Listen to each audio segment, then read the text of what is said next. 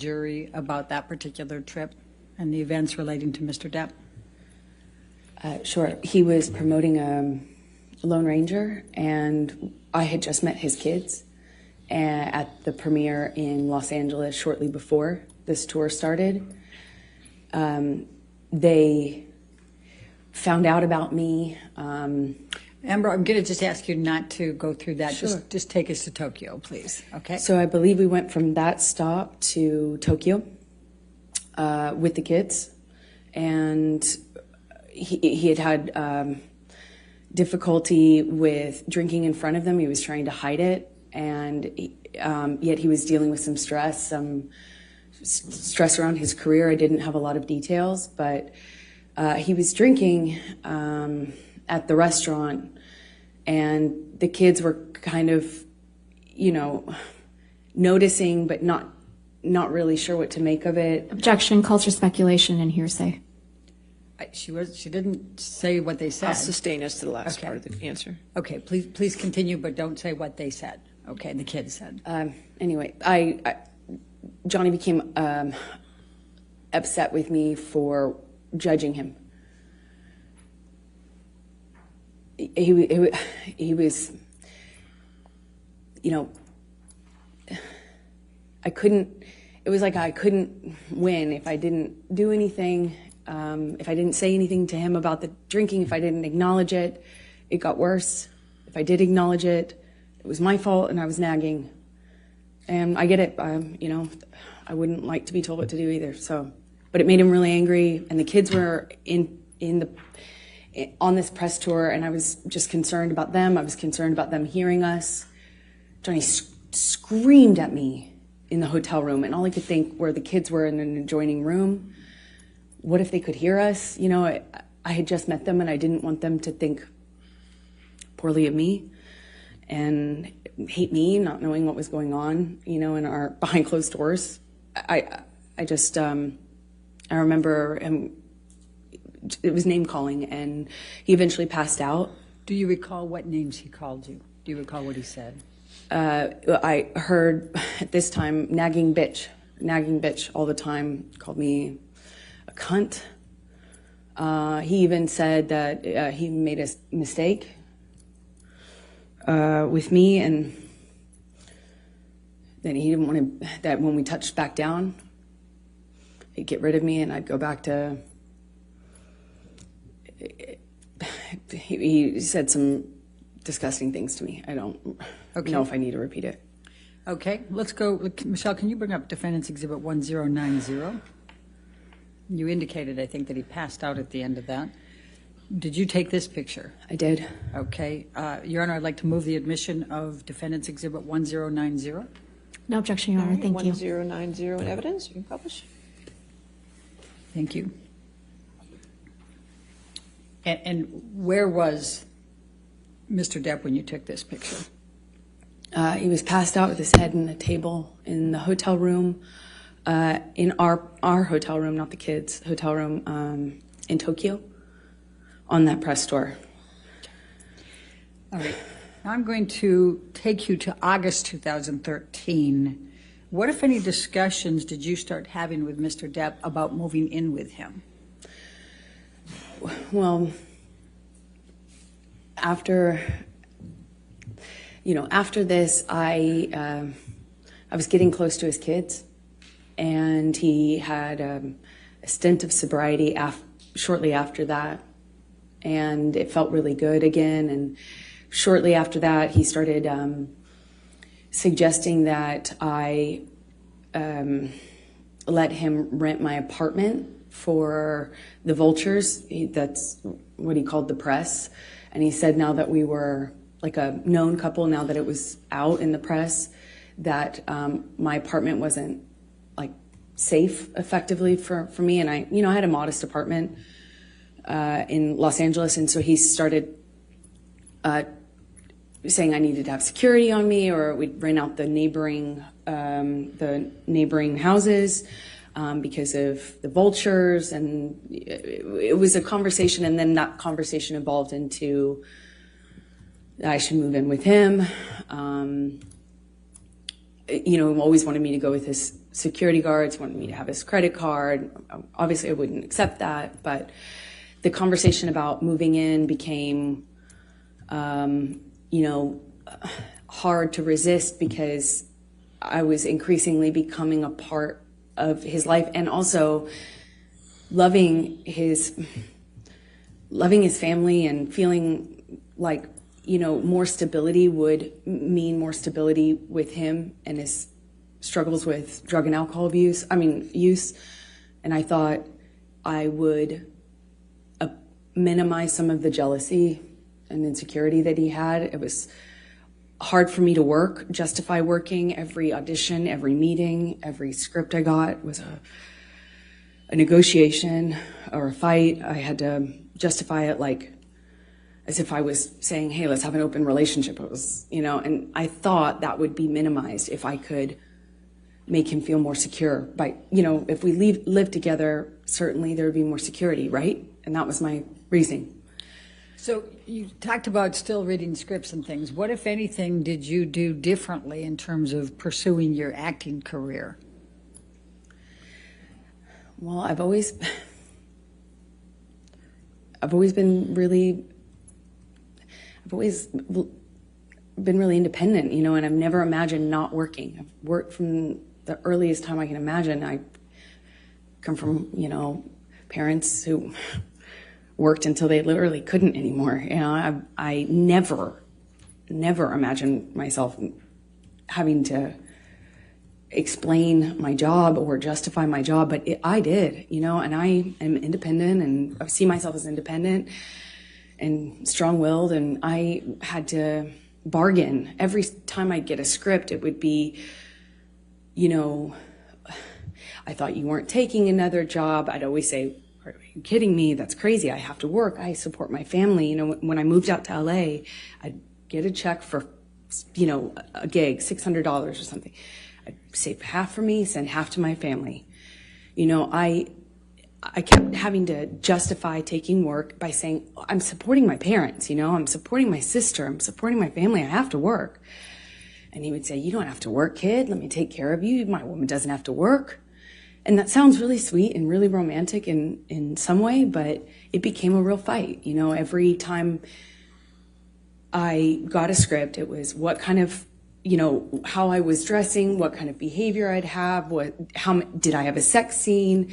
And then I started saying, no, I won't take the sex scenes, or, I'll take the part where I don't play, that kind of character. Or then I started minimizing the kinds of kissing scenes that I had, and eventually I had to change the wardrobe that I could have in the movie. I couldn't have a sex scene, but that all, it didn't happen all at once, of course.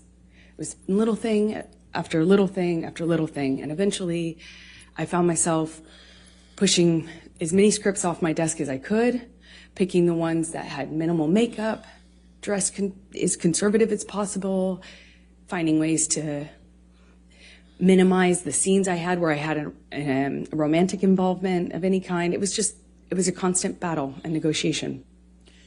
So let me take you back. Did you, as a result of your discussions with Mr. Depp about moving in, did there come a time that you did move in with him? Objection leading. Overruled. Thank you. Yes. Please, and let me ask you this. You've talked about penthouse, we've heard a little bit about penthouse appointments and suites. Could you just explain to the jury the different places that Mr. Depp had in Los Angeles and what they were called, just so we have some context here when we're going through all this?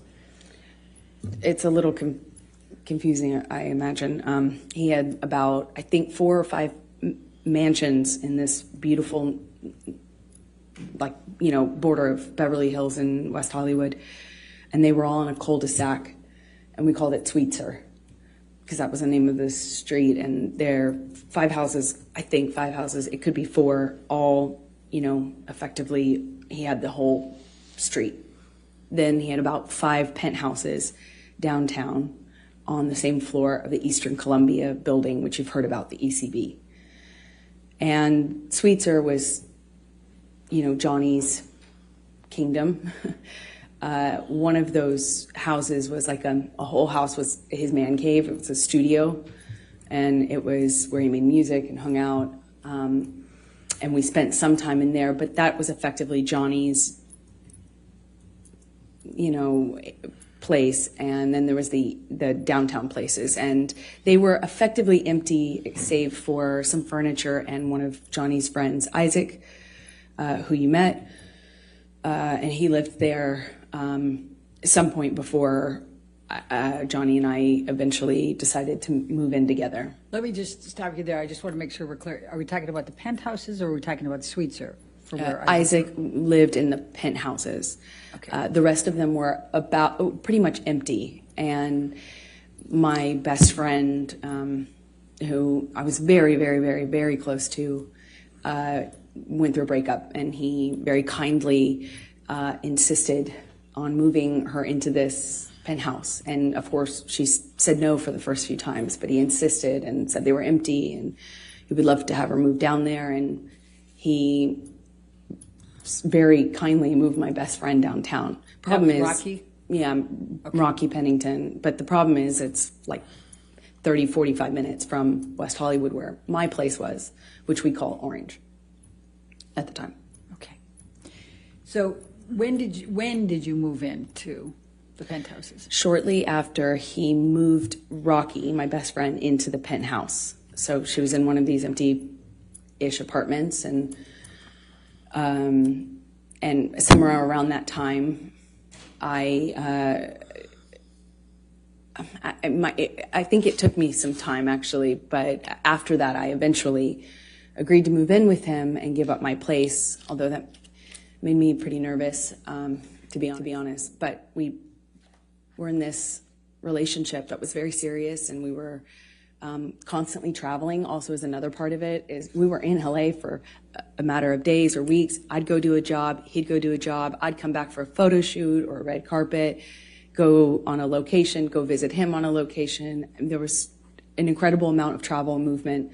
So we weren't really, again, living the day-to-day that you might normally with a partner, where you have a home and you move in together and you have one home. We didn't have that. It was okay, very different. I'm going to take you to September of 2013. What were you filming at that time? London Fields? Yes, that's right. Okay. I was filming London Fields. I just started. All right. And did there come a time that you became engaged to Mr. Depp? Well, yeah, it was difficult because in that role was a very difficult role. I mean, every time, every scene that involved sexuality or romance was like, I'd look at that on the page and it felt like I'd feel my gut tighten because I knew it was going to be an issue. But Johnny dropped me off. I gave him the script. I sent him pictures of what I was wearing in my wardrobe fittings. I sent him everything. I shared my script with his team, and the fighting eventually kind of minimized. It was clear I was going to do this job, and I told myself I had to do this job. And Johnny had to go to London, I think, for some pre-production stuff for a movie he was going to do a smaller part in. I think it was called. I think this was Into the Woods, is my best guess. So he dropped me off in London, and when he dropped me off in London, we had a few days at this hotel that we first, consummated our relationship in. It was when we were on the London press tour, and our relationship developed. That was the same hotel, and we were in this same room, which is Johnny liked to be in the same room. And it was really sweet. He got down on one knee and said, "I want you to be my girl forever, my woman, my girl. I want you to be the rest of my life. Say yes to me." He said he wanted to spend every day. He promised me that every day when I woke up, that I would wake up and he would make me smile at least once. And that would be his goal. And, you know, I looked into his eyes and I saw my future, hope, you know, like blind hope. I was so in love. It was one of the most, I can't describe that kind of joy, you know. I thought, you know, if we were married, then this is real. This is real. This isn't a thing of, this isn't chaotic, and this will change. You know, I had so much hope in that moment. And I just said to him over and over again, are you serious? Are you real? Are you serious? Are you sure? Because he didn't have a ring. So I thought, is this an impulse thing? You know, my experience, Johnny, could be very impulsive. And he said over and over again, be my woman forever. I want you to be my wife, my wife, my wife. I, of course, cried, and we had a wonderful evening, and he left shortly after, and I was, like, the next day I had to go to work, and I couldn't tell anyone, and I wasn't sure. Part of me was worried that he didn't mean it, or, you know, or that he wasn't sure. You know, I just didn't want it to be an impulse thing, so I didn't want to mention it. I want to bring it up. I didn't want to. And I kind of I walked around for a few days like I had butterflies under my skin. And then he brought my dad out to London with my best friends. And my dad told me, you know, Johnny has asked me permission for your hand in marriage. And I felt like the luckiest woman in the world. So while you were filming London Fields and Johnny had gone back to L.A., what, if any, issues did you have with him on fraternizing with the cast?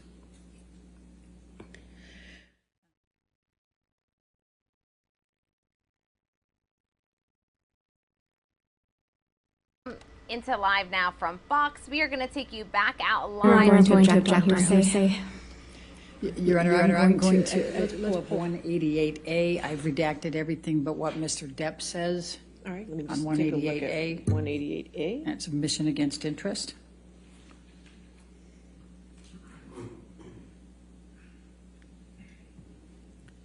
Do you have that? You don't have it?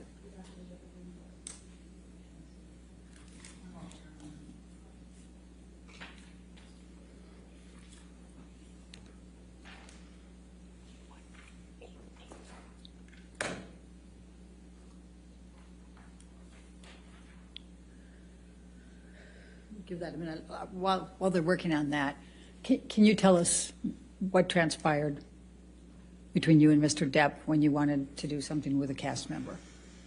So, as I said, he came to London for his own work and also dropped me off in London, where I had to be for a few months to film this movie.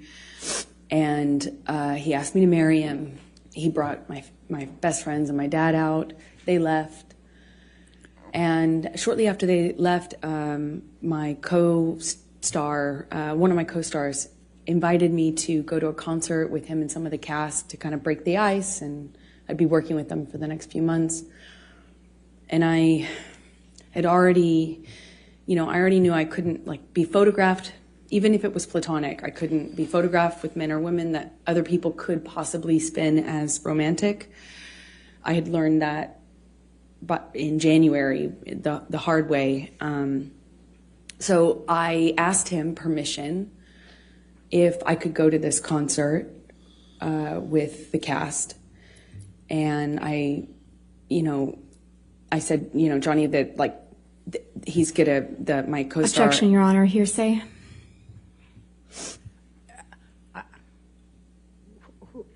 don't tell us what the co-star said. Just tell us what your communication was with Mr. Depp. Objection, hearsay. Her communications are hearsay. I'll sustain the objection. I'm not sure I understand. If you want to approach this. Yes.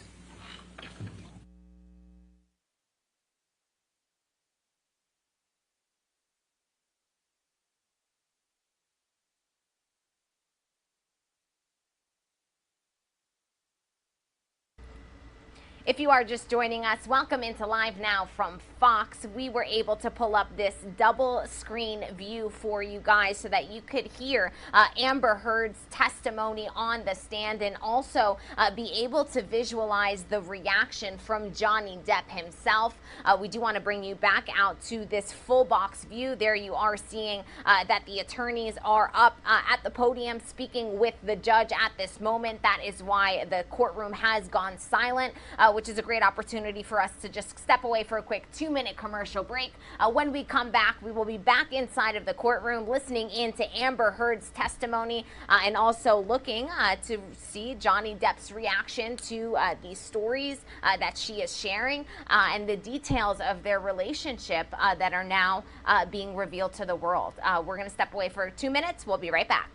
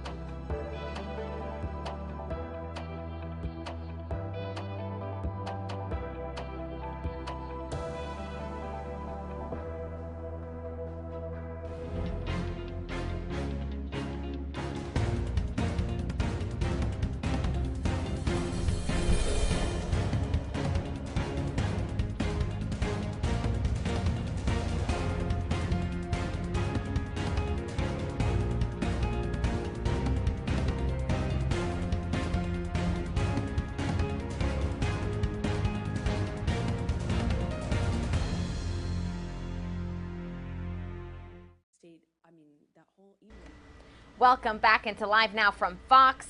We are listening in live, raw, and unfiltered into the courtroom here in Fairfax, Virginia, as Amber Heard is once again on the stand providing her testimony and her defense after her ex-husband, Johnny Depp, has sued her for $50 million. This has been a defamation trial that has been going on for 4 weeks now. This officially marks day 15 of this trial. So let's listen in live, raw, and unfiltered here on Live Now from Fox. Just being used. I was just being used. It was clear that that was all I had to offer, and I was too foolish to see it. And I had Amber, I'm just going to stop you right there because I'd like you to take a look at Defendants Exhibit 188A. Mm-hmm. Is that in front of you? Do you recognize this portion of the text chain between you and Mr. Depp? Yes, I do. Okay, and this is on September 9, 2013? Yes, it is. Okay, and are these statements Mr. Depp made to you during that evening that you just described to the jury? Yes. Your Honor, I'm going to move the admission of Defendants 188A. Any objection? No objection. All right, 188A in evidence as redacted.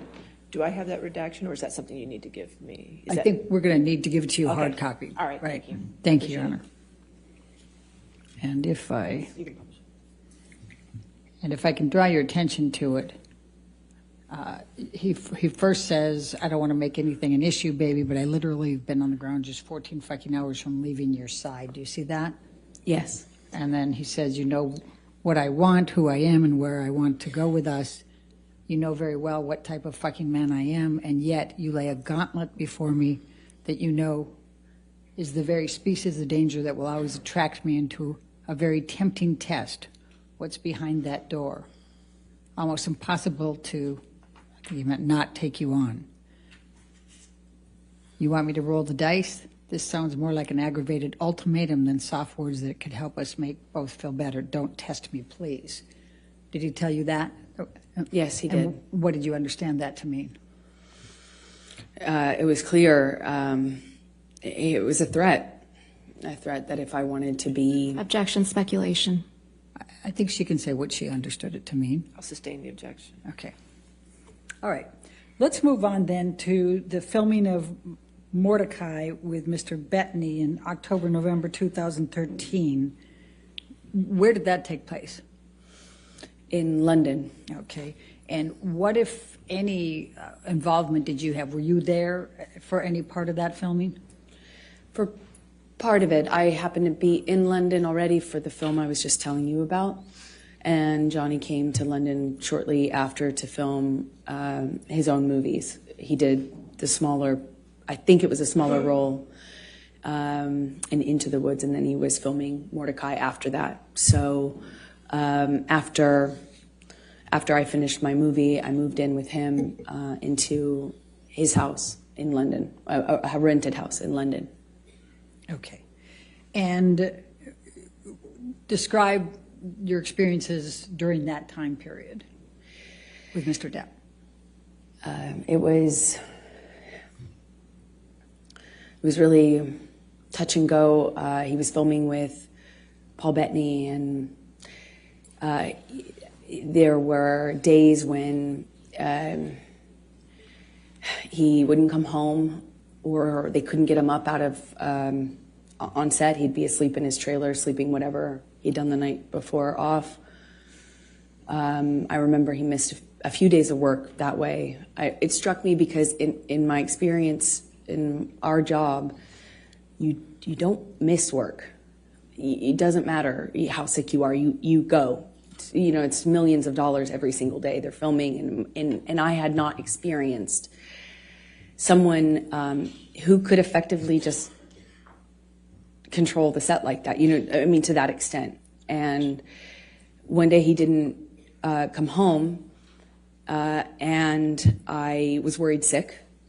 I found out that he was in a hotel room with Paul Betany. Objection, hearsay. Okay. Move forward, because When he came home, they had to carry him home. Objection, hearsay. Did you see them? I carry watched him? it. Okay.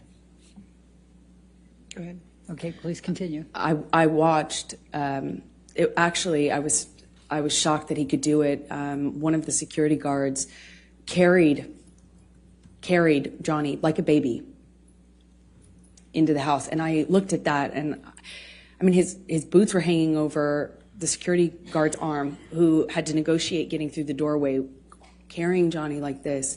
And I watched this. His assistants and the other security guards shaking their head, just shaking their head, acknowledging this is how bad it is. And I remember thinking, this has got to be it. Like, this has got to change. This is it. And he was understandably very, very sick for at least 2 days, is my recollection. And in that 2 days, I had a lot of conversations with this team. I won't say what they were.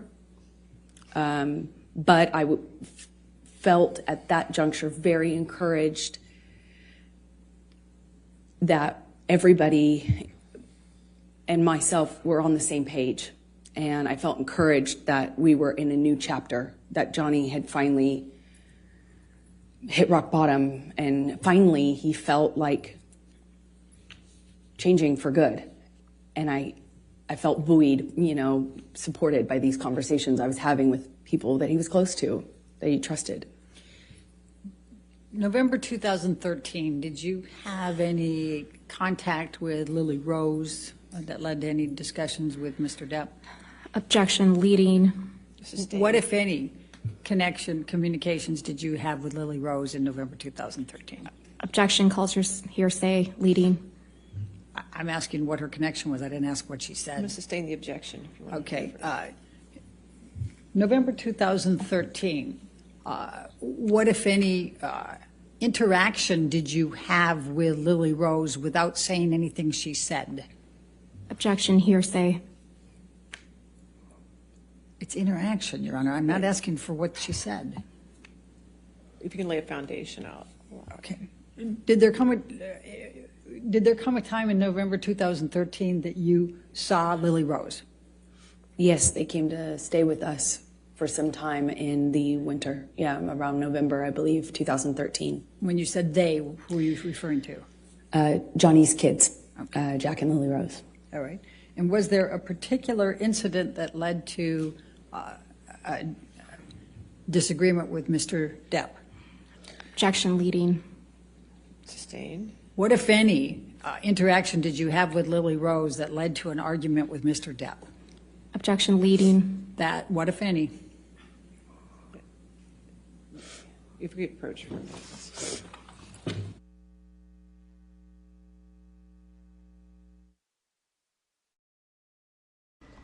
And again, we are listening in live, raw, and unfiltered into this courtroom in Fairfax, Virginia, as Amber Heard is giving her testimony, day 2 of her testimony in the defense against her former husband, ex-husband, Johnny Depp, who is suing her for $50 million in this defamation trial. The 2 attorneys did just approach the judge, but it does appear we are continuing here, so let's listen back in. I was, you know, these kids were, I found them to be these beautiful, wildly intelligent little weirdos in the best way. You know, they were, I was falling in love with them. And, you know, they were in my life at that time, a short amount of time, but I loved it, and I started to feel very protective. And, you know, Johnny's sobriety meant that he was there and then he wasn't. And the nature of our lives with the travel and work meant he was there and then he wasn't. And Lily Rose, at some point, had a crush on a, you know. Objection hearsay and lack of foundation. I'll overrule for them. Thank you. Please continue. This argument happened because Johnny was, I didn't agree that this gentleman, it was a famous musician, over the age of 18, spent the night at the house, and I felt protective over Lily Rose and concerned. And naturally, they were not my children. It's not my place, and I understand that. I know it's a sensitive subject, so I understand why Johnny got so upset with me. But that and the introduction of the weed with his daughter, she was so young, I just felt protective. Again, it's not my place. I understand that. And I made him really angry by weighing in on that. Okay. Did there come a time that there was a family engagement gathering? Well, we celebrated Thanksgiving out in London. The kids were there. There was a stint of sobriety following how sick he got on set with Paul Betany after one of his drug binges, and he kind of just came alive again. You know, he even played a prank on me about having relapsed when he hadn't relapsed. You know, I started to kind of feel that with the kids being around. I did think that maybe this was it. We were on a good path. meaning to sobriety, that this was it. And our life was peaceful for a minute. You know, it went back to being wonderful. There were these moments that just felt so wonderful. Objection, Your Honor, non-responsive. All right. I'll just sustain the objection. Okay. Take us to the engagement. There was an engagement party, correct? Then, yes, come Christmas of 2013, Johnny had rented this beautiful mansion in Malibu on the beach. It was gorgeous. And he brought my family out, and his family was out, obviously in LA, and we stayed in this rented mansion, and we're all together for the holidays. And one evening we were going to his mother's house. His mother, who you've heard about, was older and sick, but at home being cared for. And one evening we're going to have dinner, Christmas dinner there with her around the time of her birthday as well. And my best friend said, "You should." Objection, hearsay. Sorry. Wasn't offered to prove the truth of the matter, but go ahead. Go past that. What did you do? We went to Betty Sue's house, his mother's house, and Johnny proposed in front of our families in this big, surprise. He surprised me, got down on one knee, and I cried and hugged my mother and hugged his mother, and he gave me this enormous diamond ring, and it was a nice time. Okay. I'm going to take you into January, February 2014. You employed a woman named Kate James, is that correct? Objection, leading. What, if any, relationship did you have with Kate James? She was my assistant at the time. I hired her sometime in 2012 and had as minimal contact with her as I possibly could. So. And why is that? She was difficult, troubled, and inconsistent. She drank on the job and stuff like that, and her behavior was Objection, relevance. horrible. She's already testified. Kate James has testified, and I think the bias, we can... All right, I'll allow that. Go ahead. Thank you. Okay. Please describe for the jury what job responsibilities Kate had and how you communicated with her and kind of how that worked. Objection, compound. Overruled. Thank you. We had minimal person-to-person interaction because I was hardly ever in LA. If I was there for a few days at a time. And Johnny and I kind of lived in this insular bubble anyway when we were together. But we would send emails, texts, and a lot of voice memos, voice notes. And, if I found that if I said, Kate, you left the car running with your doors open and your kids in the car on the street. You Objection, need to move hearsay. it. She's not testifying. She's testifying about context. Sustain the objection. Next question. All right. I'm going to ask you to take a look at Defendants Exhibit 209.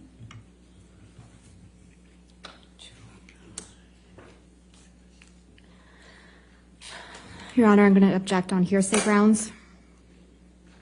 All right. It's still hearsay. May we Ms. Hurd, approach? did you? May I lay the foundation first? Ms. Hurd, did you communicate with Kate James by email in the ordinary course of your business? Yes, I did. Okay. And I'm going to ask you to take a look at Defendants 209. Is this a communication that was between you and Kate James that was in the ordinary course of business with her as an employee? Yes, it is. So, Your Honor, I'm going to move the admission of Defendants Exhibit 209. Business records exception. Still hearsay, Your Honor. Business record exception gets the business record, but it's hearsay. If there's hearsay involved inside the business record, there's still objection to hearsay. Your Honor, the business records exception, I mean, I don't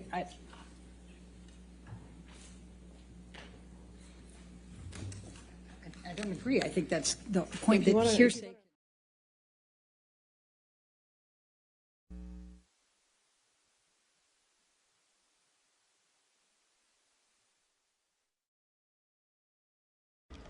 And once again, it does appear that the attorneys are going to take a moment to speak with the judge, and we are getting this vantage point of the entire courtroom here. Amber Heard on the stand once again for the second straight day, defending herself in this lawsuit that was brought to her by her former husband, Johnny Depp. We have been showing you a side-by-side view of Amber Heard's testimony and along with Johnny Depp, who many reports have been saying that he brings a doodling pad and he does some drawing or some doodling while he is in this courtroom. This has been going on for 15 days now. Today is day 15. And it does appear that he looks down quite a bit as Amber Heard is providing her testimony. We'll change this vantage point for you as we wait for this trial to continue here and for Amber to continue to provide her testimony. But once again, the attorneys have stepped up. They are exchanging words with the judge. A very hotly contested trial. We have been inside of this courtroom since the very beginning. For those of you that are not familiar with the trial, we will take you up to speed if you are just joining us because you heard Amber Heard is going to take the stand. Amber Heard did begin her testimony yesterday. Johnny Depp gave his testimony quite a few days ago. The prosecution did wrap up their case, and now the defense will provide their own witnesses. Amber Heard, of course, one of them. It does appear that we are back up and running here in Fairfax, Virginia. So let's listen. Objection, hearsay. Your Honor, Ms. James has testified. I'll sustain the objection. All right, we can take that down, Michelle.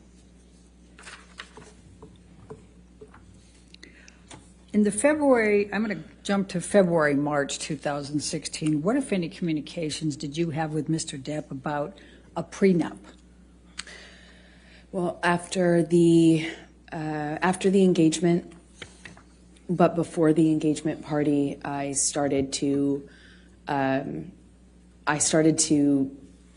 feel like it would make, I know that he earned significantly more than me, he's a successful actor. I wanted to eliminate any doubt in his mind and in other people's minds, so I brought it up to him and brought it up to my therapist. Objection, hearsay. She's just saying that she brought it up to her therapist. She's not saying what she said. But please focus on Mr. Depp, okay? Of course. Johnny said he would tear it up. He said, if you ever brought one up to me, or if I ever saw one, got my hands on it, I'd tear it up. Only way out of this is death. Only way out of this is death. And I thought it would, like, I didn't care either way, but I did feel that it would eliminate suspicion or doubt, and it would make things easier. And I told him over and over again, are you sure? Are you sure? Maybe we should do this. And one time he said to me, he's like, kid, are you already thinking of how you're getting out of this? Are you already planning to get out of this, kid? You already planning on leaving? It was around the same time as the moving in together conversation. He accused me of having 1 foot out. And they kind of were happening around the same time. I still had my apartment and we're engaged now. He was asking me to redecorate Sweetser, his main house, and kind of move into the ECB building downtown where my best friend was living at this time. while the decorations and the remodeling had been done on Sweetser. And so these conversations were kind of happening about how to build our future together and how we were going to move forward together. And I would have forgotten about the extent that we had those conversations early on in the engagement if it hadn't have been for my therapist's notes. I'm sorry, if it hadn't been for your what? If it hadn't been for my therapist's notes, which were Okay. taken at the time when I was talking to her about this and my conversations with Objection, hearsay. Okay. I'll sustain the objection. We'll move on. Okay. Let's take it to March 2014. Did there come a time there was an engagement party? Yes, so it was March 2014. Please describe for the jury. We had an engagement party, and we decided that when we did get married, we'd have a small wedding, something intimate. But, our lives were kind of big. His life was extremely big. And we needed to incorporate, we wanted to have a bigger engagement party than a wedding, and kind of get our guests in, our family, our friends, and have a big event of it, as opposed to making the wedding something that was big. And, so we kind of put it on the engagement party and had a bunch of people, a lot of friends, business acquaintances, a lot of family. I had all of my family friends and my childhood friends come out for it. And I even invited my therapist. It was, a big event. Okay. And describe what took place at the engagement party.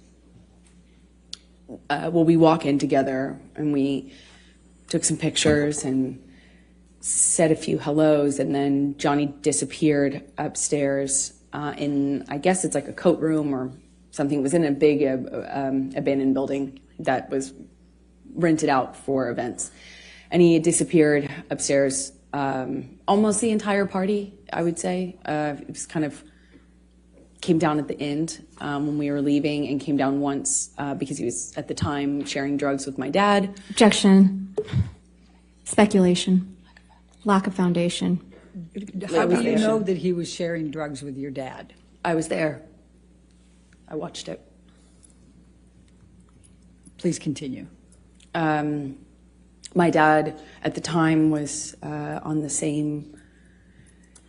addicted to the same thing Johnny was. And so my dad had, either my dad ran out or Johnny ran out. I can't recall which of the two ran out, but there was they needed more, of course, and had to leave the party. My dad actually left with Johnny's security to go get more drugs from Objection. West Calls for Hollywood. speculation. How do you know that? They told me. Hearsay. Sustain the objection. Okay. And they left to go whatever, and then they came back with drugs, and everything was okay in terms of the withdrawal symptom of I don't know what you call it at that point. But he still stayed upstairs. And Are you referring to Mr. Depp? Yes, I am. Okay. Please So continue. shortly after that, I tried to get Johnny to come downstairs, and he just snapped at me, just verbally told me to shut the fuck up. And I remember talking to my mom about the irony of it. Okay. We were at an engagement party, but that was pretty much it for the engagement party. And I went downstairs and entertained guests and smiled and took pictures and put on a face and, went about my evening. All right. I'm going to take you to May 2014, the Met Gala. Could you please tell the jury what a Met Gala is and what's involved in that? Objection. Compound. Overruled. Met Gala is a big event, annual event, celebrity event in New York. It's a fashion event, but it's just a major red carpet event. And you have to be invited, and it's kind of a thing, and we were invited that year. And I had already gone for the previous year or two, and this year we were going to go together. And at some point in the evening, we're sitting across the table, and Johnny starts asking me about this woman. He thought I was looking at this woman in a sexual way, and I kind of turned it around on him and said that exact same Objection, hearsay. All right. It's context, Your Honor. This is I'll context. sustain the objection. Okay. Just say what Mr. Depp said then. I guess you can't tell us what you said to him. Okay. He was accusing me of flirting, and that's how the argument started. I don't recall what other accusations I was fielding at that moment, but typically in my experience with him, it wasn't just one. So you'd make a point, and then he would go on to a different accusation. But I remember that what started it is this accusation that I had been flirting at this event. We get back to the hotel room, and Johnny shoves me and kind of grabs me by the collarbone area, like not really my neck, but top of my neck, above my collarbone, below my neck. I think at that point, when we were still in the living room, I shoved him back, but I don't really recall too many specifics. I remember he threw a bottle at me. It missed me, but it broke the chandelier. And at some point, I remember maybe this was the shove that I was talking about, but at some point, Johnny and I are in a struggle in the living room, and he kind of like shoves me down on the sofa, and I get up and I'm trying to get him off of me, and it's just stronger than me. I don't know how else to describe it. And at some point, he just whacks me in the face. And I had not, at the time, been, I think that was the first time I was like, is this a broken nose? At the time, I was unsure what that feeling was, but I suspected I had a broken nose. And other than that, I was relatively unscathed. But I remember my nose being swollen, discolored, red. And I took a picture of my face at some point and made a joke about it to my friend about how bad I looked compared to how the red Objection, carpet. hearsay. All right. It wasn't offered to prove the truth of the matter. Yes, asserted. I'll sustain the objection. Okay. Okay. Just don't say what you told a friend. Okay. Okay. Let's take you to the Adderall Diaries. When did you start filming the Adderall Diaries? Believe May. I filmed another movie in New York, March, April, May. I went straight from that movie to another movie, an independent film with James Franco. The one I had previously shot was with Christopher Walken. That's right. Okay, so I went from one to the other and saw Johnny in these, in between, like if I got a long weekend or, I'd fly home to be with him and then fly back. It was kind of like that. Fly back from where? Where were you filming those? In New York. Okay. And where was Mr. Depp at that time? Johnny was in LA at the time and then eventually went on location for his movie, Black Mass, in Boston. So you were in New York and Mr. Depp was in Boston at some point? Eventually, by May 2014. That's it. All right. And what, if any, discussions or arguments did you have with Mr. Depp relating to James Franco in that time frame of May 2014?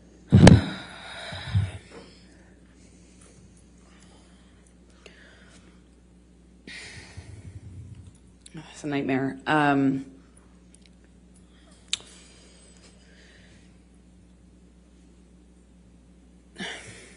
I wanted to do this independent film. I liked the story. I liked the character. I told him I'm not going to wear makeup in the thing. Objection, hearsay. Apparently, Ms. Beer, if you could approach, please.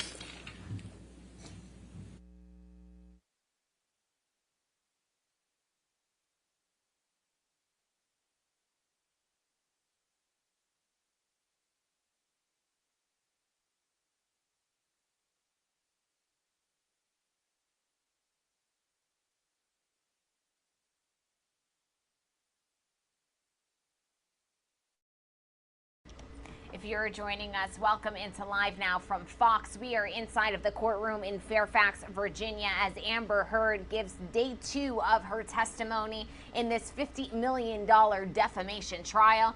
The attorneys are now speaking to the judge. We're going to step away for a quick 2-minute commercial break. We'll be right back.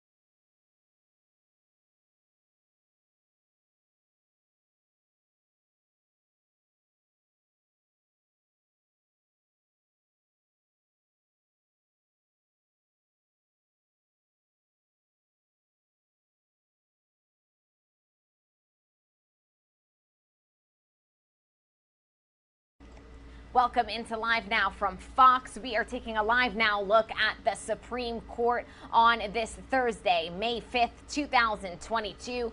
From the Supreme Court out to Fairfax, Virginia we go, where, as promised, we are going to head back into the courtroom as Amber Heard is giving day 2 of her testimony in this $50 million defamation trial. Let's listen in live, raw, and unfiltered here on Live Now from Fox. On the phone, this is in one day. Eventually, he hangs up on me in the conversation, screaming at me. I talked to his assistants. I won't say what they said, but I had conversations and felt encouraged that I could continue on with the plan, which was for me to get on the plane, go to Boston, pick him up, and we would go back to LA for his daughter's birthday. I was nervous because the conversation I had had with him, and he was so upset with me on that conversation, but I figured I assumed he had passed out and that he would have been kind of sobered up the next day, assuming that the work would mean that he felt doomed. He's not that mad at me. He's over it. We're moving on. He's sobered up. There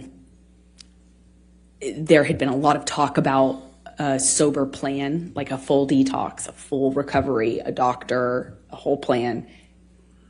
You know, there were talks of that following what had happened in London. So I was feeling like, okay, well, maybe we're here. And I get on the plane. It touches down and the SUV pulls up and it sits on the tarmac for a very long time. He knows I'm on the plane waiting for him. So I kind of started to anticipate that things weren't as I hoped, meaning that he was sober and had slept it off. And I'm sitting on the plane for a very long time waiting for him, and he finally opens the door, and I see him get out of the SUV, and I can guess by how he's moving, how he's walking. I didn't realize at the time I had already become really sensitive to these little changes because my life changed depending on what he was on. And he gets on the plane, and I just knew in every cell of my body something was wrong. And he comes straight up to me, doesn't say anything to me, but is looking at me. He's got these glasses on, and he takes them off in this kind of aggressive manner and sits down across from me, not in the usual spot.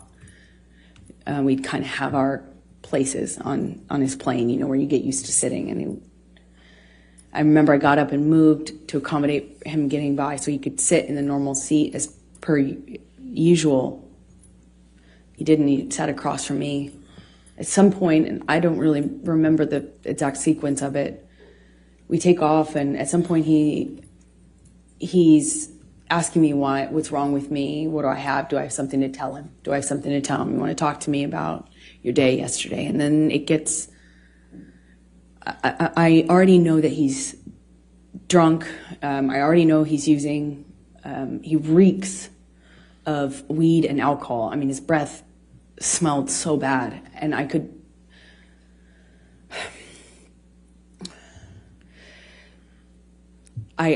anticipate that there was a no-win situation here. There was no me talking myself out of this or talking him down or any, a lot of my arguments and my involvement in them are me trying to diffuse by explaining or Objection, non-responsive. She's telling the story, Your Honor. I'll sustain the objection as that's part. Go ahead. Okay. So he is asking me questions, and I know to not engage. I was polite. I made sure to answer minimal amount of, the minimal amount that I could. I moved slowly. I was trying to be polite, but not engage because there was no win. And he kept going, kept asking me. Eventually he went from, do you have something to tell me, to, you want to tell me how much you liked it? Tell me, did he slip a tongue? It got worse and worse, just more. It went from asking me about how my kissing scene went or how the sex scene went to asking me what James Franco had done in the scene, to being really explicit about my body. He was talking about he was saying really disgusting things about my body, about how I liked it, how I responded, and then he started just straight up taunting me. I know you liked it. He called me a go-getter. He called me a slut in front, and also this is happening with security and his assistants on the plane. And I remember I felt I struggle to be able to tell you how embarrassed I was because he was speaking to me in front of people in this way, asking me if I liked it and if I was wet and, why I wasn't looking at him. And that was proof I wasn't looking at him. That was proof that I was asking for it. Did I ask James to do this and this to me? And how about if he does those things to me? Insert sexually explicit descriptions of what he accused me of wanting or deserving. And I, at some point in this, get up and move to the front of the plane. And I remember getting up so slowly. I didn't want to aggravate him. I didn't want to give him any excuse to pounce on.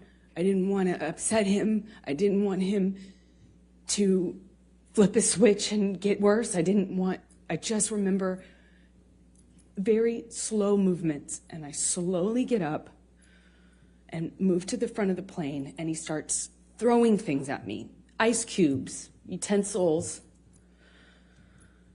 He's calling me a go-getter, and then an embarrassment, talking about what an embarrassment I am.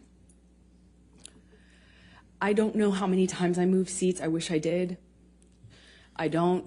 I remember moving more than once, and Johnny came to me each time, not the other way around. He sits down in front of me at one point, and because I'm not answering him, I was looking out of the window, and he slaps my face. And his friend is in our proximity. And it didn't hurt my face. It just felt embarrassed that he would do that to me in front of people.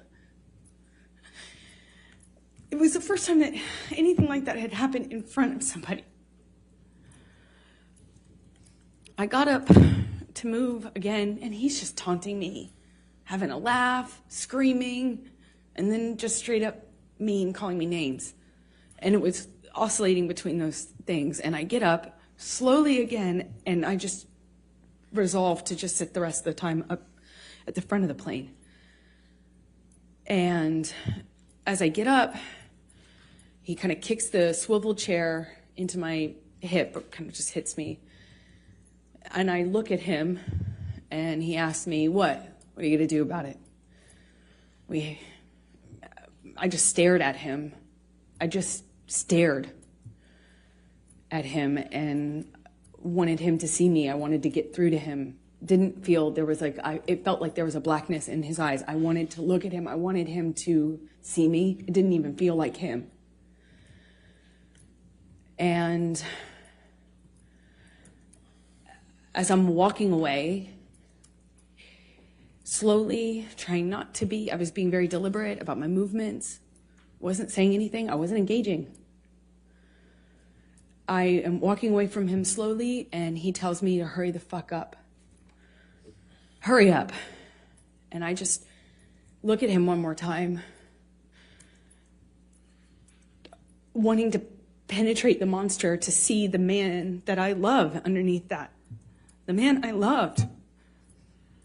And he tells me to hurry up again. And I pull my gaze away from him. I walk away from him. My back is turned to him, and I feel this boot in my back. He just kicked me in the back. I fell to the floor. I caught myself on the floor, and I just felt like I was looking at the floor of the plane for felt like a long time. And I thought to myself, I don't know what to do. I can't believe did he just kick me? No one said anything. No one did anything. It was like you could hear a pin drop on that plane. You could feel the tension, but no one did anything. And I just remember feeling so embarrassed. I felt so embarrassed that he could kick me to the ground in front of people. And more embarrassing, I didn't know what to do about it. I got up and I walked to the front of the plane. I sat down and I just looked out of the window. And Jerry Judge Security and my friend both kind of under their breath asked me, "Are you okay?" Objection, hearsay. I spent the rest of the time looking out of the window. Sustain the objection. And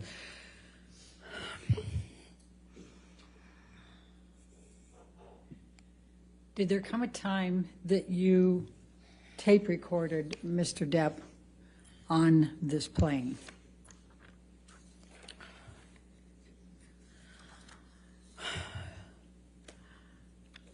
I want to sit here and say that I was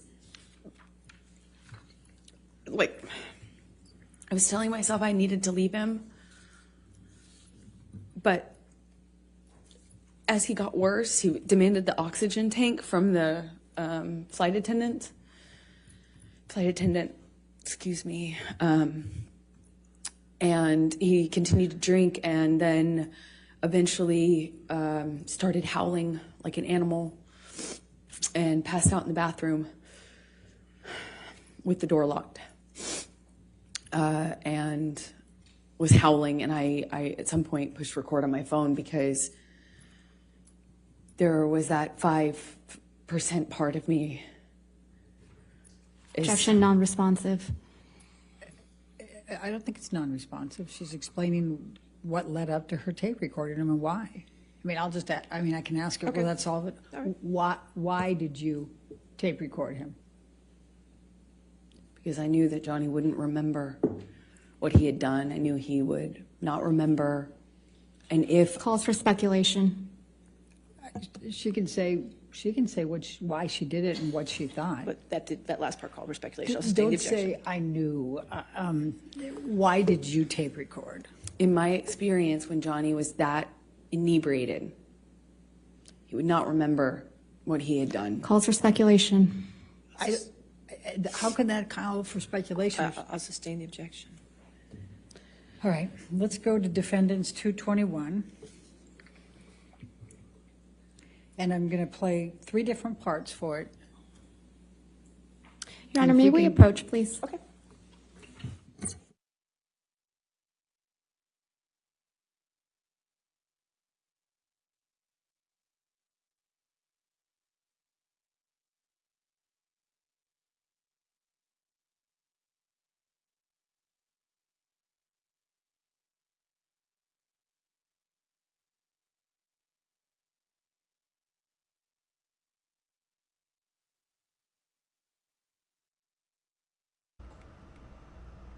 If you are just joining us, this is week 4 of the Johnny Depp versus Amber Heard trial happening in Fairfax, Virginia. Amber Heard taking the stand for the second day in a row, testifying in this $50 million defamation trial, again, happening in Fairfax, Virginia. It does appear as though the judge and attorneys for Depp and Heard are having a sidebar conversation right now. So you can see Johnny Depp there on the right-hand side of your screen. They're in court, again, in Fairfax, Virginia, where he is suing his ex-wife for $50 million, alleging that she defamed him in a 2018 op-ed article published in the Washington Post, where Heard described herself as a victim of domestic violence. While she never named Depp in that op-ed, the actor says that that op-ed essentially damaged his career, that he lost his long-standing role in Disney's Pirates of the Caribbean. So again, Johnny Depp saying that 2018 op-ed that his ex-wife wrote describing herself as a victim of domestic violence really hurt his long-standing acting career. So again, Johnny Depp right there and his ex-wife Amber Heard on the stand for day 2 of testimony. Let's go ahead and listen in.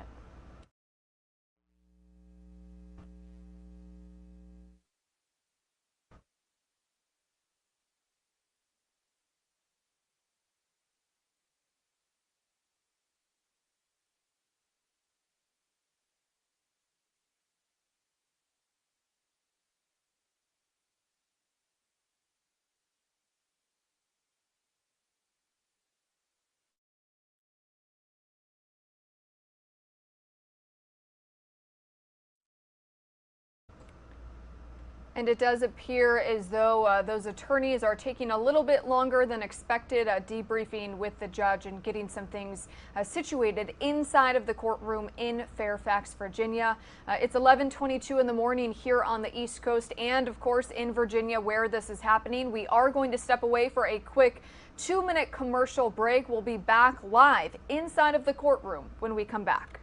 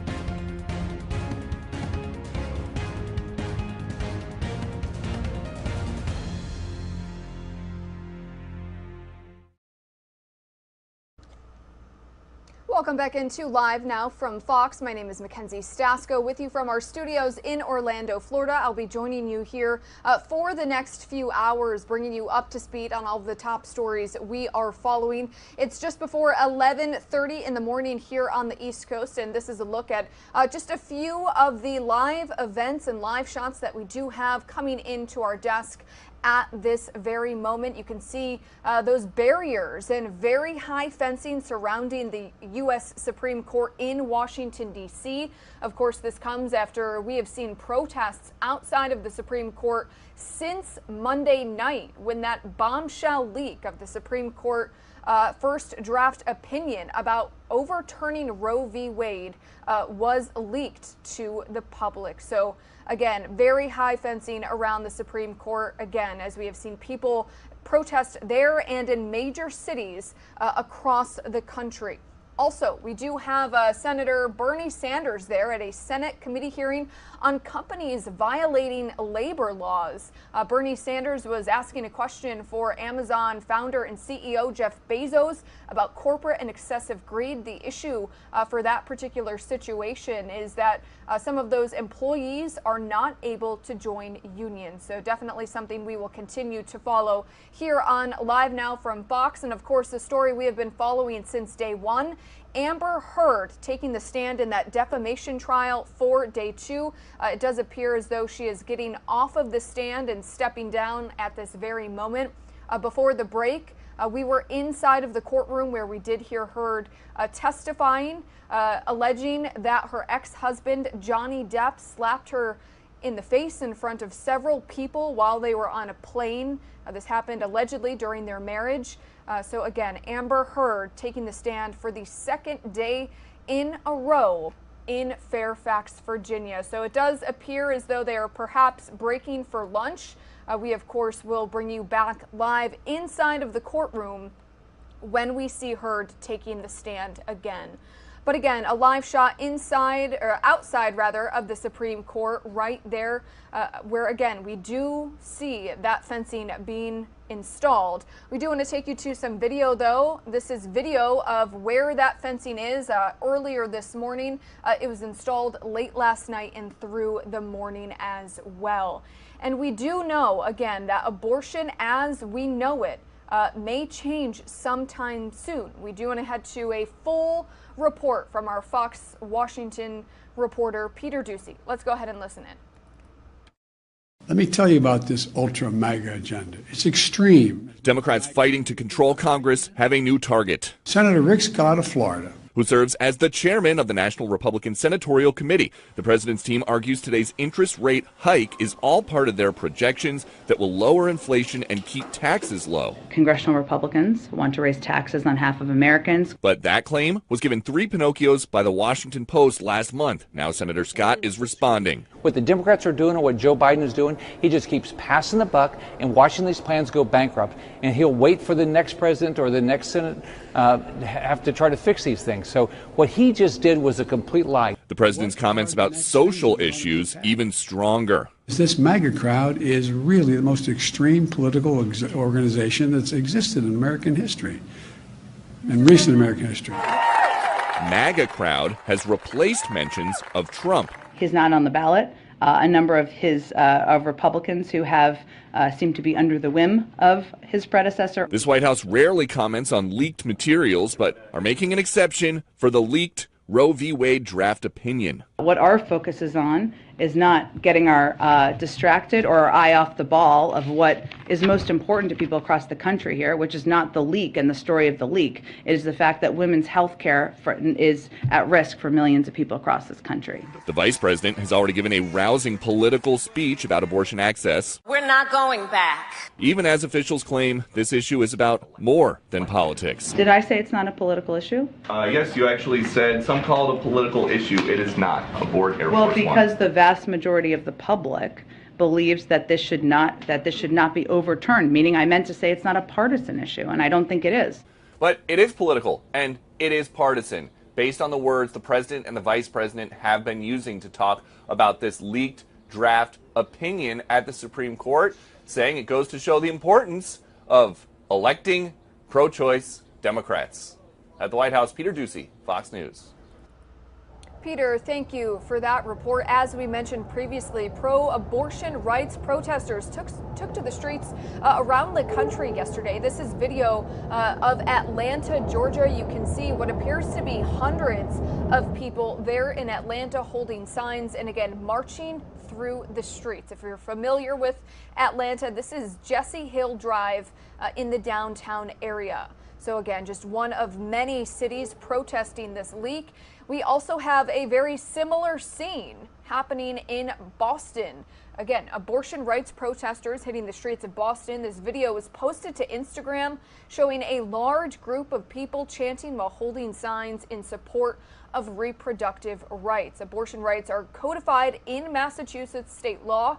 Governor Charlie Baker tweeted that the state, quote, will always protect every woman's right to choose no matter what happens in the Supreme Court. And a very similar scene in Denver, Colorado. Again, hundreds of people holding signs, marching through the streets against that possible overturn of the landmark Roe v. Wade decision, which protects abortion rights. So again, these are people marching on Colfax Avenue, a very popular street in the city of Denver, right near the Colorado State Capitol. Protesters can be seen carrying some signs that say "bans off of our bodies." And abortion rights are in fact protected in Colorado by the Reproductive Health Equity Act, which was signed into law on April 4th. And again, a very similar scene in Milwaukee today where you can see people right there, again, marching through the streets. So again, a very similar scene happening in major cities across the country. And we do want to get to another story that we have pertaining to this, where you know we have been reporting battle lines essentially have been drawn as the debate over reproductive rights hits center stage. Fox News correspondent David Spunt has more. The league's Supreme Court draft opinion on the overruling of Roe v. Wade continues sending shockwaves across the country. And while the High Court isn't expected to vote on the decision until June or July, pro-life and pro-choice advocates aren't wasting time drawing a line in the sand. Hands up! My body, Roe v. Wade is going to go! On one side, I'm cautiously optimistic. Abortion critics are hopeful Roe v. Wade will fall. Most likely, what would happen would be the abortion issue would be turned back to the states. And that's where it needs to be, is each state needs to have the right with their own elected officials to decide how abortion ought to be handled. According to pro-choice research organization Guttmacher Institute, abortion could be banned in roughly half the country if Roe v. Wade is in fact overturned, something pro-choice supporters say will have greater impacts on women of color and those with limited finances. The women who are going to be able to travel and have financial means to go to other facilities, it won't affect them, because women who can't take off work to do that because they'll lose their jobs, the women who already have other children, these are the ones that are going to be affected the most. What you're actually doing is forcing people to potentially be in poverty or to remain in relationships that are violent. The White House, meanwhile, says it's looking into funding emergency grants to provide greater access to contraception should the Supreme Court eventually overturn Roe v. Wade. In Washington, I'm Kevin Cork, Fox News. Kevin, thank you very much for that report. We do want to take you to the Senate floor where we just had Minority Leader Mitch McConnell currently speaking. Let's go ahead and listen in and see if we can still hear his remarks.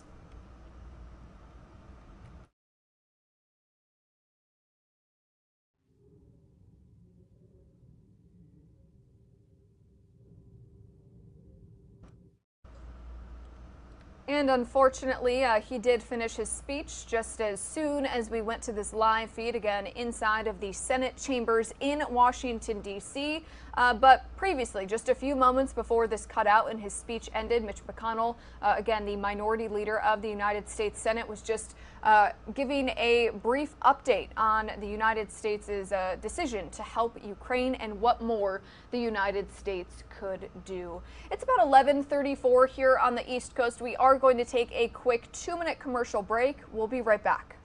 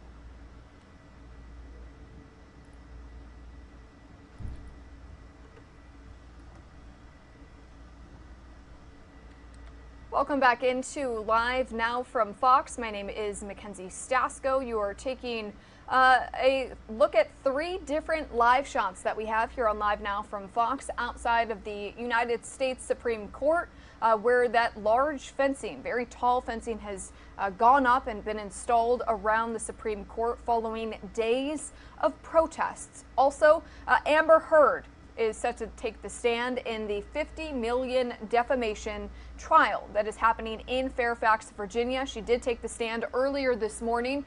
She was on the stand for about an hour and a half before court apparently paused for a lunch break. And of course, we do have a live look inside of the U.S. Senate committee hearing on if money, taxpayer money specifically, should go to companies that violate labor laws. Let's go ahead and listen in. Two different labor policy approaches. Today's labor market is unlike any before in history. Massive government spending financed by the Fed's printing of money has artificially increased demand, while other government policies have discouraged work. That's contributed to a record high 11.5 million job openings. There are almost 2 jobs available for every unemployed worker. Employers are responding to the labor shortage by providing greater flexibility, expanded benefits, including a 64% increase in workers with access to paid family leave, and also higher pay. In March alone, 49% of employers reported that they increased compensation. But despite the fact that average earnings are up $3,300 over the past year, the average worker is $1,600 poorer after inflation. The problem is that when employers are forced to raise compensation without workers actually producing more, they have to raise their prices, and that adds to the inflationary cycle. Similarly, unions' use of muscle as opposed to merit-based compensation increases leads to higher prices and fewer jobs. Policies like Protecting the Right to Organize Act that prioritize union membership over workers' desires would add to inflation, fail to meet workers' needs, and ultimately lead to a smaller labor force and lower incomes. Under the PRO Act, workers could lose a lot, including their right to a secret ballot union election, the privacy of their personal information, the choice of joining a union and paying union dues, the ability to be their own boss, and the opportunity to own a franchise business. Most troubling to me, as a mother of 6 young children, is the PRO Act's attack on independent workers. 59 million Americans participated in independent or freelance work this year. During the pandemic, it was a lifeline to many, including 12% of the entire workforce that started freelancing in 2020. Independent work is growing because people want it. They report greater work-life balance, less stress, better health, and the same or higher incomes. For many people, it's independent work or no work. Half of those who freelance say they do it because they can't work for a traditional employer. Closing off opportunities for people to work in the way that they want and need may increase union dues, but it won't help workers and it won't help the economy grow. Instead of attempting to recreate the workplace of yesteryear, dominated by unions, manufacturing, and men, Congress should modernize labor laws. First, policymakers should protect flexible and autonomous work by clarifying in law that people who control their own work can be independent contractors. Congress should also protect the franchising model by codifying the long-standing precedent that franchise owners are their workers' sole employer. The Employee Rights Act includes these 2 important provisions, along with other important worker-first policies like privacy protections, secret ballot union elections, and the right to earn a raise. Congress could alleviate worker and union clashes by respecting both parties' rights to choose. That is, by ending forced unionization and also ending exclusive representation, so that workers aren't forced to join unions and unions aren't forced to represent workers that don't join them. Finally, policymakers should help expand lower costs and more effective education alternatives by reducing higher education subsidies and allowing things like industry-recognized apprenticeship programs that have proven effective at helping workers. The future of work requires an agile and expanding workforce not a one-size-fits-all model. So lawmakers' goal should be to allow more people to gain the skills they need, to work in the jobs they want, to choose the employment arrangements that work best for them, and to earn rising incomes that allow them to pay for what they want and to pursue what they desire. Thank you. Thank you. Our last panelist we will be hearing from virtually, and that is Mr. Glenn Spencer, who is the Senior Vice President of the Employment Policy Division at the U.S. Chamber of Commerce. In this role, he oversees the Chamber's work on traditional labor relations, wage hour and worker safety issues, and state labor and employment law, among other issues. Mr. Spencer, thanks very much for being with us. Chairman Sanders, Ranking Member Graham, and members of the committee, I appreciate the opportunity to speak to you today. The U.S. Chamber of Commerce directly represents 300,000 businesses and represents approximately 3 million more through our federation partners. These businesses take seriously their obligations to follow all laws, including those involving labor and employment matters. These businesses devote considerable time, talent, and resources towards achieving compliance. The unfortunate truth, however, is that some laws are less than clear and can be extremely complex. The same applies to regulations implementing those laws. In addition, these laws and regulations sometimes overlap, and there are additional laws and regulations at the state level. Take, for example, independent contracting. There are multiple standards just at the federal level. The IRS, the Department of Labor, and the National Labor Relations Board all use different tests. In addition, there are state tests, and some states use separate tests for wage and hour, workers' compensation, and unemployment insurance. The result is a confusing patchwork of laws and regulations that can be challenging to understand.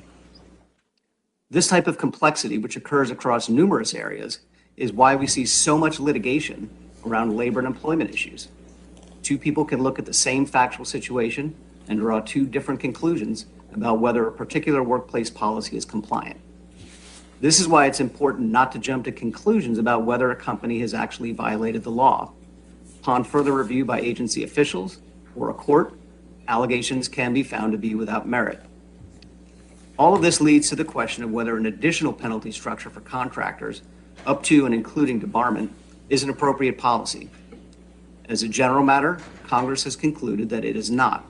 Statutes like the National Labor Relations Act, for example, articulate a specific penalty structure that does not include restrictions on contracting. See your next question. Or debarment. Moreover, Congress has declined to pass numerous proposals to amend the penalties in the NLRA. Following Labor Law the Reform plane legislation ride. in 1978, the Employee Free Choice Act, and most recently, the Protecting the Right to Organize Act. If you are just joining us, we are listening in to a Senate committee hearing on if taxpayer money should be used for companies who violate labor laws. So again, this is a virtual interview right there, somebody testifying in that Senate committee hearing. We do have Senator Bernie Sanders there at this very moment. We will continue to dip in and out of that conversation, but we actually want to head back out live to Fairfax, Virginia, where we do have Amber Heard back on the stand in Fairfax, Virginia, for this $50 million defamation lawsuit where Johnny Depp is suing his ex-wife, again, Amber Heard, for $50 million. Let's go ahead and listen in.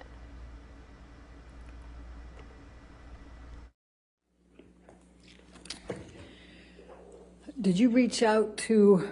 Objection, Your Honor, hearsay and bleeding. Your Honor, I would direct Your Honor's attention to the first one in blue and the third one in blue, and I would say present sense impression and the state of mind at that time. All right, your approach. Yes.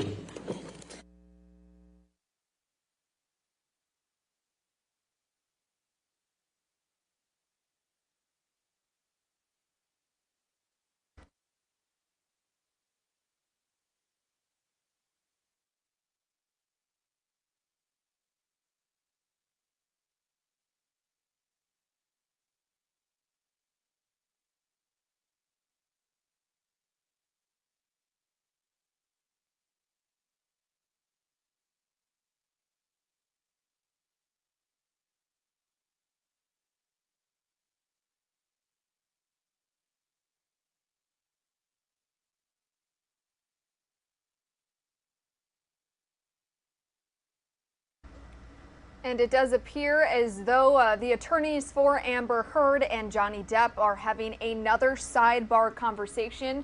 We brought you live inside of the courtroom starting at 10 o'clock this morning, where Heard initially took the stand. They did break away at around 11:30, so about 17 minutes ago. It appears as though they did take a recess, a quick recess. And again, we do have the judge there speaking with the attorneys inside of the courtroom in Fairfax, Virginia. So again, if you didn't know, Johnny Depp, actor Johnny Depp, is suing his ex-wife Amber Heard for $50 million over that 2018 op-ed she wrote in the Washington Post, where she described herself as a victim of domestic violence. Now, it's important to note she did not name Depp by name specifically in that op-ed, but the actor said that still it damaged his career. He actually lost his long-standing ongoing role and part as Jack Sparrow in Pirates of the Caribbean, and as well hurt other opportunities, again, within his acting career. So that is why Depp decided to sue his ex-wife for $50 million. Heard in turn countersued for $100 million. So we are now on week 4. This is the second day that Amber Heard is taking the stand in this ongoing defamation trial. She is taking the stand just a few days after she fired and ditched her original PR team. So definitely some interesting updates as this trial continues. We have been bringing you nonstop coverage really since day one. And if we do have to cut away at any point, you can always watch this trial live, raw, and unfiltered, nonstop on our YouTube stream, just live now from Fox on YouTube, where again, you can tune in and listen in to every single detail as this trial continues. So you see the judge there at this very moment, and Johnny Depp apparently writing with his head down inside of the courtroom, and the judge speaking with those two attorneys. So again, the very latest coming in from Fairfax, Virginia. We are going to step away from this because it appears as though they are still having that sidebar conversation. We're going to give you a different view where again, you can see Amber Heard on the stand right now. Johnny Depp there in the right-hand corner of your screen with his head down next to his attorney, and the judge there speaking with two attorneys as we now enter week 4 of this trial. And as we told you before, we are of course covering several different top stories here on Live Now from Fox. A live shot of the U.S. Supreme Court there in Washington, D.C. with that very high, tall fencing that has since been installed outside and surrounding the Supreme Court following days of protests where we have not only seen pro-choice but pro-life protesters gathering outside of the Supreme Court following that bombshell leak, that draft opinion from the Supreme Court, which suggests that the majority of the Supreme Court justices believe that Roe v. Wade, the historic 1973 landmark case Roe v. Wade, which legalized safe and accessible abortion nationwide, could be overturned, because in that leaked opinion draft article, they argue that abortion is not listed in the Constitution, and based on that, it should not be left up to the federal government to decide abortion laws. Instead, it should be up to every individual state. So again, protests we have seen not only in Washington, D.C. outside of the Supreme Court, but in major cities like New York City, Atlanta, Milwaukee, here in Orlando, and several other cities as well. We also have the Senate Hearing Committee on companies violating labor laws and if they should have access to taxpayer money. So definitely some interesting feeds and press conferences and meetings and hearings that we are following here on Live Now from Fox. And it does appear as though Amber Heard is speaking right now, where she again is taking the stand on the second day in a row. Let's listen in. Did you text your mother and your father about this incident? Objection, hearsay. If you want to. What, if any, communication did you have with your mother or your father following this incident? Objection, hearsay. Sustain that objection. Let's go to Defendants 222, and I suspect we're going to be back up at the All right, you want bench to on this one. approach? That's fine. Thank you.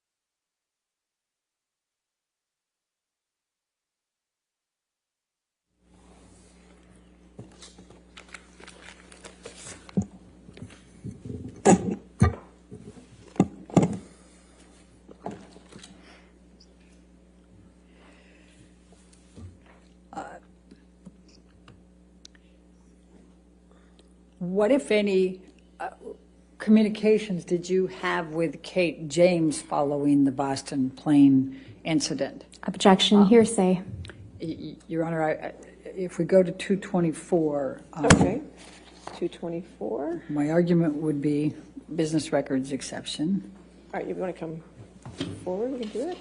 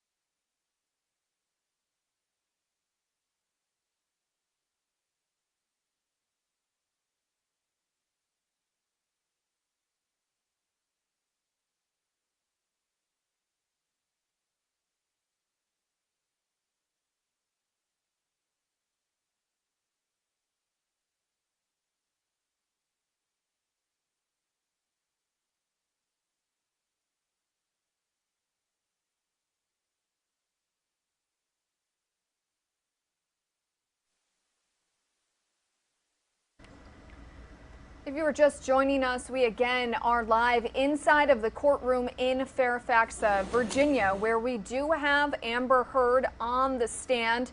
The camera is going to pan to her at this very moment. Again, you can see her there taking the stand for the second day in a row in this $50 million defamation lawsuit filed by her ex-husband, Johnny Depp. Heard has been testifying really for the past day and a half. Their attorneys have been having what appears to be some disagreements and having some brief recesses and sidebar conversations, leading to some pauses in our coverage. It looks as though she is back answering questions. Let's go ahead and listen in. For Lily Rose's birthday. That's why we had gone back to LA. Johnny was sick after having passed out on the plane. So I took her to dinner. We went to Benihana's. It was, again, put on my smile, took her out, tried to make her feel loved, and celebrated for her birthday. And then I booked a flight out to New York, to go back to New York, obviously without Johnny. I'm going to ask you to now turn to 225.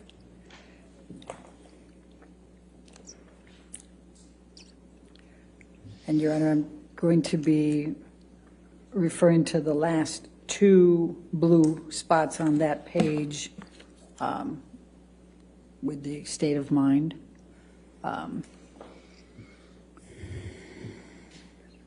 Mental condition. All right. It doesn't, it's still hearsay, Your Honor. May we approach?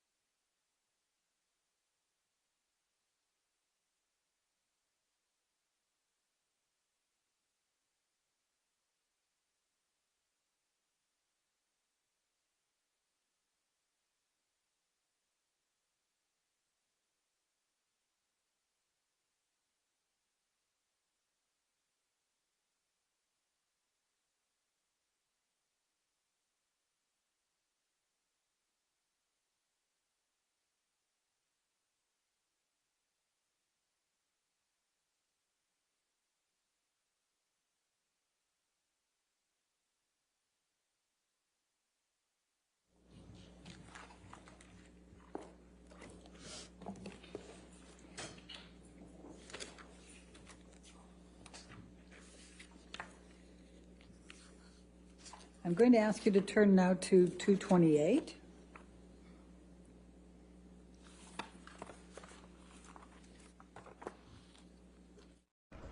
If you are just joining us, we again are inside of the courtroom in Fairfax, Virginia, where we do have Amber Heard currently on the stand for the second day in a row, again taking the stand in this $50 million defamation lawsuit that was filed initially by her ex-husband, Johnny Depp. There are some pauses and, of course, sidebars as this trial proceeds.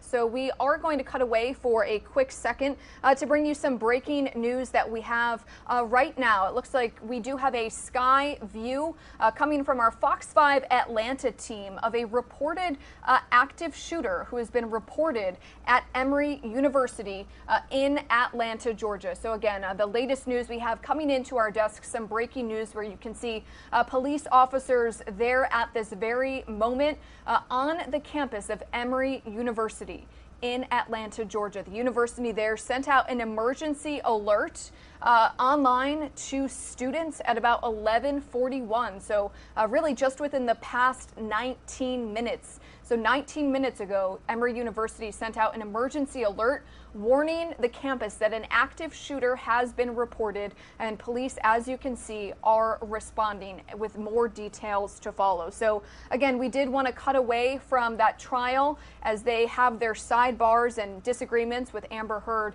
on the stand for the second day in a row. Our Fox 5 Atlanta team providing us this bird's eye view of the scene. Again, a breaking news situation coming out of Atlanta, Georgia, where Emory University has sent out an alert just within the past 19 minutes to students, to staff, to faculty, alerting them that an active shooter has been reported on Emory University's main campus, and police are on scene responding. So some breaking news. It looks like that camera feed is cutting in and out. So as soon as we learn more details from our Fox 5 team in Atlanta, we, of course, will bring you those updates as soon as we get them. In the meantime, we, again, do want to bring you back live inside of the courtroom in Fairfax, Virginia, where we do have Amber Heard on the stand for the second day in a row where her ex-husband, Johnny Depp, is suing her,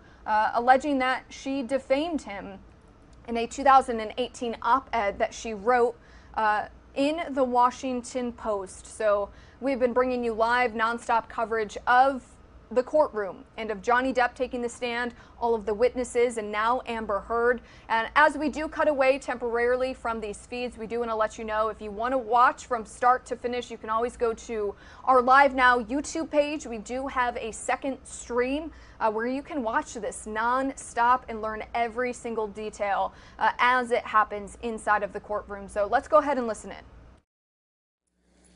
Made a difference. You know, on the plane, I was so careful. Objection, non-responsive. Please just tell us what you did, and you can tell how you feel, but don't go backwards, okay? I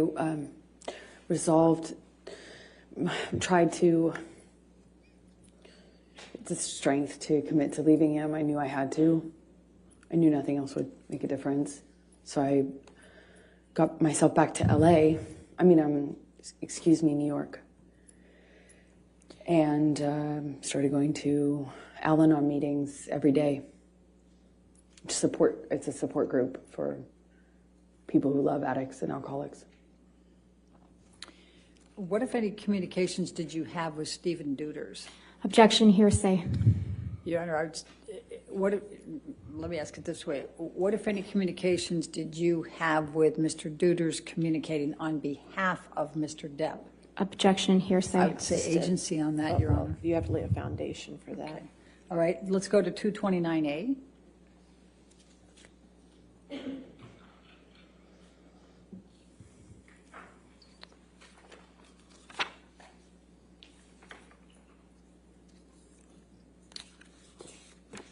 And could you, without saying what the content is, can you tell us who this text message is with? Johnny's assistant.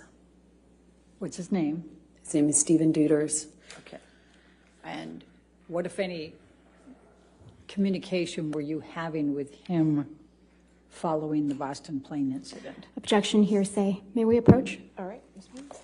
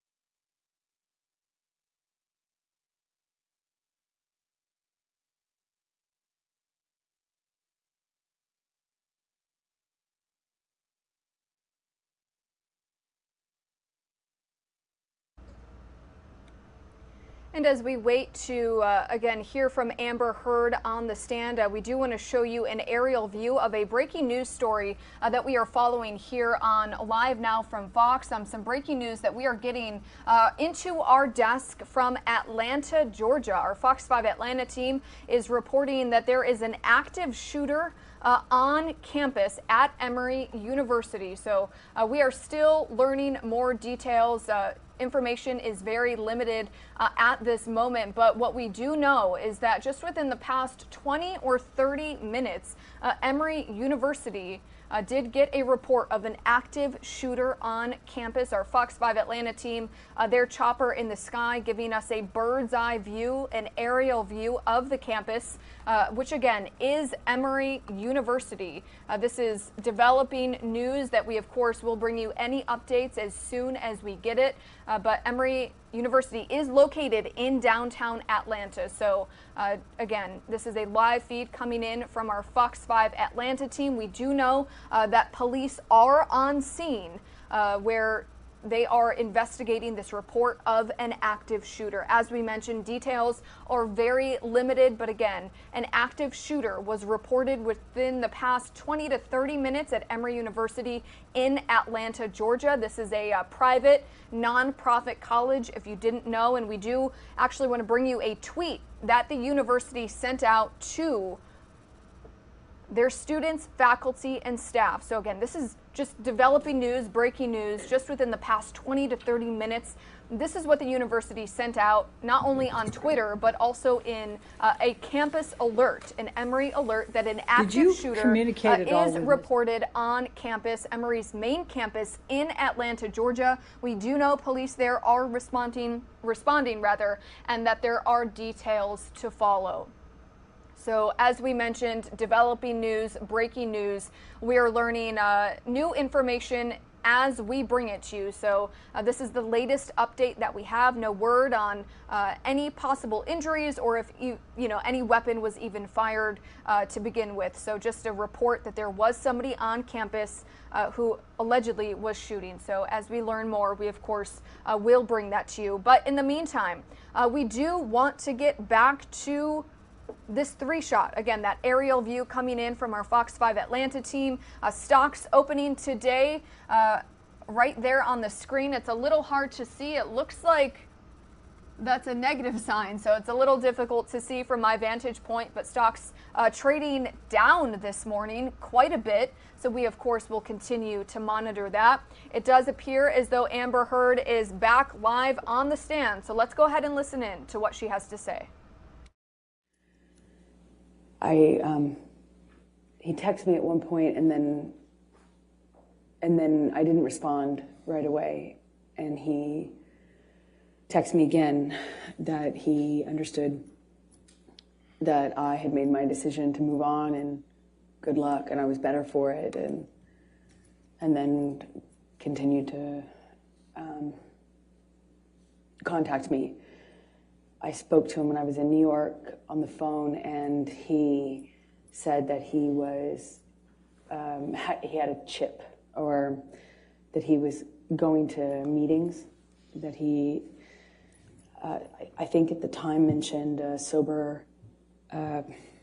another celebrity that was kind of advising him on sobriety, or not advising him, but encouraging him, and he was saying, well, look, me and this person, we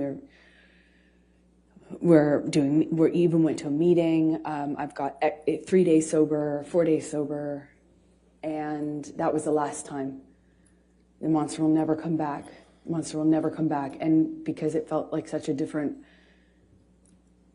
it felt so much worse than it had ever been before.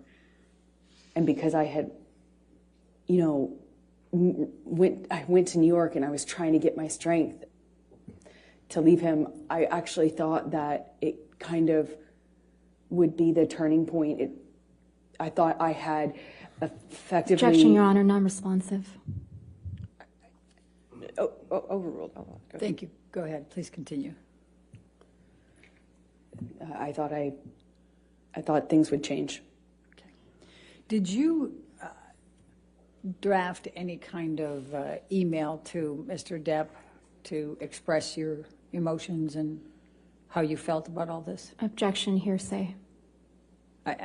Well, let's go, I'll lay the foundation, Your Honor. Let's go to Defendants 239. 239.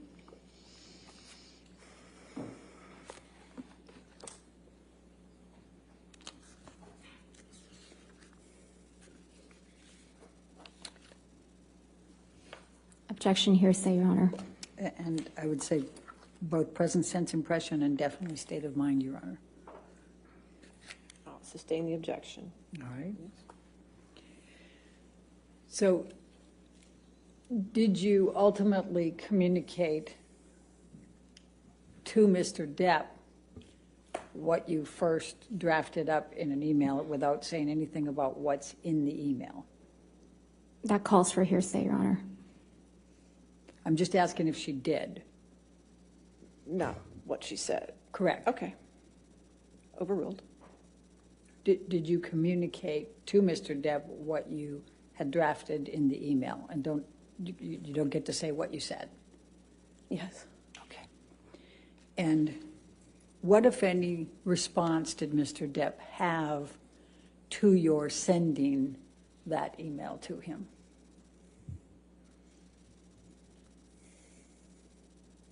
He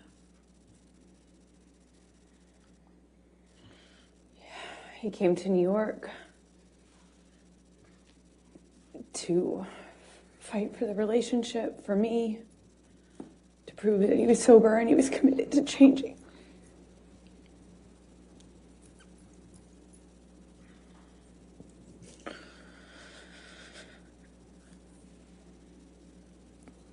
I believed he was embarrassed and sorry. He said he was, and I believed him.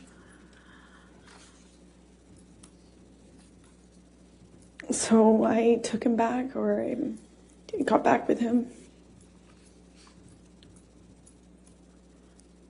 on the condition that he would uphold his promise to do the treatment, to do the full detox, clean up, and never go back.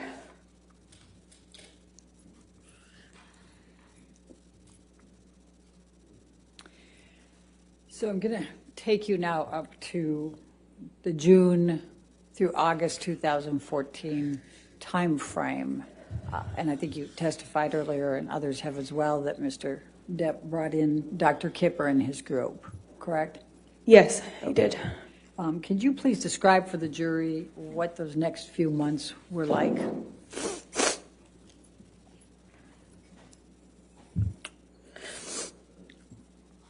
All of a sudden,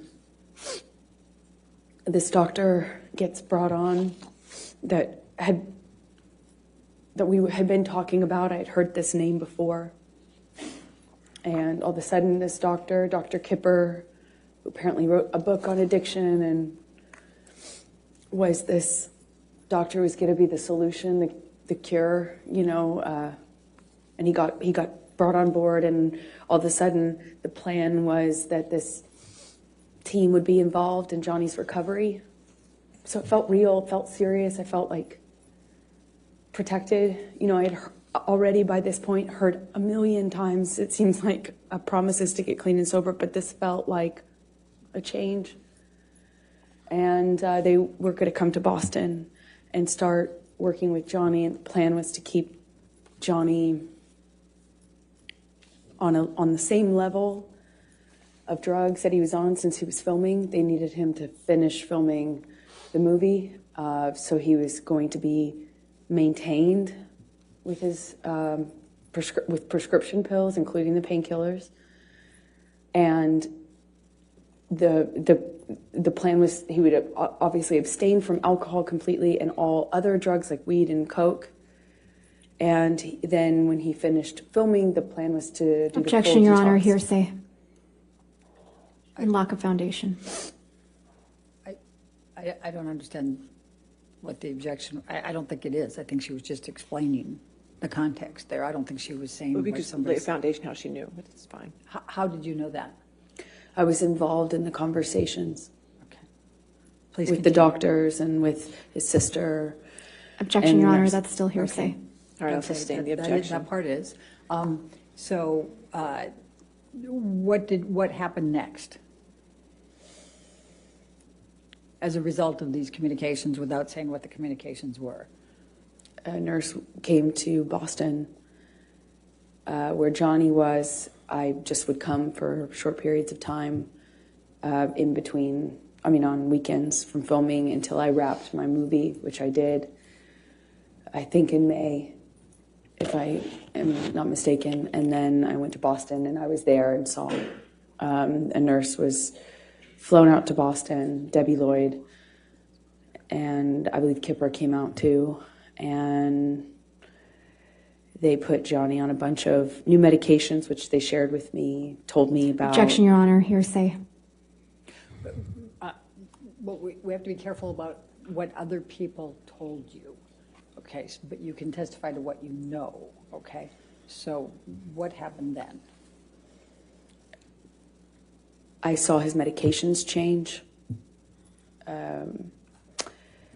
I know the amount that Johnny told them he was on was so that they could maintain him for the filming, meaning not make a drastic change in the amount of painkillers he was taking. But his behavior, his whole personality changed drastically.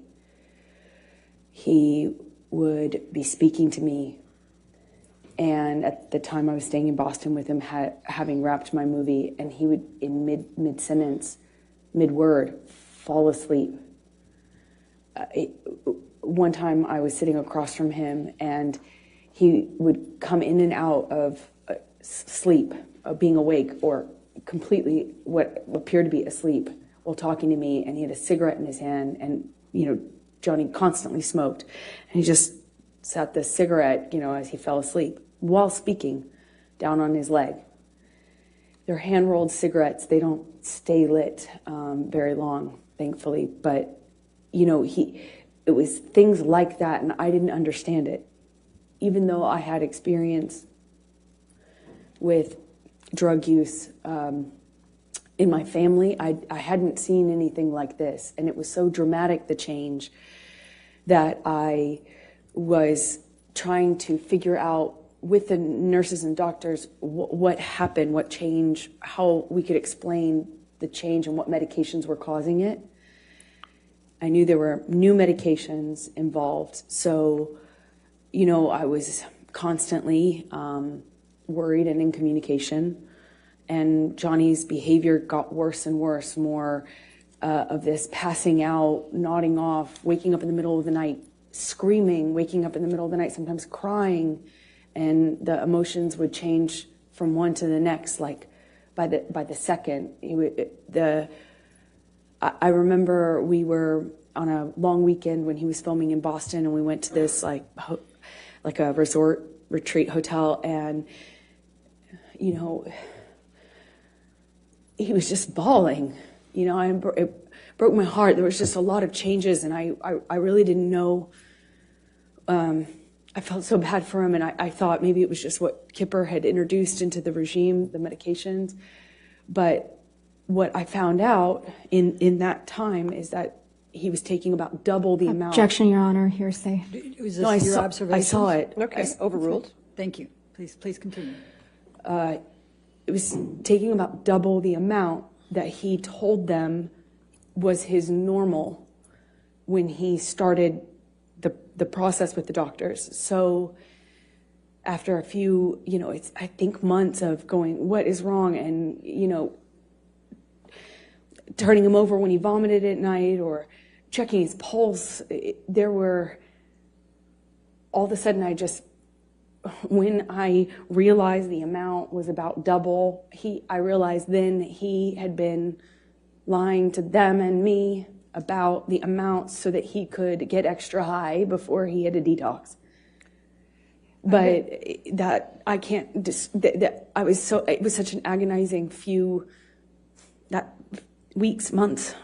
It was so agonizing. I don't know how long it lasted, but I was so concerned for this person, and he had just been doubling up his meds because he didn't. So, Michelle, can you pull up 1092, Defendants Exhibit 1092?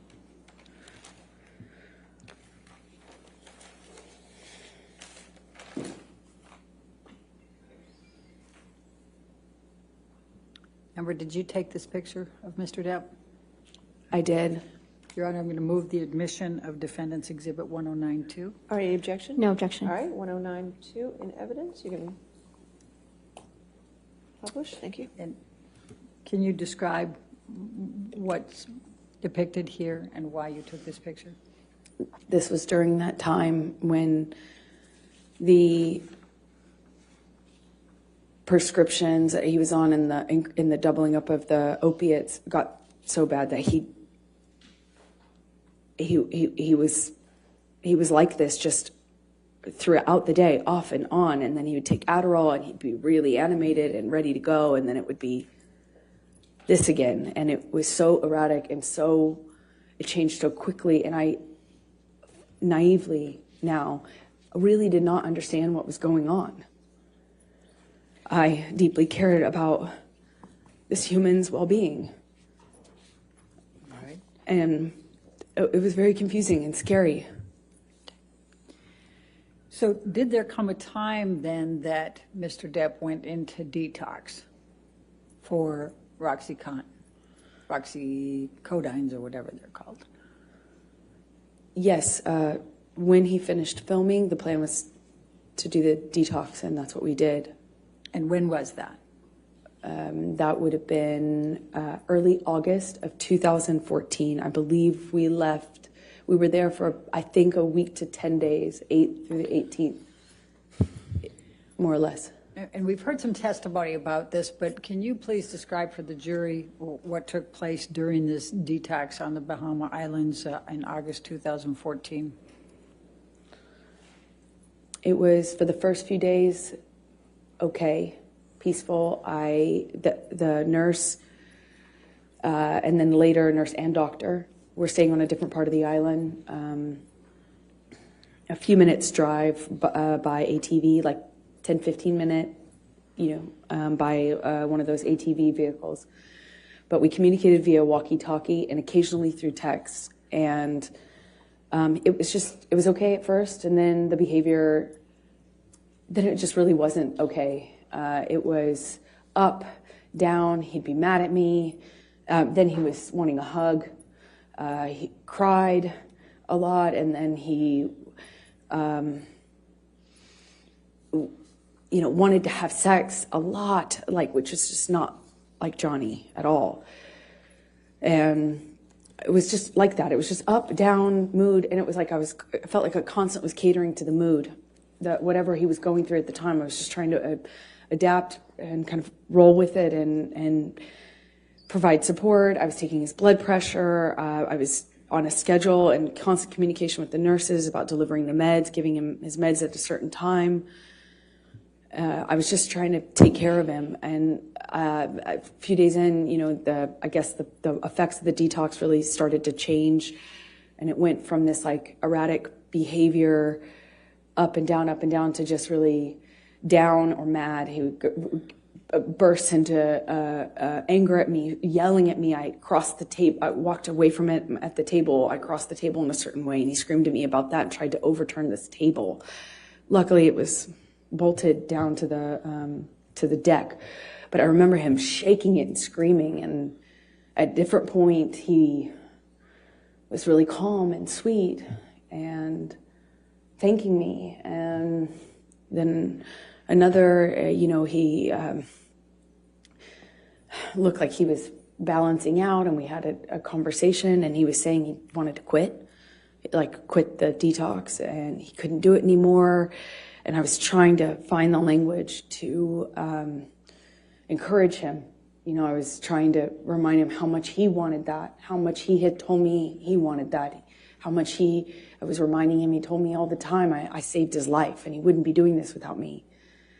And I was telling him these things, and at one point in our conversations, I told him about how... Objection, Your Honor, hearsay. Please try to continue without what you said, please. I said something to him, and he got so angry at me, he slapped me across the face. But he did it while crying. It was the weirdest thing. He was crying, saying no woman had ever embarrassed him like that. No woman had ever made him feel like that. I heard that for the rest of the trip too, just on repeat. And I felt bad. I feel bad. Still feel bad.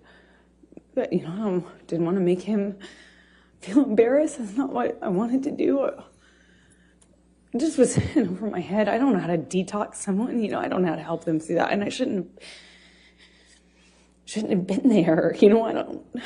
Why were you there? Because he asked me to. And I didn't know that was a phenomenally dumb idea. I don't know why why the doctors and nurses didn't tell me not to. I had no idea what that was going to look like or be like. And it was hell. You know, we're on an island. I'm trying to take care of him, and he was hallucinating and Objection, Your Honor, non-responsive. Overruled.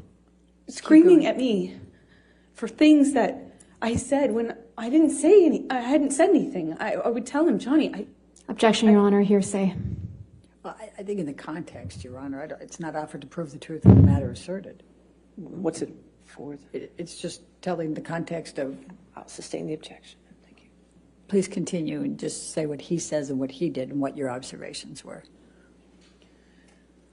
He was accusing me of having a man in the house with me. We were in a single, you know, in a cabin. It's basically one room with a closet and a bathroom. I mean, there's nowhere to hide, really. I mean, there's a closet and a bathroom. And he, at one point, told me that I was hiding somebody in the house. Another point, he was communicating with someone not in the room. It would yell at me and then yell at someone else. It wasn't there. And I tried to ask for what I should do. I didn't know what to do. It was terrifying and strange. The whole week was... So after you left Bahamas and finished with the detox there, where did you go from there?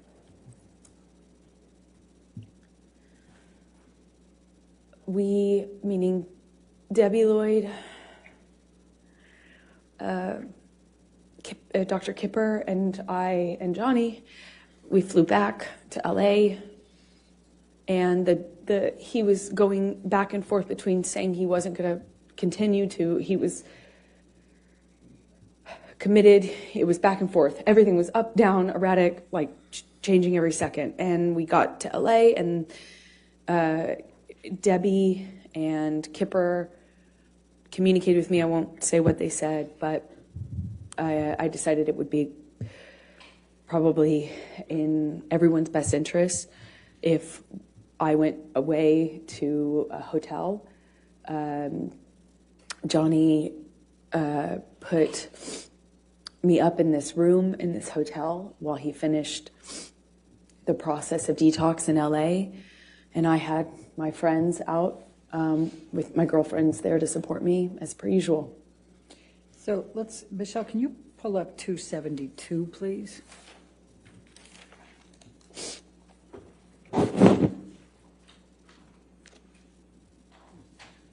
And after you both returned to LA, did Mr. Depp communicate with you by text while you were apart, while he was finishing the detox? Yes, he did. Your Honor, I'd like to move the admission of 272. Any objection? Yes, Your Honor, to the first message. Excuse me, Your Honor, to the second. You mean the response? Right. Okay. It's just present sense of impression, but I'm understanding Your Honor's rulings on that. Okay. So you want to redact it? Can we redact that second message?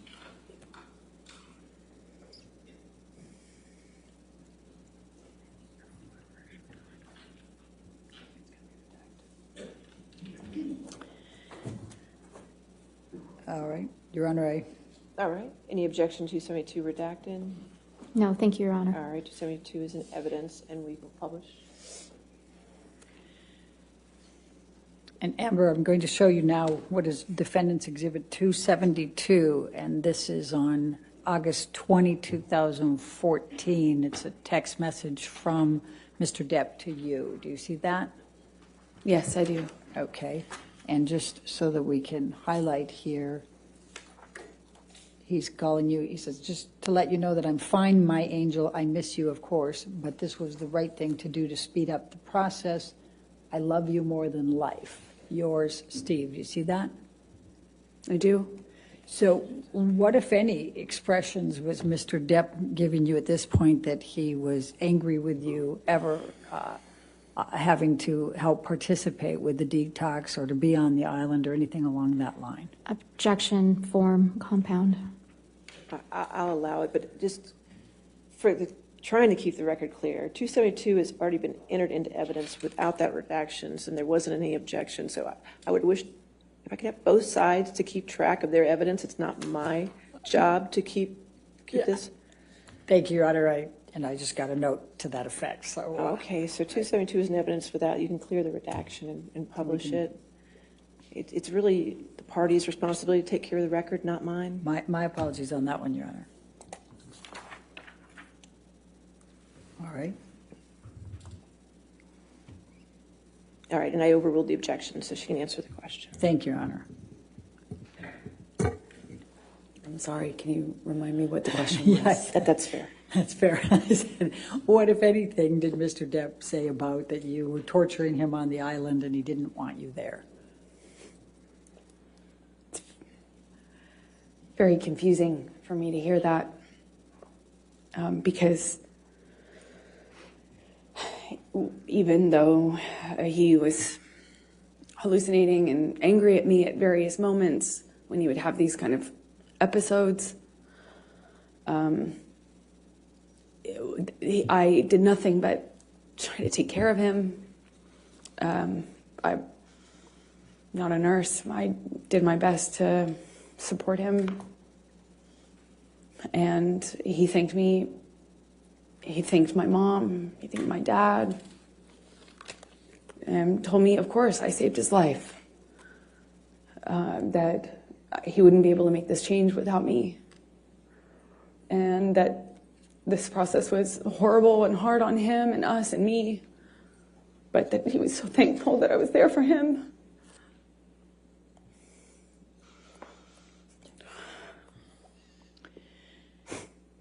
Okay, we can take this down now, Michelle, thank you. And I'm going to take you up to September, October of 2014. Do you remember filming Magic Mike 2 in that time frame? Yes, I do. And what, if any, connections did you have with Mr. Depp in that time frame? Well, I bargained with him about me doing the role. He told me he would call the actors. It was a mostly male cast.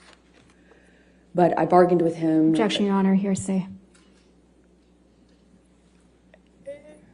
Don't say what you said, just say what he said, okay? Mm-hmm. He reluctantly kind of agreed to me working on this movie or taking a job. He was filming a different movie in London at the time. I wasn't going to play a sexualized character. I wore no makeup or minimal makeup in the movie. No sexy clothing. No kissing scenes. No sex scenes. So I went and did that film in October of 2014 in Georgia while he finished his movie in London. And then at some point he came out to pick me up in Georgia and was there for my last day or two of filming.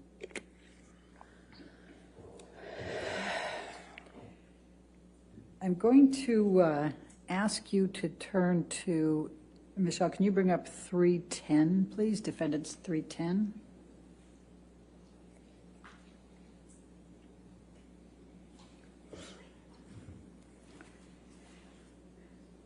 Did you have communications with Mr. Depp about auditioning for another role in this time frame? Objection, Your Honor. I'm going to object to the exhibit. That's hearsay.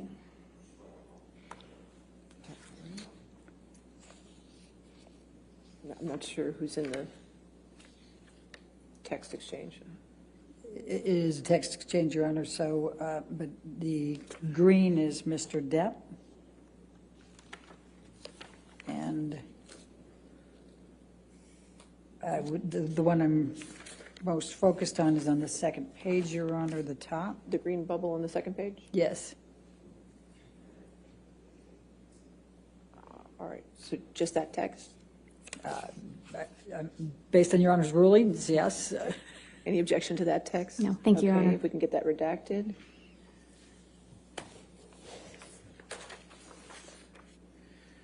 And while that's being redacted, Amber, let me ask you, what, if any, anything was Mr. Depp saying to you in this time frame, we're talking November 2014, about you not working anymore or not taking on any more work or auditioning?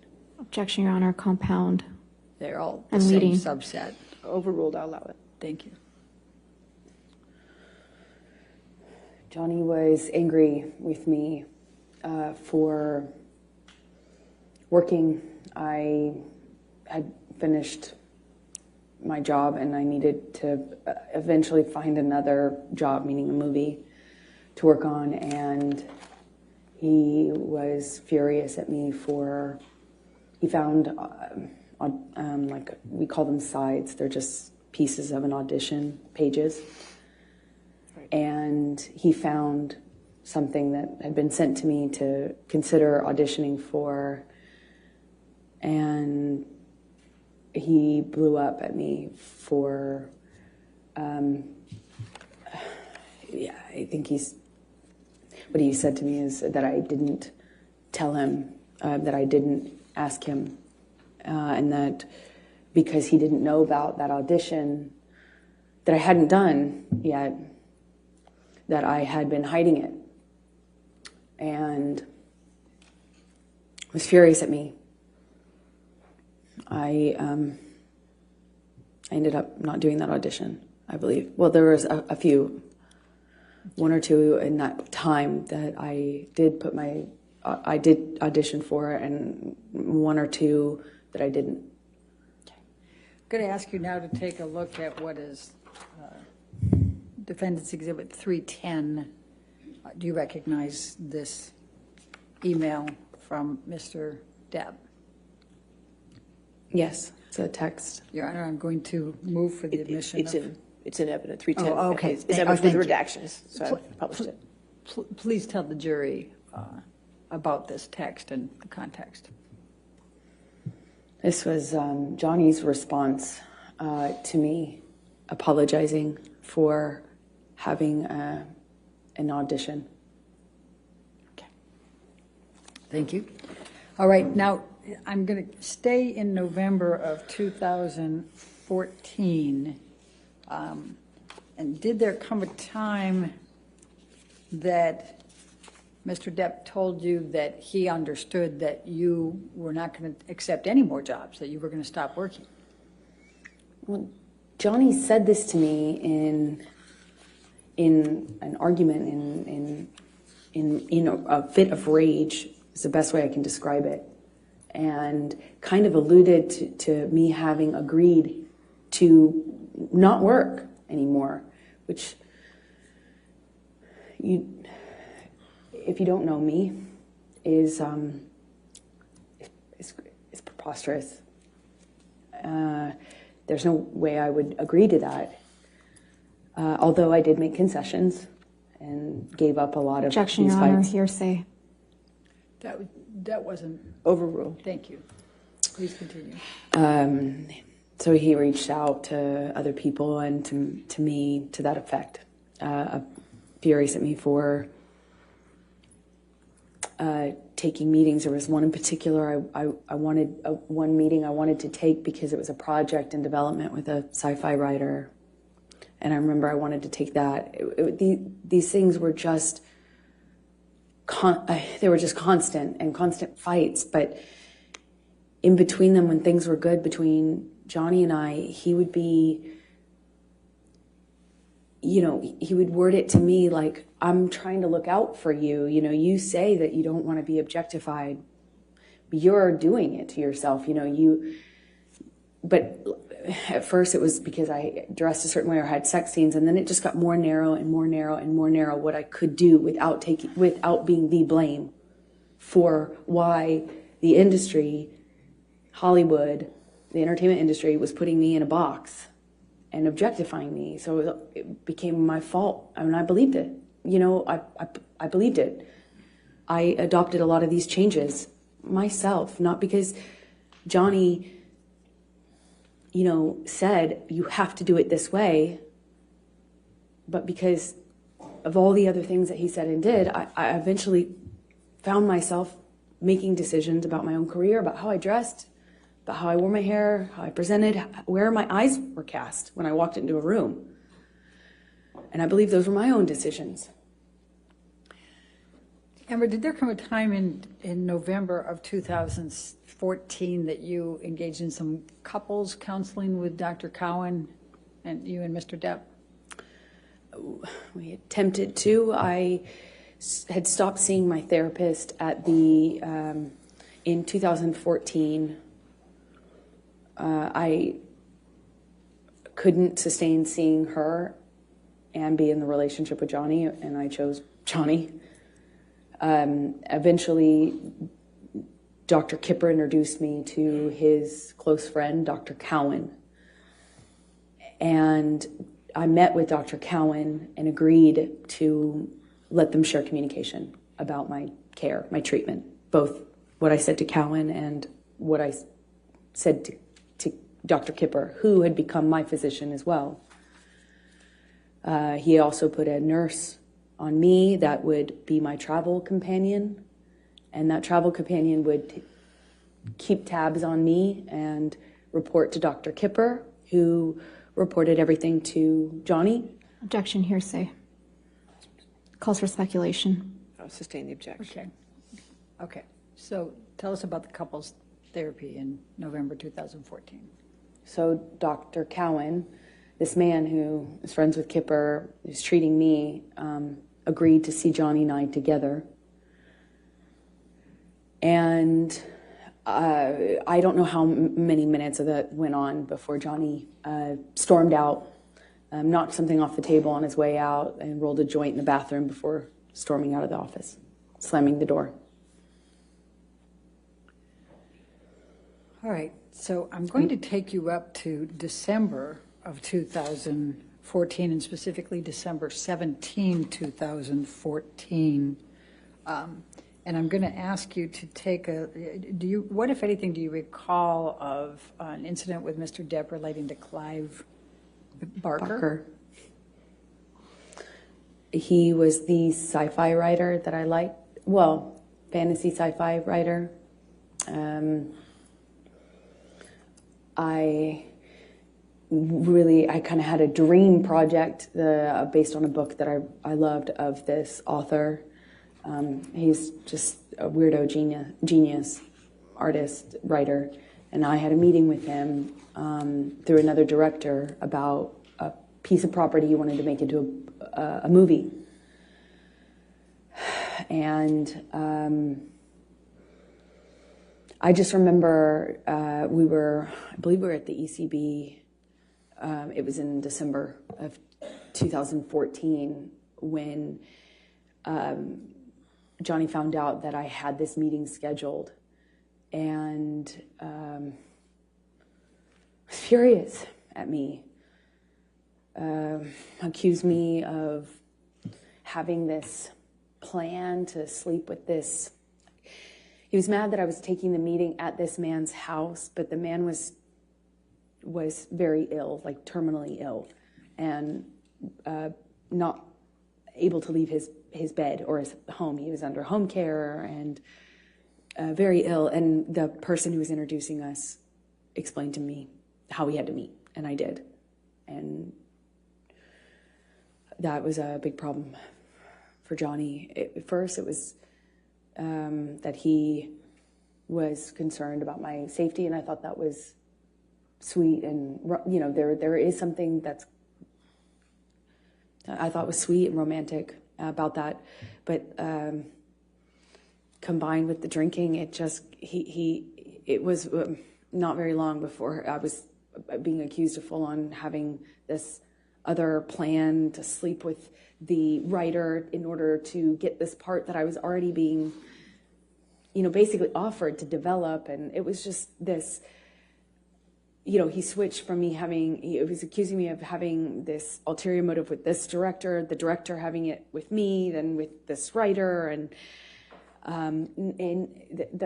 the important thing I can try to get across in this moment is that nothing I said, no amount of explaining, apologizing, accepting, not accepting, agreeing to not go, nothing worked. Nothing changed.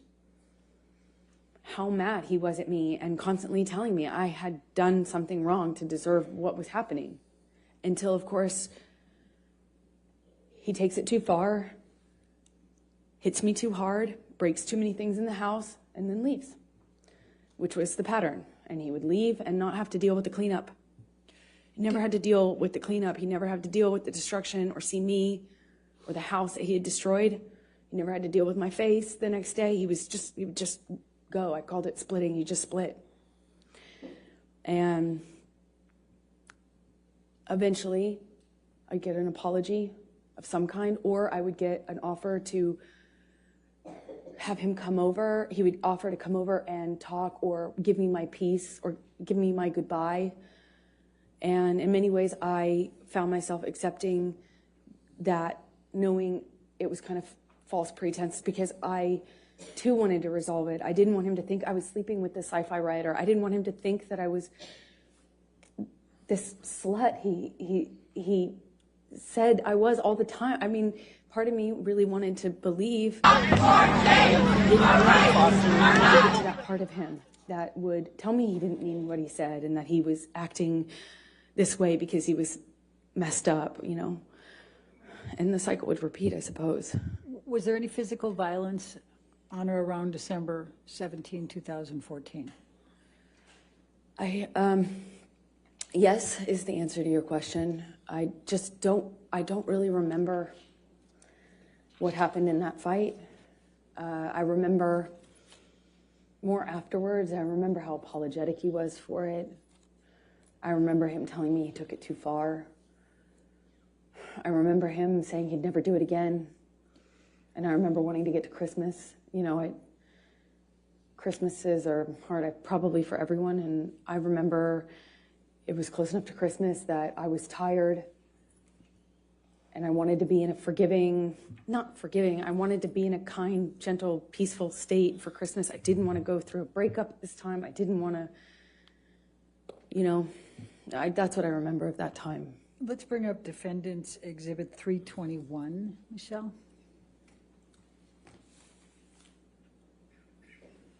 And this is on 12/17/2014.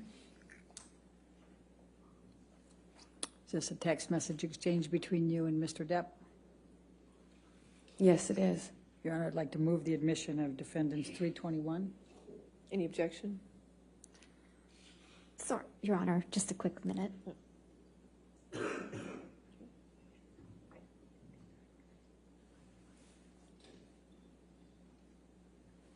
Your Honor, no objection. All right, 321 in evidence. You can publish it, please.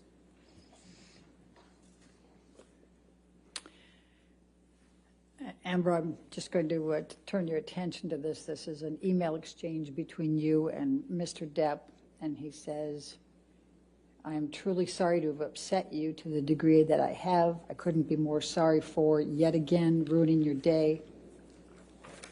I do, of course, take your generosity, your selflessness, your affection, and your sweet doting deeply into my heart, and I think that I've been reciprocal. Agony is never the answer to any equation or occasion, nor is rage. Please know that my apology is sincere and solid, and as stupid as it sounds, I hope your meeting with Clive Barker is excellent. Do you see that? Yes. Okay, and then you respond, thank you for your words, and you indicate you just left Betty Sue's, that's his mother? Yes, and I then had a glass of wine with my former agent, Megan. Okay. That afterwards, she encouraged. Objection, hearsay. Yeah. Okay, thank you. Sure. All right, and we can take that down. Let's bring up 325, Defendants 325, please.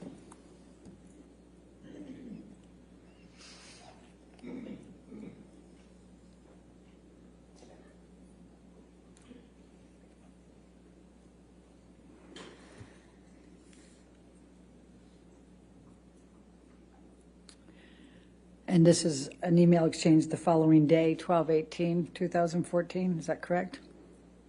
Yes. Okay, Your Honor, I'd move the admission of defendants 325. It's already in. Oh, it's already in, Your Honor. My apologies. We'll get that figured out at lunch. With what redaction? It's already in, It's so. been in evidence. Does anybody over there have the list of evidence that's already in evidence? Yes. Okay, we're making sure. Ours indicates it is. It's in. It's in evidence. Without redactions, Your Honor? It was redacted. I don't know what it was redacted to. The redactions don't. That's how it is in evidence, Mr. Murphy? We can check. We'll check our copy. Thank you.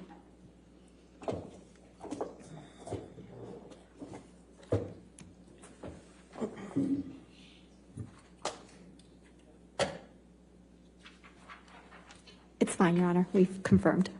Yes. Thank you.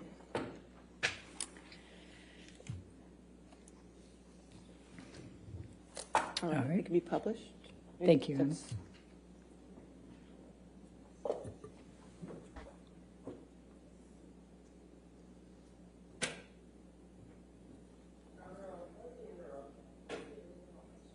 You can't see it on your screen? All right, we'll take care of that during the break. If you could just share it there. Oh, get it? Okay, thank you. All right, go ahead. Okay, thank you.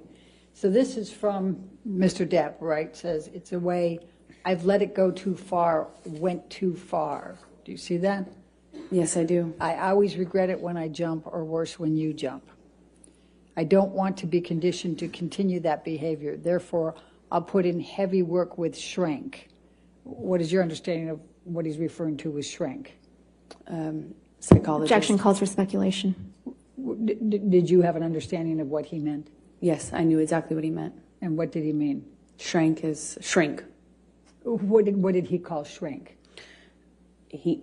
Johnny called shrinks, meaning of psychologists, therapists, shrink. Okay. I'm sorry for being less, for your disappointment in me, for my behavior. I'm a fucking savage. Do you see that? Yes. All right. Gonna lose that, gonna lose that. The devil is all around, right? Now, you respond to this, and of course, before you go there, and he says, I am well aware I should have been bigger at the moment, and that it will never again manifest in negative experiences. It can be done. What a killer concept to visualize. Do you see that? Yes, I do. And you respond, I love you, I miss you already, correct? That's right. Right. And what, if anything, is that consistent with the cycle that you have described?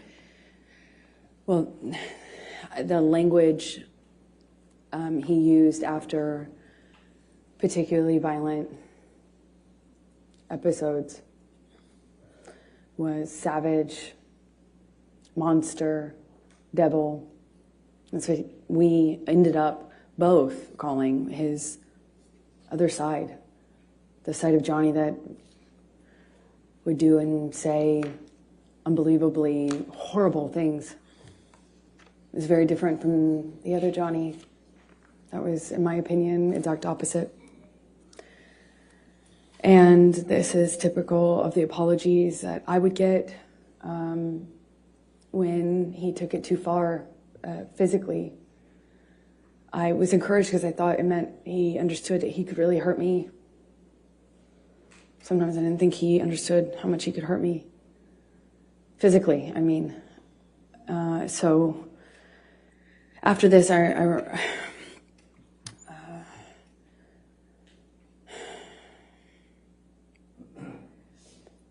I had a visible bruise. I don't remember where, but I remember what other people, well, I can't say that, what they said, so. Anyway, and I, in these fights, would try to stand up for myself. By December 2014. I was pushing back. I'd push him off of me. I tried to hit his hands away. I tried to always get back up, which sometimes, not sometimes, almost always made it worse. always seemed to provoke him. But I tried. And worse, I would yell at him, I'd scream at him. I'd call him ugly names. So ashamed of the names we'd call each other. It was awful. It was awful. We both got into that pattern. It was so, I felt so angry that this was happening to me, and it just felt so unfair, It felt like nothing I could do, felt like nothing I could do would change the sobriety patterns, felt like nothing I could do would stand up for him, and nothing I did made him stop hitting me. Nothing.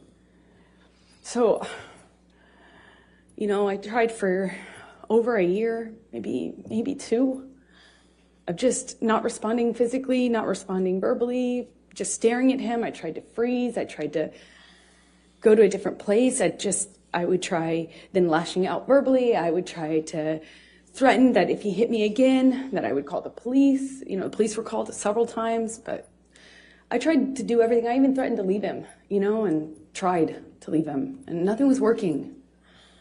And I think by this point in our relationship, we're both saying awful things to each other, screaming at each other, and unfortunately, when Johnny would start hitting me, he'd just win. I don't know how else to describe it. This might be a good time for the lunch break. All right. Ladies and gentlemen, we'll go ahead and take our lunch break at this time until 2 o'clock. Please do not discuss the case or do any outside research, okay? Thank you. And if you are just joining us, welcome into Live Now from Fox. We are listening in live to this courtroom in Fairfax, Virginia. And you did just hear the judge. This trial will now take a lunch break. So we are going to step away for a quick 2-minute break ourselves. We'll be right back.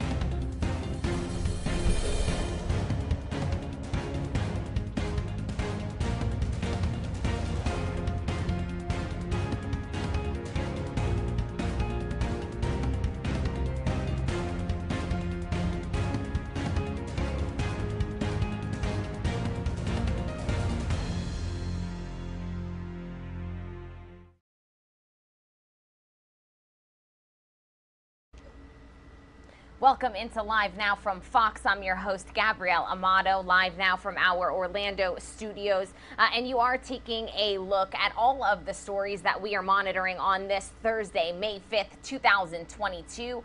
We are taking a very close look at the stock market. As you can see, stocks are sinking.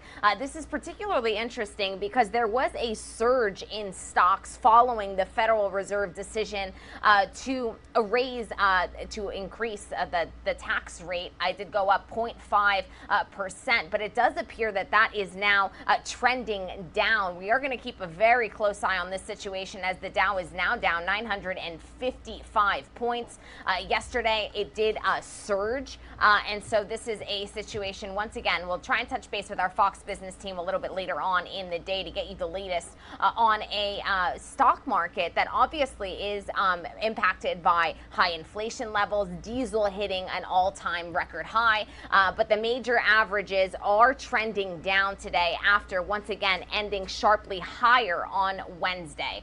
We are also keeping a very close eye on the White House today. Jill Biden, as we know and have been reporting all morning long, is on her way to Romania. She is going to meet with Ukrainian refugees in both Romania and Slovakia over the course of the next 5 days. She's actually going to spend Mother's Day in Romania, meeting once again with the over 5 million refugees who have made their way out of Ukraine, as we have officially hit day 71, week 10 of the war in Ukraine. The First Lady will depart and has departed Washington today for Romania. She is going to first stop at an air base in Romania. She's going to meet with service members before heading to the capital city of Bucharest on Saturday. In Bucharest, First Lady Jill Biden will hold meetings with members of the Romanian government as well as humanitarian aid workers. On Saturday evening, she's going to make her way to Slovakia, where she will meet with the United States Embassy staff there. And then ultimately, she's going to be in Slovakia on Mother's Day this Sunday to be meeting with Ukrainian refugees. Also worth reminding you all tuning in that Sunday is indeed Mother's Day. So if you haven't gotten your things, your plans, your gifts yet, a perfect reminder to go ahead and do that. She's going to wrap up her trip on Monday, May 9th by meeting with members of Slovakia's government before ultimately returning here to the United States. We also are keeping, of course, a very close eye on the Johnny Depp versus Amber Heard trial. We do want to let you all know that we have a live stream happening throughout this trial over on our YouTube page. Check out youtube.com/LiveNowFox. You won't miss a minute of that trial. They are currently in a lunch break, so as soon as they return, if you are and that trial is of interest to you, you will want to head over there. Amber Heard is set to retake the stand. She was on the stand yesterday, also on the stand this morning, and she will continue giving her testimony in her defense against her ex-husband, Johnny Depp, who is suing her for $50 million in a defamation trial. It is worth noting that she is countersuing him for $100 million. And she has been detailing, not only yesterday, but also all morning long, the early days of their romance, allegations of physical and sexual abuse, detailing various trips that they took, detailing various incidents that occurred. And so once again, just a reminder that that is live on our YouTube page for those of you that are interested in that event. We do want to also preview for you right here. We are getting in a feed in our newsroom. This is coming in live, raw, and unfiltered. And we are expected to hear from Attorney General Merrick Garland and EPA Administrator Michael Regan, who will announce a series of actions to enhance the administration's efforts to secure environmental justice for all Americans. And as it would have it, there you have it, AG Merrick Garland stepping up to the podium right now. What perfect timing on this Thursday, May 5th. Let's listen in live, raw, and unfiltered here on Live Now from Fox.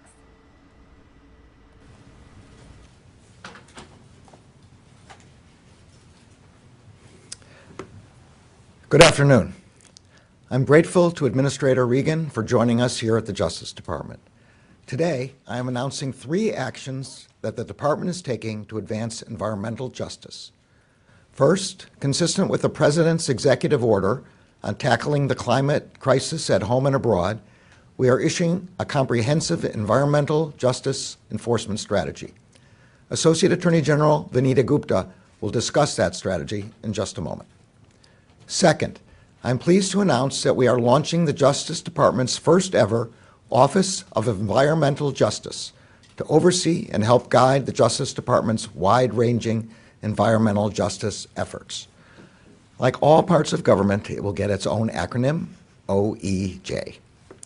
And third, The Justice Department is issuing an interim final rule that will restore the use of an important law enforcement tool, supplemental environmental projects, subject to new guidelines and limitations that I will also be issuing today.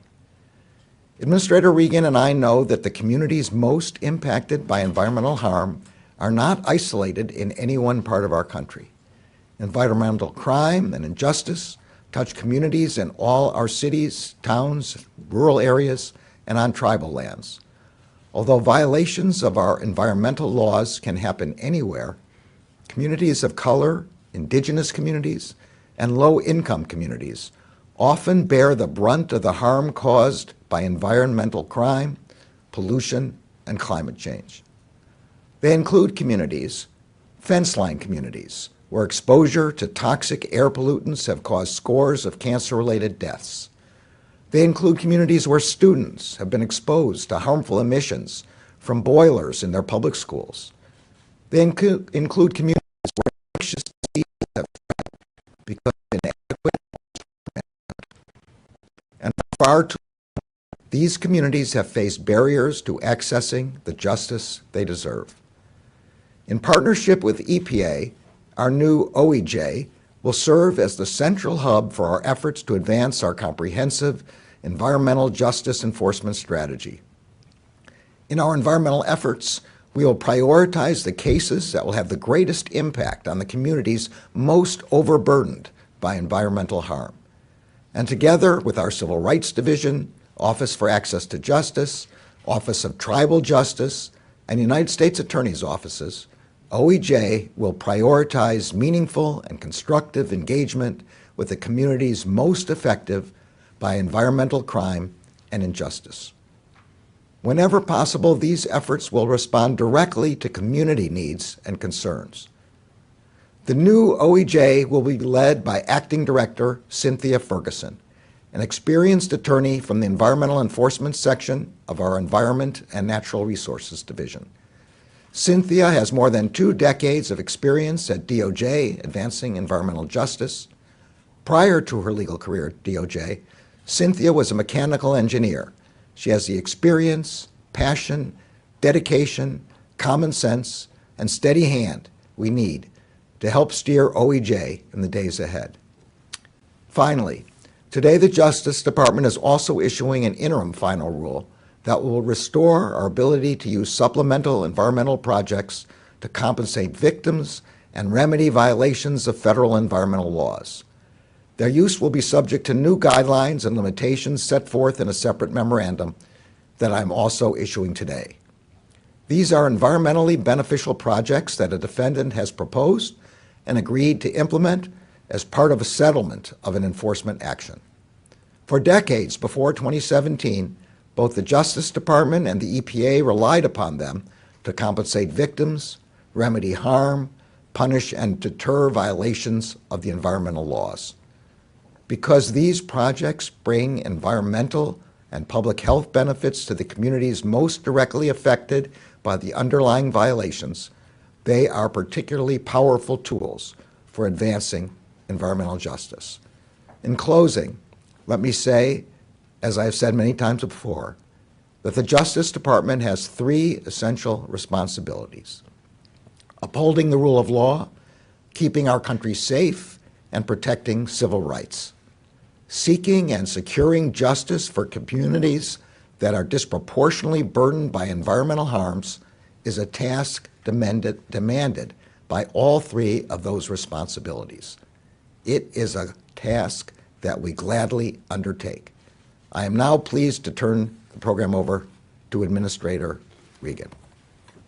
Whoop, sorry. And by the way, this is Cynthia. Thank you, Attorney General, for hosting us here at the Department of Justice and for your exemplary leadership. I'm so grateful to have your partnership in this most important mission. Since stepping into my role as EPA Administrator, I've had the privilege to visit communities all across our nation, communities of color and low-income communities especially, that have been hurting for a long time. In November, I traveled through Mississippi, Louisiana, and Texas as part of our Journey to Justice tour, so that I could see up close the injustices folks have been living with for decades. The conditions I saw were deeply troubling.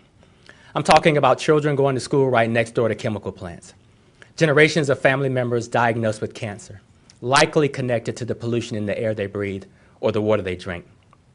I've met with too many parents whose children have been poisoned by lead and whose lives have been turned upside down. Some of those conditions I've seen have been so shocking, I've had to remind myself that I was still standing in the United States of America. These systemic challenges have harmed vulnerable communities for decades, robbing them of the opportunity to lead healthy, fulfilling lives. No child, no person in this country should have to endure such egregious circumstances. That's why during his first week on the job, President Biden issued an executive order charging his cabinet to take a whole-of-government approach to advancing environmental justice so that all of us, from the DOJ to the EPA, work hand in hand to uplift overburdened communities. And that's why this new enforcement strategy is so significant. Communities, particularly those with environmental justice concerns, deserve the assurance that their government will take vigorous enforcement action when polluters flout the law and jeopardize their well-being. The Justice Department is one of EPA's most critical partners in this mission, and I'm thrilled to see the DOJ formally restore supplemental environmental projects. These projects have been an important part of the EPA's enforcement program for more than 30 years, but they were inexplicably revoked during the previous administration. Restoring the use of this powerful tool will advance the enforcement work EPA has been working hard to strengthen since President Biden took office. As part of settlement negotiations, defendants can once again agree to undertake supplemental environmental projects that provide important health benefits for those affected by illegal activities. These projects can range from installing air filtration systems at schools in heavily industrialized areas to abating lead paint hazards in housing. They can help deliver the kinds of health protections that marginalized communities like those I met with on the Journey to Justice tour have been demanding for years. This is such a significant resource that has the potential to change people's lives, especially those who've historically suffered from exposure to multiple sources of pollution. At the end of the day, our responsibility is to make people's lives better, to ensure that all people, regardless of race, zip code, or the money they have in their pockets, are treated with fairness and dignity and respect. This action is also an important part of delivering on that responsibility. So I look forward to working closely with the Attorney General and his team to protect vulnerable communities all across this country and deliver long overdue justice. I'll now turn it over to Associate Attorney General Vanita Gupta. Thank you. Thank you, Administrator Regan. We are grateful that you are able to be here today. The burdens of environmental pollution have long been borne disproportionately by members of minority, tribal, and low-income communities. No American should have to live, work, or send their kids to school in a neighborhood that carries a disproportionate share of environmental hazards. The Justice Department is committed to doing everything we can to address these disparities. That is why, as the Attorney General mentioned, we are issuing a comprehensive strategy on environmental justice to guide the work of all department components. This new strategy will ensure that the department is using every available tool to secure environmental justice for everyone. This means prioritizing enforcement of environmental laws as well as civil rights statutes such as Title VI of the Civil Rights Act of 1964, which prohibits recipients of federal funding from discriminating on the basis of race, color, or national origin. The strategy directs department components to prioritize cases that reduce environmental harm on overburdened and underserved communities, including communities of color, tribal populations, and low-income rural and urban communities.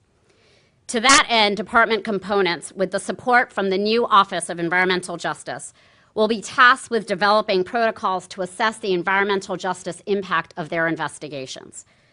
We also know that securing environmental justice demands the meaningful involvement of affected communities in the decisions that impact them. So the strategy directs the new Office of Environmental Justice to work to build deeper connections with communities that are affected by violations of environmental laws. It also requires all 93 U.S. attorneys across the country to designate an environmental justice coordinator to help identify areas of concern in their communities and to establish procedures for members of the public to report those concerns. To sustain our commitment to environmental justice, the department needs a workforce that is informed about environmental justice issues and concerns. The strategy thus requires the development of environmental justice education programs and training opportunities for department personnel. This comprehensive strategy underscores the department's commitment to ensuring that all Americans have access to clean water to drink, clean air to breathe, and healthy, thriving communities where they can live, work, and raise their families. That is the heart of environmental justice. Thank you.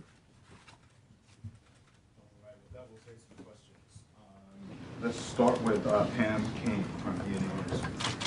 Hi, could you speak to plans to staff the new Office of Environmental Justice, in addition to Cynthia Ferguson, of course? Yeah, so Cynthia's going to be the head of the office. There will be a detailee from the Civil Rights Division so that we have both parts of the two principal parts of the department, but in fact this is going to be an all-of-government effort.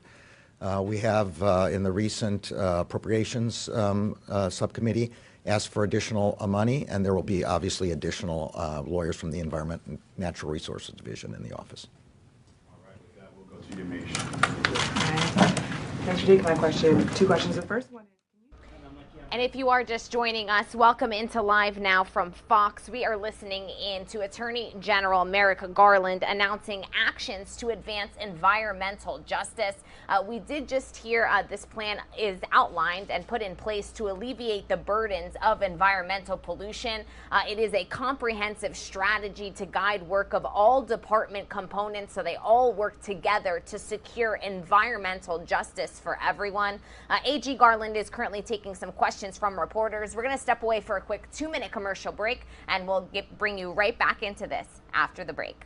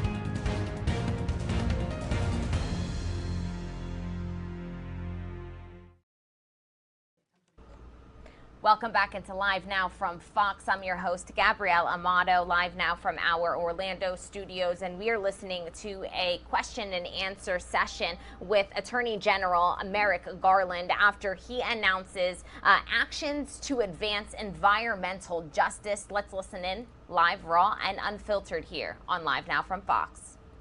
The United States Marshals are now the lead agency seeking to capture both fugitives. They are armed and regarded as extremely dangerous. We need help from the community. So if anybody sees them, they should not approach them, but they should report to the police immediately. Thank you, everybody. Thank you.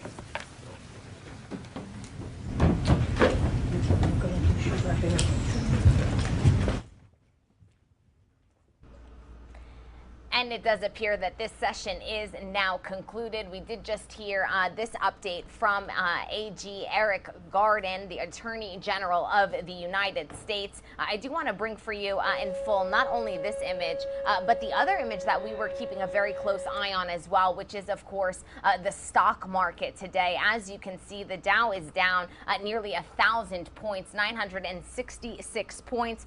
It's been around that level all morning long. All of this just a day after the Federal Reserve on Wednesday raised short-term interest rates by 0.50% as part of an effort to kind of offset inflation in the United States. The central bank suggested it will further raise borrowing costs throughout this year as it attempts to undo this inflation that the United States is currently suffering. But the decision to raise the rates by 0.5% initially sparked an increase in the markets yesterday, but it does appear that is now trending in the direct opposite direction, I should say. Federal Chair Jerome Powell helped reassure investors yesterday afternoon, saying that future rate hikes larger than this 0.50% was, quote, not something the Fed is actively considering. Leading to that surge in the markets that we saw yesterday, but we do see it trending once again in the opposite direction. As I've been saying all morning long, this is going to be something that we keep a very close eye on as the day progresses. We also want to take you out to our live look at the Supreme Court today as we continue to monitor the fallout from that leaked opinion draft on Monday evening that has led to protests happening across the United States over the course of the last couple of days. We do, of course, want to show you there on your screens that fence that has been put around the Supreme Court as a result of these protests. We did touch base with our Fox 5 DC team earlier today, who did confirm that these are the same fences and these same types of security measures that we saw in the days after the Capitol riot. All of this, of course, coming just days after the leak of a draft opinion which showed the Supreme Court may be poised to overturn the landmark 1973 Roe v. Wade case that legalized abortion nationwide. We do want to touch base with all of our reporters around the country that have been keeping a very close eye on this story and the response that this leak has gotten since Monday evening when it was published by Politico. President Biden responded to the bombshell leaked draft opinion at the Supreme Court on abortion access. This as he makes another push for support on his economic agenda. Our Fox News White House correspondent Peter Ducey, he has more on this story. Let me tell you about this ultra MAGA agenda. It's extreme. Democrats fighting to control Congress have a new target. Senator Rick Scott of Florida, who serves as the chairman of the National Republican Senatorial Committee. The president's team argues today's interest rate hike is all part of their projections that will lower inflation and keep taxes low. Congressional Republicans want to raise taxes on half of Americans. But that claim was given 3 Pinocchios by the Washington Post last month. Now Senator Scott is responding. What the Democrats are doing and what Joe Biden is doing, he just keeps passing the buck and watching these plans go bankrupt. And he'll wait for the next president or the next Senate have to try to fix these things. So what he just did was a complete lie. The president's comments about social issues even stronger. This MAGA crowd is really the most extreme political organization that's existed in American history, in recent American history. MAGA crowd has replaced mentions of Trump. He's not on the ballot. A number of his of Republicans who have seemed to be under the whim of his predecessor. This White House rarely comments on leaked materials, but are making an exception for the leaked Roe v. Wade draft opinion. What our focus is on is not getting our distracted or our eye off the ball of what is most important to people across the country here, which is not the leak and the story of the leak. It is the fact that women's health care is at risk for millions of people across this country. The vice president has already given a rousing political speech about abortion access. We're not going back. Even as officials claim this issue is about more than politics. Did I say it's not a political issue? Yes, you actually said some call it a political issue. It is not. Abort Air Well, Force because One. the vast majority of the public believes that this should not be overturned, meaning I meant to say it's not a partisan issue, and I don't think it is. But it is political, and it is partisan, based on the words the president and the vice president have been using to talk about this leaked draft opinion at the Supreme Court, saying it goes to show the importance of electing pro-choice Democrats.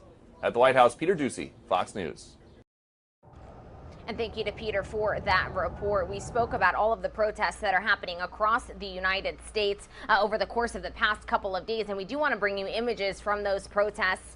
Here's a look back, I should say, at downtown Atlanta over the past couple of days. This video was actually taken in the day directly after this leak on Tuesday, following the publication of this leaked draft from the Supreme Court, obviously outlining that the Supreme Court could be poised to overturn Roe v. Wade, and people did take to the streets to make their voices heard in Atlanta. Also in Boston, this video came into our newsroom of abortion rights protesters hitting the streets of Boston, Massachusetts on that very same day. People of all shapes, sizes, colors, making their voices, making their opinions heard in the wake of this leaked Supreme Court draft. From Boston out to Denver, Colorado we go, where pro-abortion rights protesters also marched in downtown Denver, Colorado. And much of the same imagery is coming in from other major cities around the world as well. From Denver to Milwaukee, more people have taken to the streets in their respective cities across the United States in the wake of this Supreme Court leaked draft. From Milwaukee out to Los Angeles we go, where the situation actually turned slightly violent.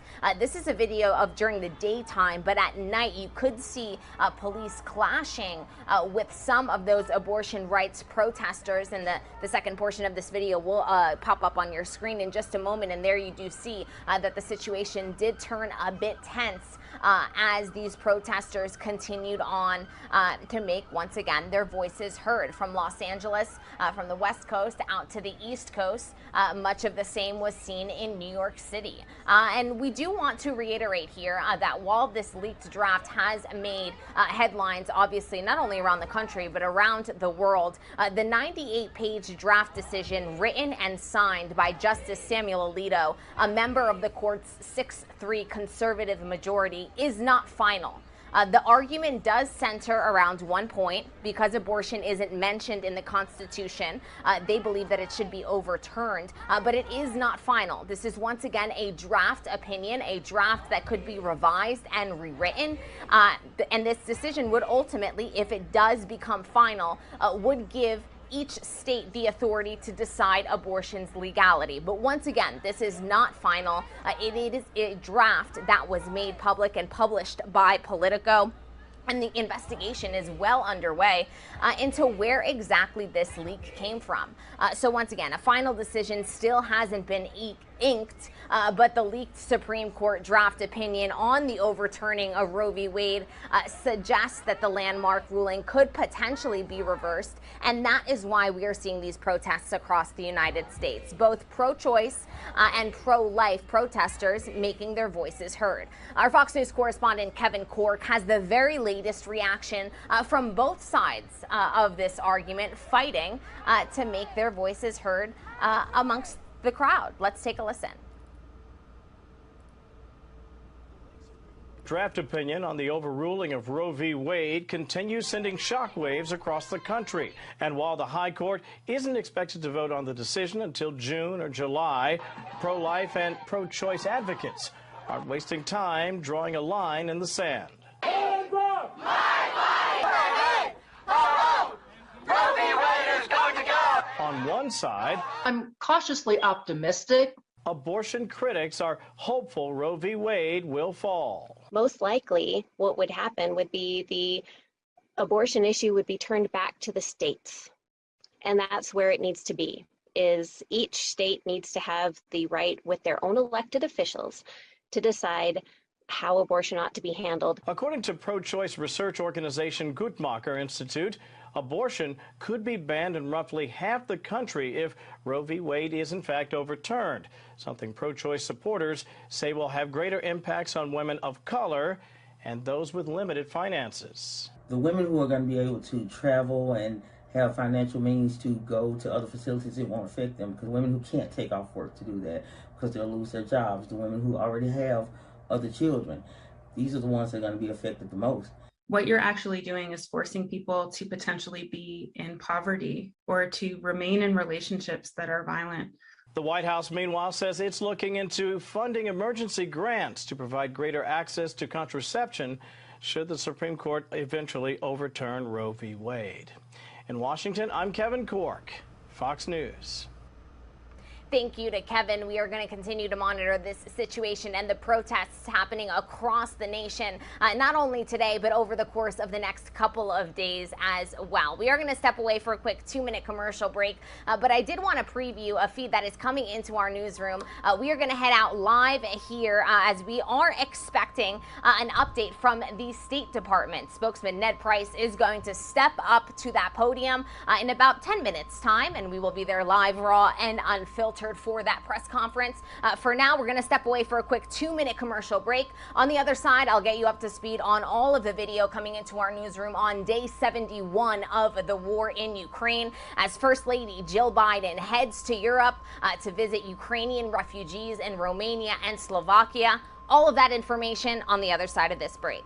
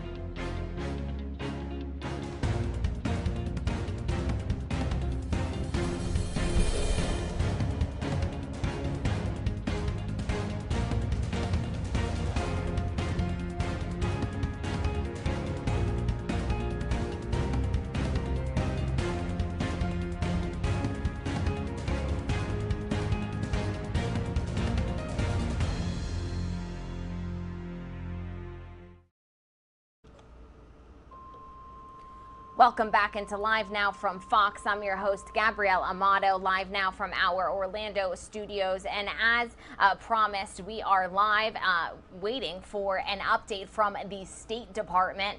Spokesman Ned Price is set to give the world an update in just about 10 minutes time. So as soon as he steps up to that podium, we will be there live, raw, and unfiltered here on Live Now from Fox. One of the many topics that spokesman Ned Price will most definitely touch on is, of course, the situation in Ukraine. As we can update you all that today is day 71 of this war.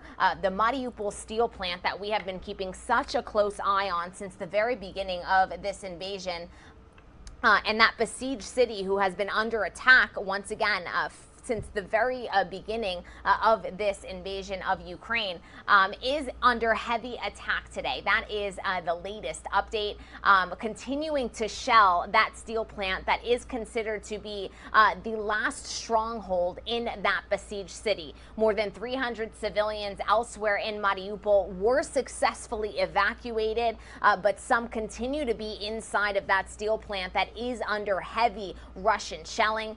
Ukraine could soon face a war on two fronts after Belarus announced a series of military exercises, potentially splitting Ukraine's forces away from the southeast. We have been reporting to you that Russia have, over the course of the last 2-3 weeks, have retreated away from the Ukrainian capital of Kyiv and shifted their focus both to the eastern portion of that country and the southern portion of the country. You've heard these keywords, Luhansk, Donetsk, those two regions that are in the southern portion of the country, and then of course Mariupol, Odessa, two port cities that are located on the southern portion of Ukraine. These are the areas that have become a priority for the Russian military, for Vladimir Putin, and we can now report that Belarus have announced a series of military exercises that could force the Ukrainian army and the military to divide their forces even more than they are already divided. Ukraine's president says President Biden should come to his country to see what the war with Russia has meant. Our Fox News correspondent Griff Jenkins sits down for an exclusive one-on-one interview with the Ukrainian president, Volodymyr Zelensky. We do want to see if we have this for you, because this would be a very interesting update. Let's listen in live, raw, and unfiltered here on Live Now from Fox.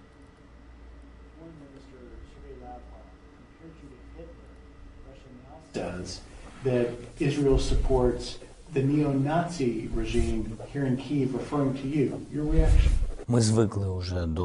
We are used to these kinds of hits, and the reaction, I think, is still weak in the world to these phrases of Lavrov.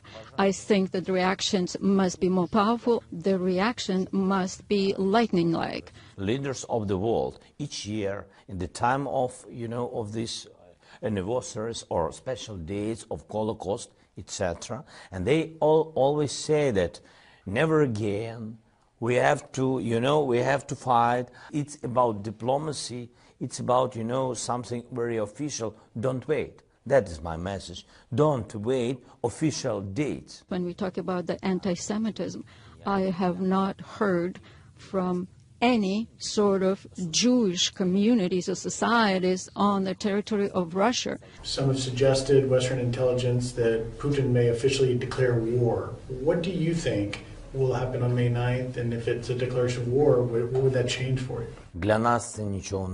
For us, this is not going to change anything. For us, war is going on for 8 years now.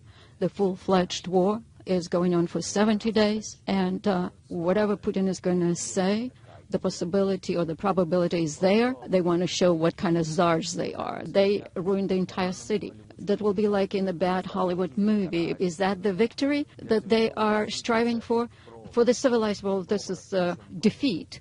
The May of 9th is going to be remembered in the world as a tragedy, as a bloody day, and certainly not the day to forget. Weapons. Do you have what you need? Do you need more? And what do you need? We have the key weapons, without which we could not deoccupy the cities like Mariupol. We have a big issue.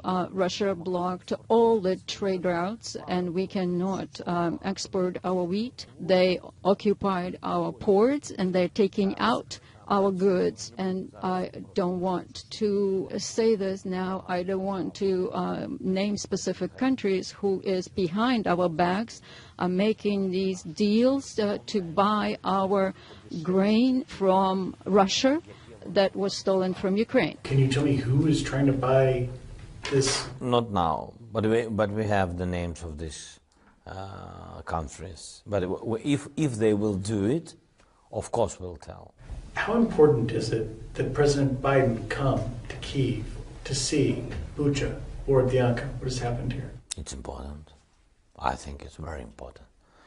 because you know, in our minds, in our society, the President Biden is the president of the biggest democratic civilization for Ukrainians, for our understanding. Yeah, that's it. That our partners, strategic partners, and I think that it would be a great signal, very important signal. Johnson came. I'm just thinking that it's also very good for him. That is good for him because the United States supports us. So I mean that the president of the country which supports us, I think is good for him to be here. If it's possible, I don't know. Well, Speaker Pelosi came. Yes, so it's possible. Tell me how this ends. Тільки перемога. Only with victory. We have no way out. Mr. President, thank you for your time. Slava Ukraini. It ends only with victory. The words of President Zelensky in that exclusive sit-down interview with our very own Griff Jenkins, a really insightful sit-down interview there. Griff Jenkins has been on the ground covering this situation since the very beginning, and we are just minutes away from getting an update on the U.S. response to this situation. Here's a live look at a State Department briefing that we are going to get in just 3 minutes' time. Spokesman Ned Price is going to provide an update. Then we also are expecting from the State Department over to the Pentagon we go, where spokesman John Kirby is also going to provide an update a little bit later on this afternoon. And we are full of live events coming up here on Live Now from Fox, because from the Pentagon to the Senate we go. Senator Chuck Schumer is going to step up to the podium. That is not Chuck Schumer, for those of you tuning in. But of course, I hope she did get her picture that she wanted there at the podium. Senator Chuck Schumer is going to provide an update along with Senate Democrats, that is, and we'll bring that for you live, raw, and unfiltered here on the show as well. We're going to step away for a quick 2-minute commercial break, but when we come back, we'll be live at the State Department and then live right here at the Pentagon. A lot of updates coming your way. You won't want to miss it.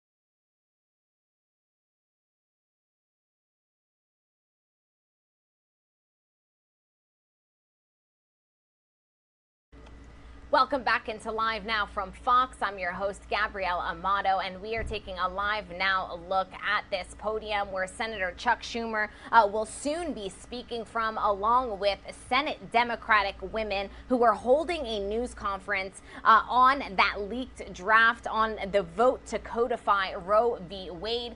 We are going to be here live, raw, and unfiltered when the Majority Leader Chuck Schumer does step up to this podium.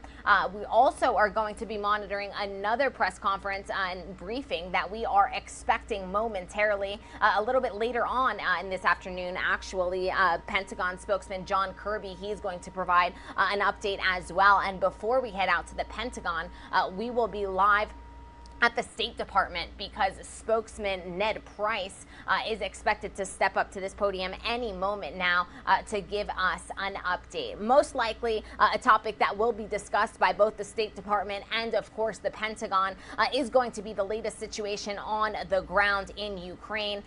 And on that topic, we do want to make sure that we take you up to speed and take you through all of the latest imagery coming into our newsroom on the situation on the ground in Ukraine. This, of course, is video coming into our newsroom courtesy of a pro-Russian force and television station showing forces in Mariupol, that besieged city, saying that they have successfully attacked the Azovstal steel plant. Once again, that's that steel plant that we have been covering and keeping a very close eye on since the beginning of this invasion. People who are making their way to safety, innocent civilians who are fleeing Mariupol, are fleeing this. This is the devastation that is on the ground, and this is why they make their way, courtesy of the Red Cross and other UN humanitarian efforts, are trying to make their way to safety. Here is imagery coming into our newsroom of more than 100 people who fled the Ukrainian city of Mariupol. Here they are reaching Zaporizhzhia just a couple of days ago. These are examples of some of the successful evacuation corridors that have been accomplished out of Mariupol, getting some of these civilians to safety. And we do have first-hand accounts of the devastation that these individuals have suffered and the stories that they live on to tell. Here's a piece. It is in Ukrainian, but it's subtitled. It's very compelling stories that are told. Let's listen in. Детки 10-12 лет, больше 10 детей только в нашем бункере, а он не один. Страшные авиаудары, стены дрожат, наши 4 этажа просто сложились. Пару прилетов и убежища не будет. Попадания были и в убежище. Состояние детей вы представляете. Сегодняшний день, да, 55, 11 выехали, вот нас сейчас трое, 40 с лишним осталось. Спасибо нашим воинам, помогают и продуктами, и всем остальным, и морально. Очень приятно вообще. Сегодня мне пообещали, что меня вывезут в Запорожье. Поэтому я рискнула вот и поехала. Очень много людей здесь еще осталось. Они боятся ехать, потому что им никто не дает гарантии, что их довезут до Запорожья, как обещают. И все будут ждать, пока доберется наш вот этот первый, не знаю, как он называется, гум-конвой, наверное. И если все будет нормально, то здесь очень много детей, здесь очень много женщин. И если все будет нормально, то гражданские будут выезжать.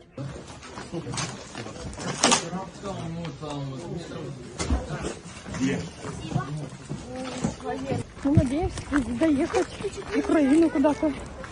Была эвакуация 2 раза, и 2 раза взрывалась. Из-за ежедневных обстрелов нельзя было нос высунуть. Вас тут не обижали? Нет, не обижали. Не обижали ни в коем случае. И на русском мы разговаривали смело. Но у нас дом разбомбило. Да, и мы пришли в самое, как говорится, ближайшее место, куда мы могли спастись. А чого раніше не виходили? Ну, там же ж якоби русські предлагали, там зелений коридор. Спасибо, нас это не интересовала информация. Мы другой политической стороны придерживаемся. Хотели бы жить в стране, в которой родились. Да, в которой жили. Жили, строились, учились. Все на свете. Дружили, любили. На родину. Домой. Хотя родина наша здесь, ну, подальше. Ну, в Украину, конечно, туда. Запорожье говорили. Отличный вариант.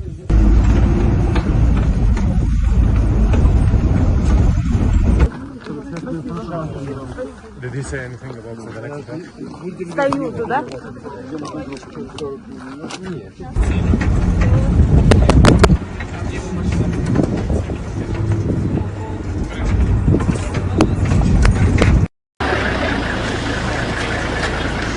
By those who do eventually make their way to safety, but crying for the city and the memories and the people that they leave behind.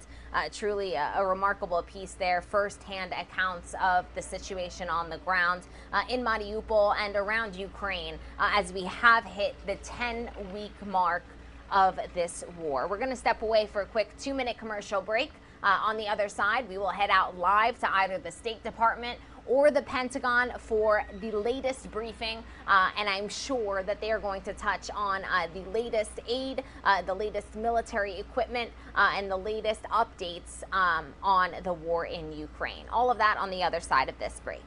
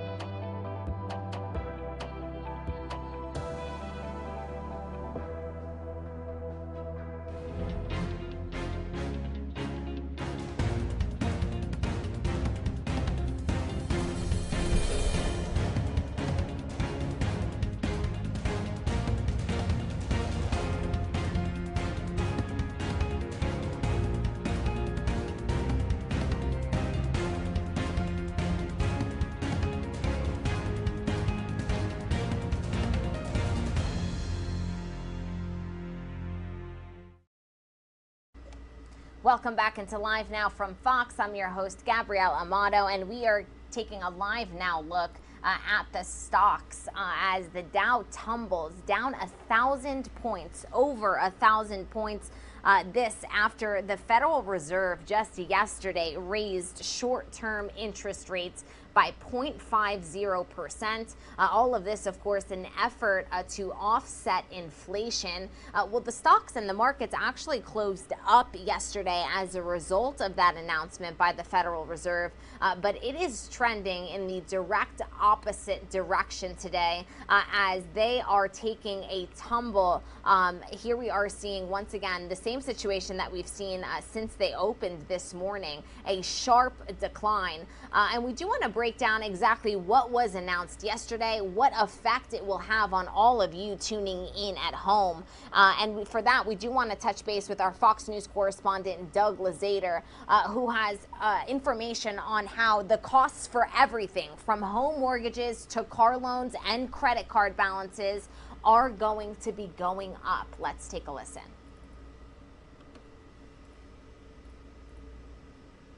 This is all part of an effort by the Fed to battle inflation, but in this era of rising prices, now borrowing costs are going up too.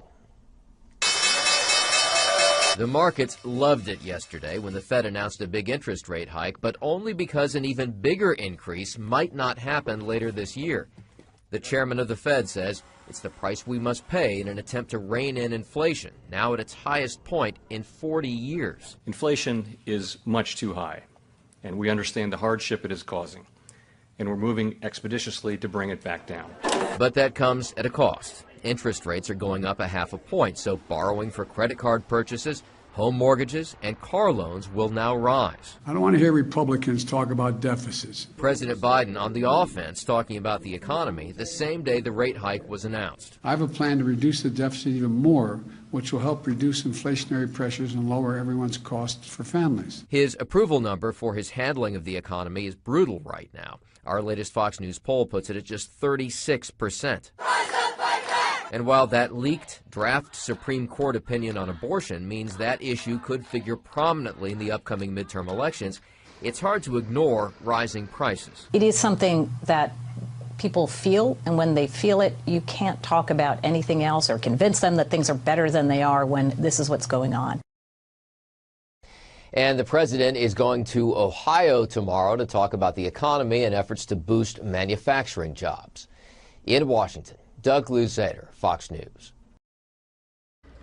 Great breakdown there from our very own Fox Luzader. The Federal Reserve hikes of these interest rates means you're going to feel it in a lot of the purchases that you make.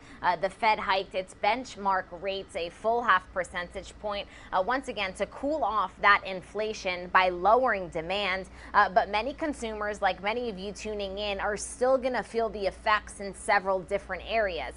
Like Doug was just outlining, that means higher mortgage rates coupled with lower available homes that may discourage some purchases. Not only are mortgage rates up, but so are car loan rates.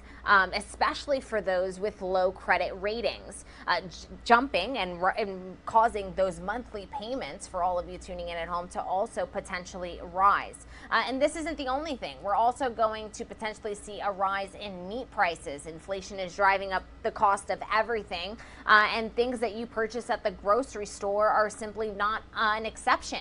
Food prices as a whole have climbed almost 9% since the start of the year. And we do want to take you back out to a live look at the board as it is still dropping at 1,087 points and climbing there. This is the latest numbers coming into our newsroom on LiveNOW from Fox. We do want to break down exactly what the Federal Reserve's decision to raise these interest rates mean. And our very own LiveNOW from Fox team, they broke it down. Let's listen in. Reserve officials raised interest rates, leaving many worried about the impact on our wallets. Local financial professional Joe Wilson from Olson and Wilson Private Capital is here to share what this interest rate hike means for consumers. Joe, thanks for being with us. Hey, Daytona, how are you? Thanks for having me on. I'm doing good. I'm doing good, despite some of this frustrating news for American consumers, right? Yeah, crazy stuff. I mean, we have not seen the Fed move 50 basis points. This is a historic move, 50 basis points. The last time it happened, Daytona, was in May of 2000, 22 years ago. And one thing that'll tell you is the Fed has to get control of inflation. What we've been listening to right there. Prices are running out of control, and the Fed is using their famous little sledgehammer, and that is raising interest rates. And we're in the very beginning of that, and I think there's a lot more of that to come. Okay, so let's get into the nitty-gritty of this. How much of an increase did the Federal Reserve make today? Yeah, today alone, 50 basis points, so 0.5%. And again, we haven't seen that in 22 years. Last month, they raised it 25 basis points. So this is a massive move in just a short amount of time. And we're looking at moving this some more, another 50 basis points projected for the next several Fed meetings. So for the everyday consumer, this is going to hit a little bit in their pocketbook.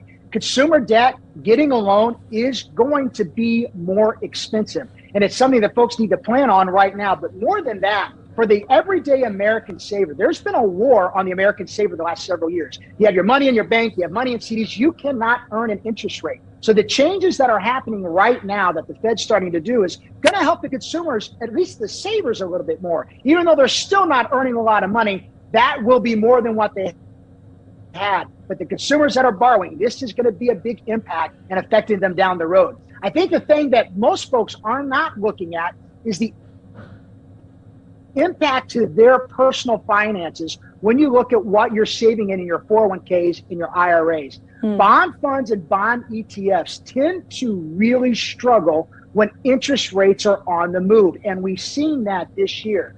Tony, it has been the worst start to the bond market since 1980 and 1981. And the stock market hates uncertainty. And we're looking at the worst start in the stock market since 1939. I mean, do you have recommendation for people who are investing right now? What do you do in these circumstances?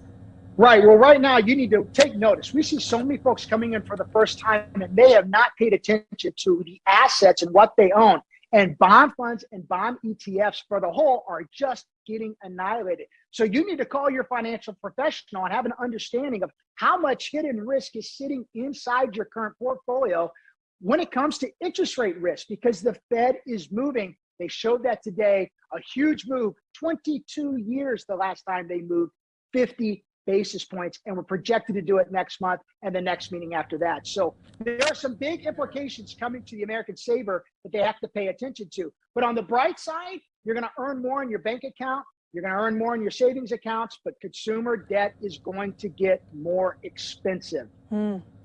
What about mortgage rates? There's a lot of people out there who are kind of trembling, I mean, what a even difference. looking at the house market right now. But what about mortgage rates? Well, they've gone through the roof. I mean, we've hit over 5%. We're projecting to probably see 6% here pretty soon. And that doesn't sound like much because that's what it was 20 years ago. When you think about last fall, they were hovering in the high 2s and low 3s. That's just 6 months ago. So again, consumer debt. If you're going to buy a house, call a realtor. If you're looking to refinance, the time is now. Borrowing money is going to get more expensive because the only tool right now in the Fed's tool chest is raising these interest rates. I have some friends, I'm in Cincinnati, and we have some friends that own some restaurants, and they're talking about a 41% increase this summer on their chicken. 41%. So whether you're right or left, the guys that were talking right before me, prices are surging and they are running, and the Fed has just been asleep at the wheel, and they're kind of trying to catch up. So buyer beware, savers forewarned. Make sure you understand the risk that's sitting inside your portfolio, especially when it comes to bond ETFs and bond funds. They are getting crushed right now with the worst start we've seen in 40 years. Well, let's walk this back a little bit. Why is the Federal Reserve doing this right now? Well, because of what you just heard. Gas prices through the absolute roof. Food costs. I normally don't go to the grocery store. My wife goes. I was trying to do something. I hate the grocery store. I went to go, and I could not believe the prices of food. Inflation is running out of control. So the Federal Reserve has one job right now: squash it down. And they've been late. A lot of folks said we should have started this raising the rates gradually back in the fall, and they felt this was transitory. And it's obviously not. It is here. We haven't seen inflation numbers like this since the 1980s, and the Fed has to act. And that's what you saw today. The Federal Reserve coming together to raise 50 basis points and projecting more. Now, the market did like this. The market had a great day today because there was a lot of fear from some of the folks that are on the Federal Reserve Board that they could potentially rise 75 basis points. And Chairman Powell made a comment today that he felt that was off the table, but we'll see. We've got to get inflation under control, and the printing press in Washington and all the free money is not helping. These folks need economics 101. You cannot keep giving free stuff away and expect inflation to stay under control. We printed so much, depending on who you want to read, 5 trillion, 8 trillion. We literally printed more money than humanly possible to get through coronavirus, passed it out to everyone and their brother. And we can argue about that for a long time, but that has fueled this raging inflation storm, tacking on to what we're seeing with Russia and Ukraine. It is a perfect storm. The Fed's been asleep at the wheel for a while, and they are being forced to act. And the market has been very rocky with it at the beginning, but they felt a little comfort today knowing that hopefully the 75 basis points off the table for now. But we're going to see money just be more expensive, Daytona. It's just going to get more and more expensive. And so they have to act. They've been behind. They've been asleep. Do you think we need Washington to quit spending money? Yeah. Do you think that this interest rate hike is going to have the intended effect, though? And if it does, what would that potential timeline look like? Well, what we're seeing right now is it's kind of a wait and see. Let's raise it. We raise from 0 to 75 basis points. We got to look at some inflation numbers that might be coming down the line here and see where things hash out. But let's be honest, inflation is out of control.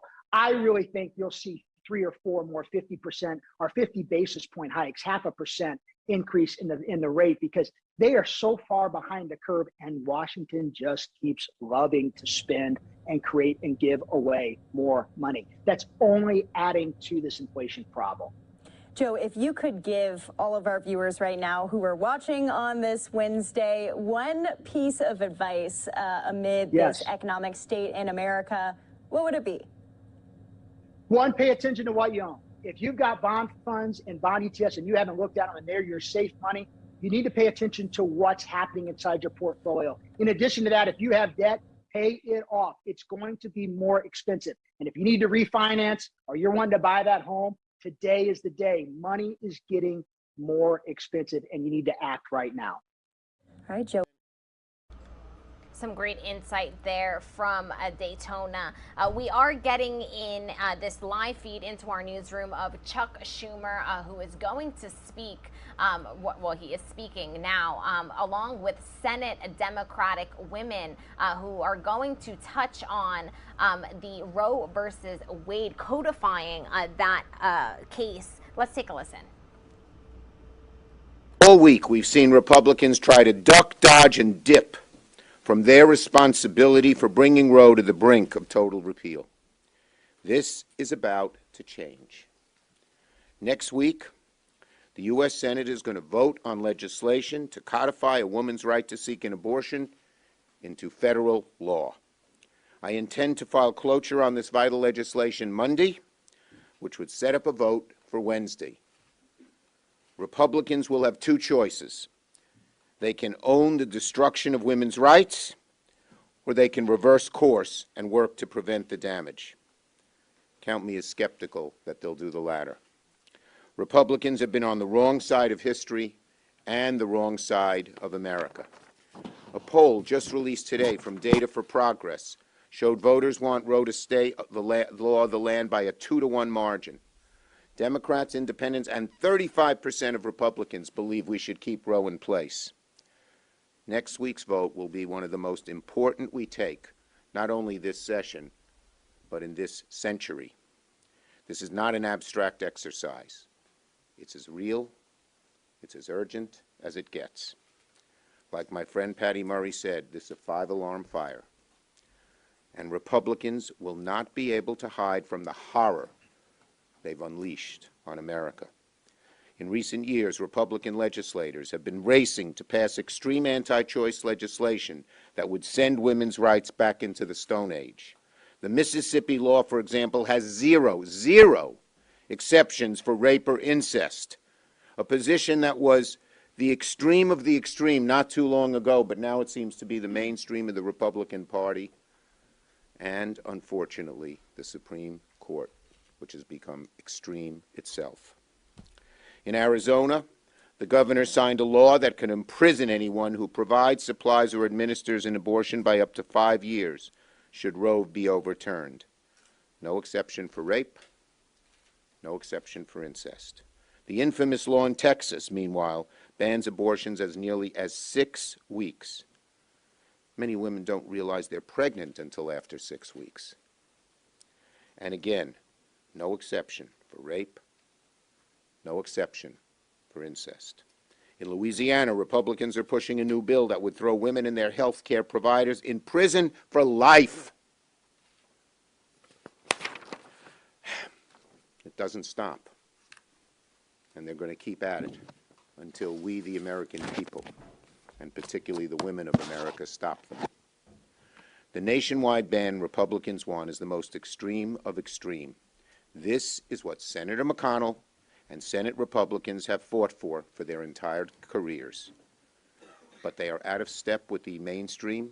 Their body language, their answers to questions show they know they are. Americans do not want to go back in time when there were dangerous and back alley abortions. We're going to have this vote this week, and believe me, America, all of America, will be watching.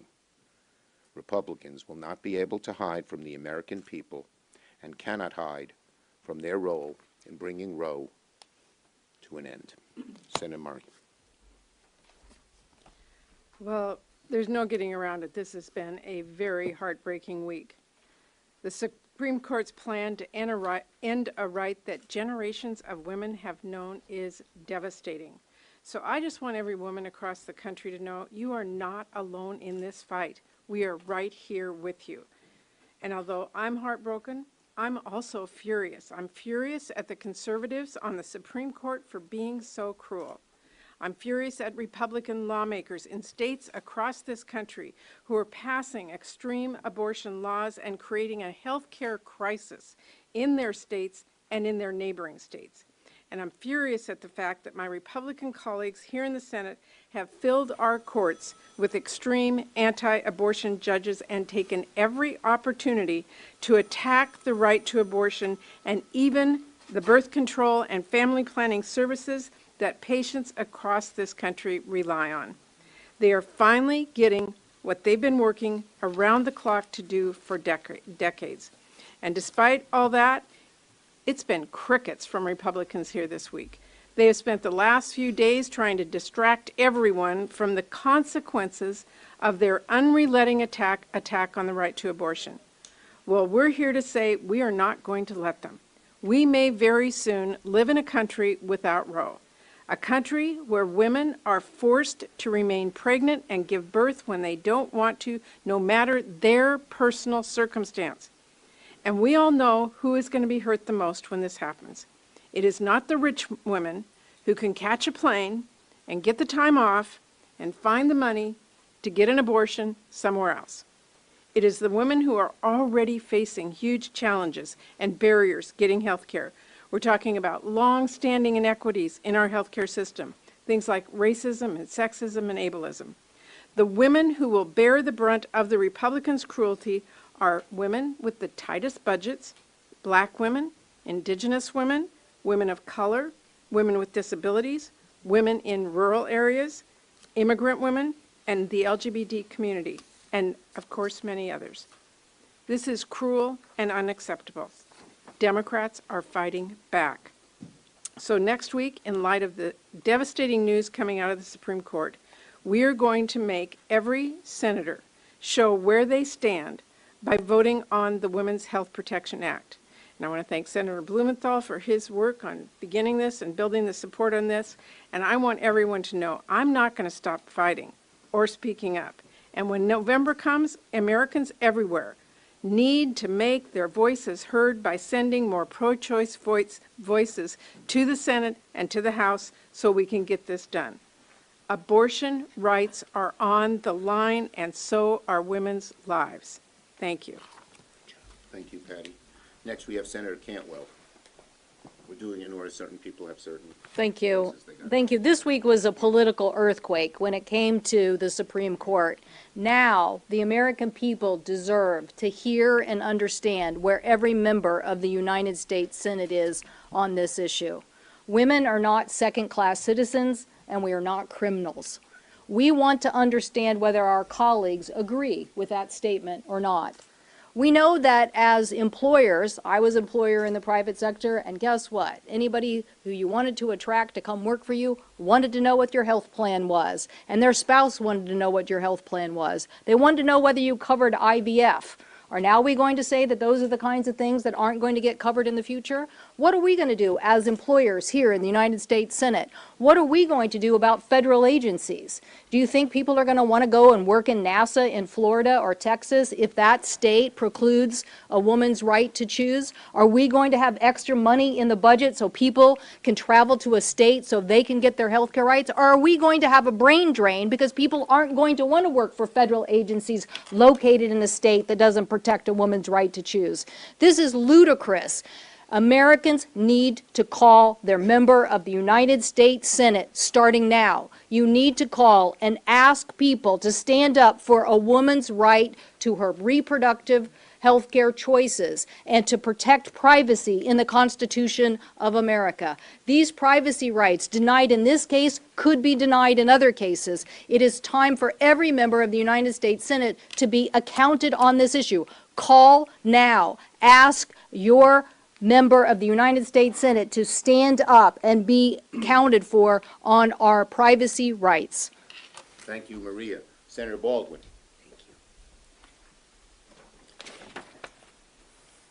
If the court overturns Roe versus Wade, millions upon millions of women will lose a constitutionally protected freedom to make their own personal decisions about their health care, their family, and their body.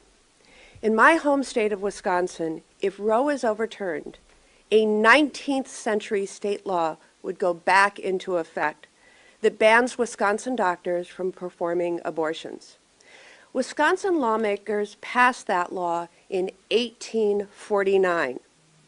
Yes, more than 170 years ago, and just 1 year after Wisconsin became a state. If the state's abortion law went back into effect, women's health care would be criminalized and doctors could be charged with felonies for performing abortions and face up to 6 years in prison and $10,000 in fines. That is precisely the problem with overturning Roe and returning this issue to the states. Politicians can interfere with women's access to health care, and I don't want to take women in Wisconsin back to 1849. I don't want to take away the rights of victims of rape and incest. I want women to have the same freedom that they have had for the last 50 years since Roe became the law of the land. This is in such stark contrast from my Senate Republican colleagues who want to strip away the constitutional rights and freedoms of women in Wisconsin and nationwide. If the Supreme Court is going to legislate from the bench and turn back the clock by 50 years on Roe, then the Senate needs to pass our Women's Health Protection Act. The House passed the Women's Health Protection Act last year, and now the Senate has an urgent need to pass our legislation to protect the provider-patient relationship, to protect the healthcare professionals that provide care, and protect the freedom and constitutional right of a woman to access this care. I am so glad, Majority Leader Schumer, that you will be bringing this legislation to the floor for a vote, and that every senator will have a choice. They'll have a choice on whether they want to undermine and infringe on constitutional rights guaranteed under Roe versus Wade, or do they support protecting the freedom of millions and millions of Americans to make their own personal decisions about their health care, their body, and their families. The American people overwhelmingly support this legislation and believe that women and their doctors should have control over their medical decisions, and these decisions for each family to make, and the government should not interfere. So next week, the American people will see where their senator stands. Should American women have the same constitutionally protected rights and freedoms that they've had for 50 years? Or will American women have fewer rights than their mothers and grandmothers? Thank you, Tammy. Senator Stabenow. Thank you. No, all week you've been asking, and we've been asking Senator McConnell and Republicans, do you support what the Supreme Court appears to be getting ready to do? Do you support taking away a woman's ultimate, most personal, intimate right to privacy and our ability to make our own reproductive decisions and have access to safe and legal abortion? Do you support that? Do you support overturning 50 years of settled law? And instead what Senator McConnell has done is said, look over there. Look over there. Let's talk about leaks. Let's talk about leaks. Let's not talk about the women of this country and what's on the line. Well, next week, they're not going to get away with just saying, let's look over there. They're going to have to vote. They're going to have to vote, and we'll know right where they are. And so the ultimate question becomes, who decides? Who decides our most intimate healthcare decisions? Who decides what we will do in terms of reproduction and the healthcare related to that? When there's a 12-year-old that's been raped, who decides that? Mitch Mcconnell?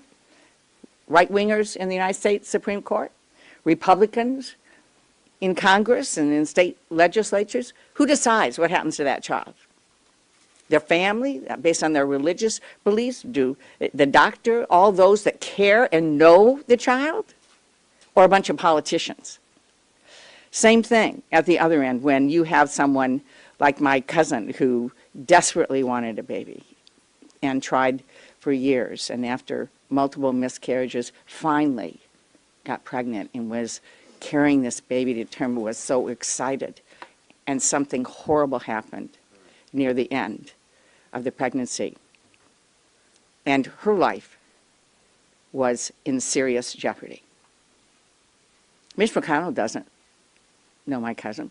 The politicians here that are determining this, they don't care.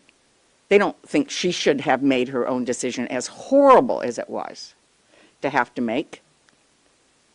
That's what this is about. Who decides in the most difficult, challenging times for a woman, the most personal of decisions? We stand with the women of this country. We support you, we respect you, and we know it is your decision to make. Thank you, very, very touching sharing. Senator Klobuchar. Thank you, Senator Schumer. I want you to picture the faces, and as you go around this weekend, think about the women that you see.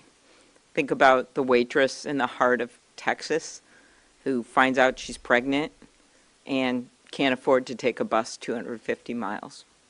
Think about the college student who has no access in the middle of Mississippi to any kind of student clinic, anything. Think about the young woman in foster care that's afraid to tell anyone what's happened because she didn't know if there's going to be a bounty hunter situation and she's going to be turned in.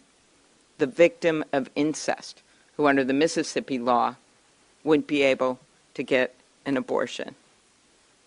This is about women's freedom.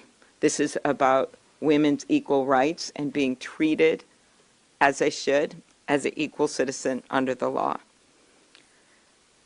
Our Republican colleagues have stacked the court.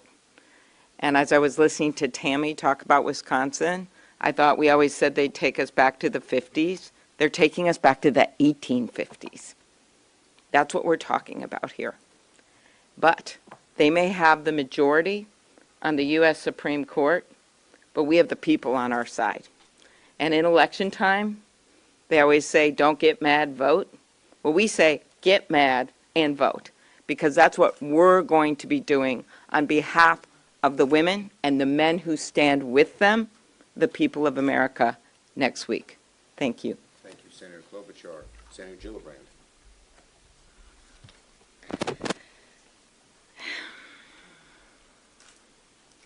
This is an issue that is defining for this country today. And if the American people don't stand up for equality for every American at this moment in time, we will be undermining a right to privacy in more than this context. Women deserve freedom and bodily autonomy. We deserve to be able to make decisions about when we are having children, under what circumstances we are having children, how many children we are having, and at what time we are having children. I would like to speak to America's men for 1 minute. Imagine you do not have authority over your own body for 10 months. Imagine if that decision-making would not be taken away, even if you would die in childbirth, even if you couldn't decide who you were having children with, even if you couldn't decide when you were having that child. I don't think a man in America could actually imagine not having control of his body, his bodily functions, what happens to him, and what life would be like for 10 months. It is an outrage that we have 5 justices on the Supreme Court who lied in their confirmation hearings in order to be confirmed. It is an outrage that in America today that our judicial system is so corrupted and so politicized and no longer representative of the will of the people. 5 justices said they respect precedents. 5 said that Roe v. Wade was established precedents. 5 said they would never undermine established precedent. It is unconscionable what this decision will do to the American people. I do not think that 50% of America should be told that they have to put their bodies at risk of life or death without their consent. It is barbaric, it is inhumane, it is unacceptable, and I hope every human being in this country understands that when you take away a woman's right to make her decisions about her health and well-being, she is no longer a full citizen. She no longer has freedom. She no longer has bodily autonomy. She no longer has basic civil rights or civil liberties. That is what this decision would do in America today. Make no mistake, equal rights, constitutional rights to privacy, the ability to make your own decisions about your own life and your own death are on the ballot in November. I hope there is no one who's confused about this. It may happen to your daughter, it may happen to your wife, it may happen to your mother, it may happen to your transgender friend. It may happen to anyone, and it is not acceptable. This is a life or death moment, and we need to fight like it is. Thank you, Senator Gillibrand. Senator Hirono.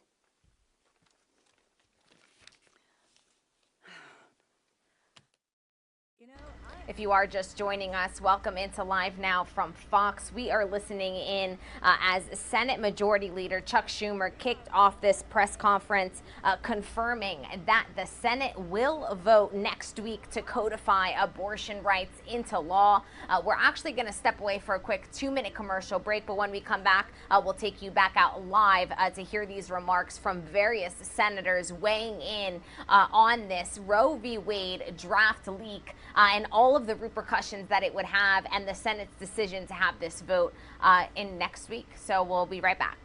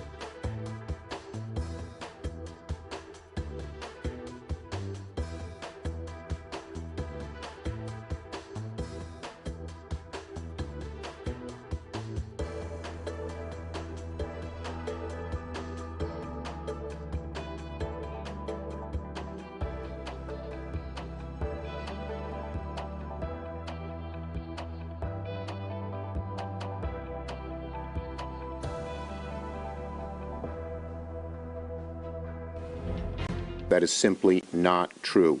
This bill simply gives providers the statutory right to provide abortion care without medically unnecessary restrictions.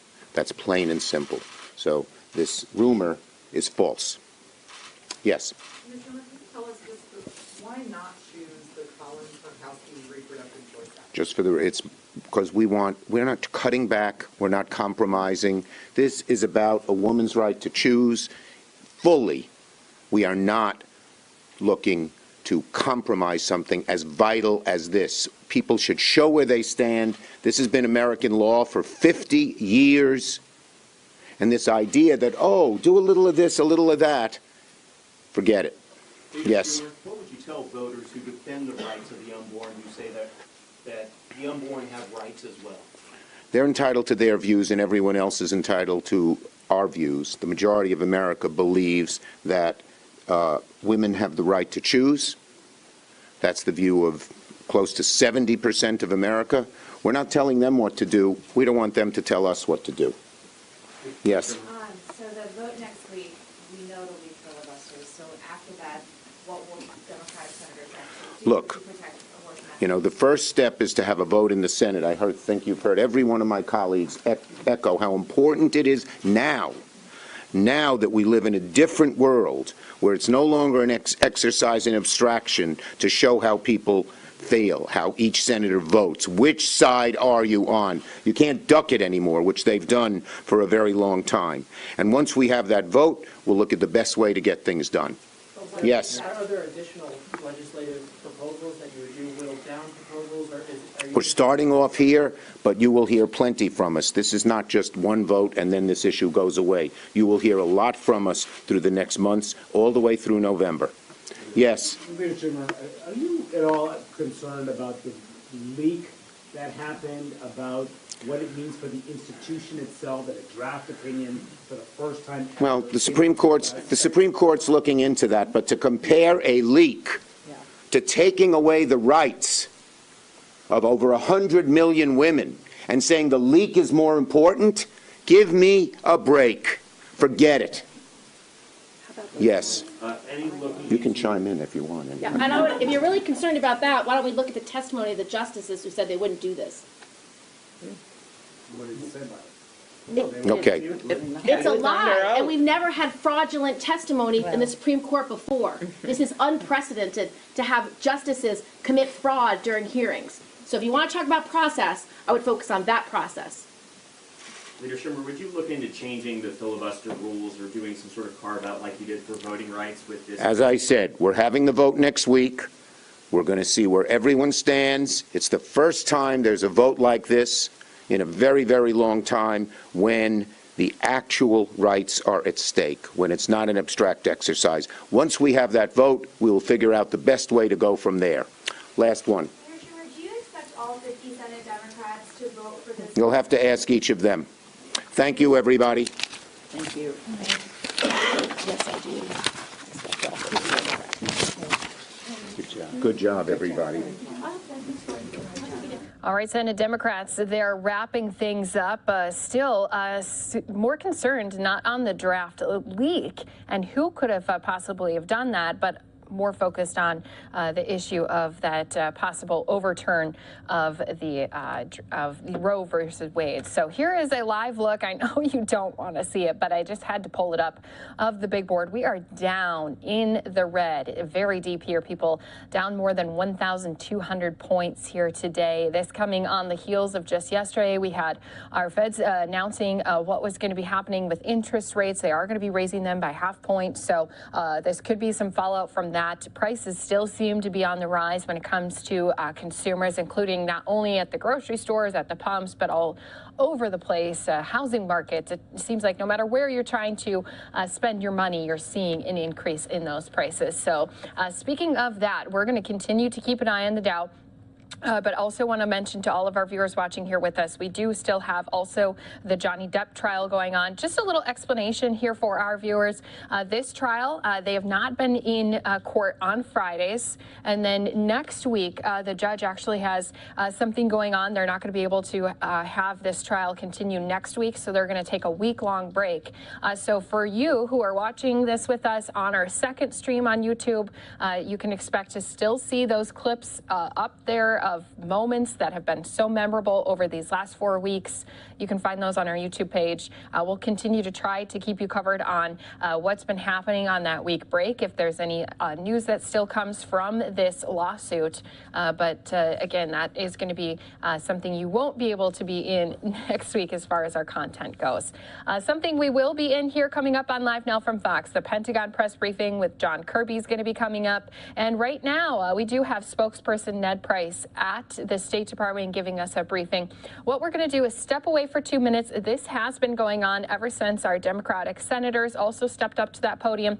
So for you, we're going to be playing it from the top. Of course, that's when a lot of those very first initial items are handed down to our media personnel. They give them a lot of information in those first few minutes. And as I mentioned, it's been going on now for nearly half hour. So when you watch with us on Live Now from Fox, you don't have to miss those moments. We're not just playing a soundbite or two, just picking them at random. We're actually playing it all out, getting you all of those reporter questions, the answers that they have for them. And finally, want to let you know we also have coming up a White House press briefing as well. So a lot more content to come. Stepping away for 2 quick minutes. When we come back, we'll be at the State Department briefing with Ned Price right here for you on Live Now from Fox.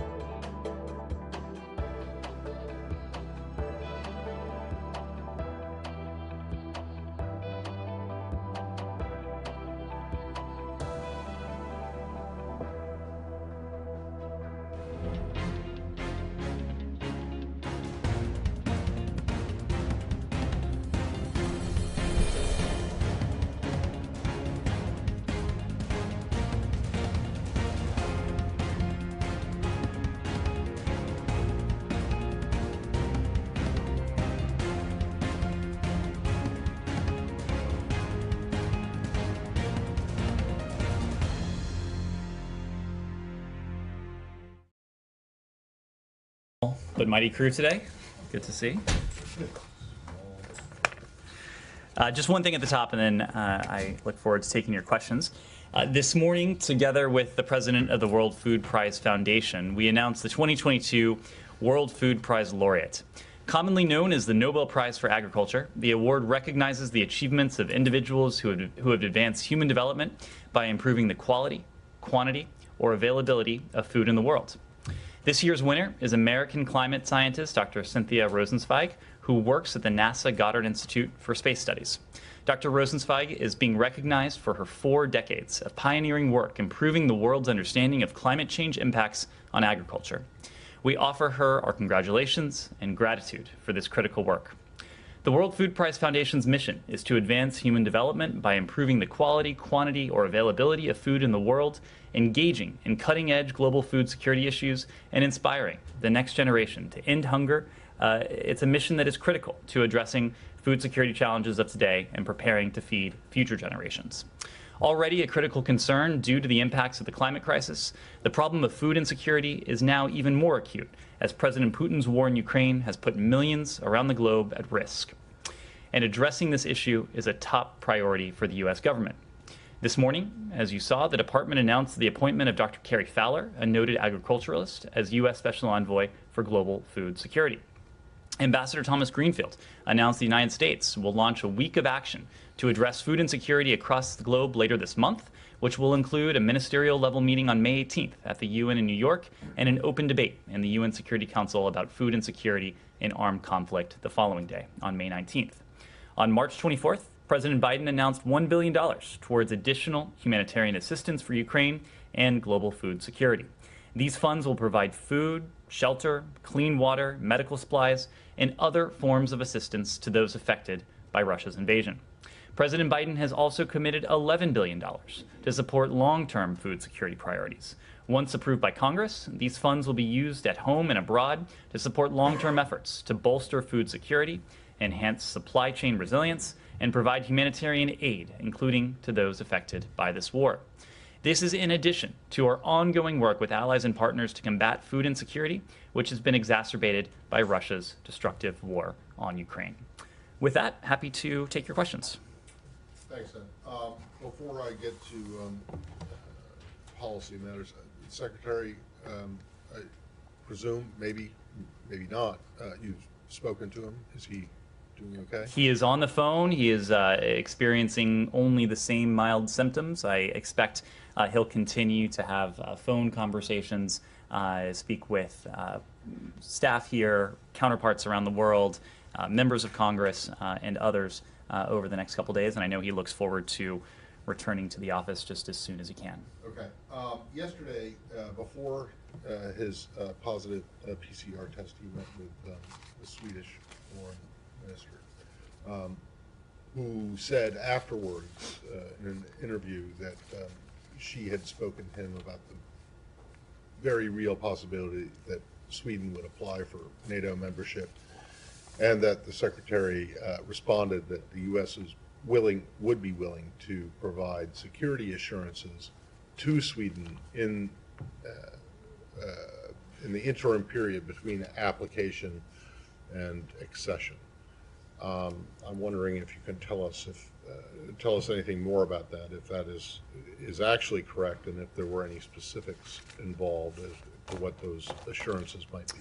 Well, they had a wide-ranging discussion. It was a follow-on discussion to the many conversations, including the in-person meeting that the foreign minister and the secretary had when the secretary was in Stockholm for the OSCE meeting late last year. It not only broached Russia's ongoing war in Ukraine and the attendant issues there, but we cooperate closely with Sweden on a host of bilateral and global issues. That includes food security, advancing democracy, human rights around the world. Sweden has been instrumental in promoting and helping to build upon the ongoing truce in Yemen. They discussed areas of cooperation between the U.S. and the EU as Sweden prepares to assume the presidency of the Council of the European Union in 2023. Of course, they did have an extended discussion on Russia's actions in Ukraine and the implications of it. As we've said before, every country has a right to choose its own path. Every country has a right to determine for itself its foreign policy, its alliances, its partnerships. And when it comes to NATO, that is a decision for the 30 members of the alliance and the aspirant country and nobody else. We have consistently made clear our commitment to NATO's open door policy. NATO's door remains open to aspirant countries when they are ready and able to meet the commitments and obligations of membership and to contribute to security in the Euro-Atlantic area. When it comes to Finland and Sweden, as we've said before, both are valued partners of NATO. They're valued partners of the United States. We remain firmly committed to this open door policy. Of course, the NATO Secretary General has recently noted that allies would welcome Sweden and Finland. And as the Secretary General himself said, I am certain that we will find ways to address concerns they may have regarding the period between the potential application and the final ratification. The discussion yesterday noted that Sweden has not made any formal public announcement about its intentions to put forward an application for NATO.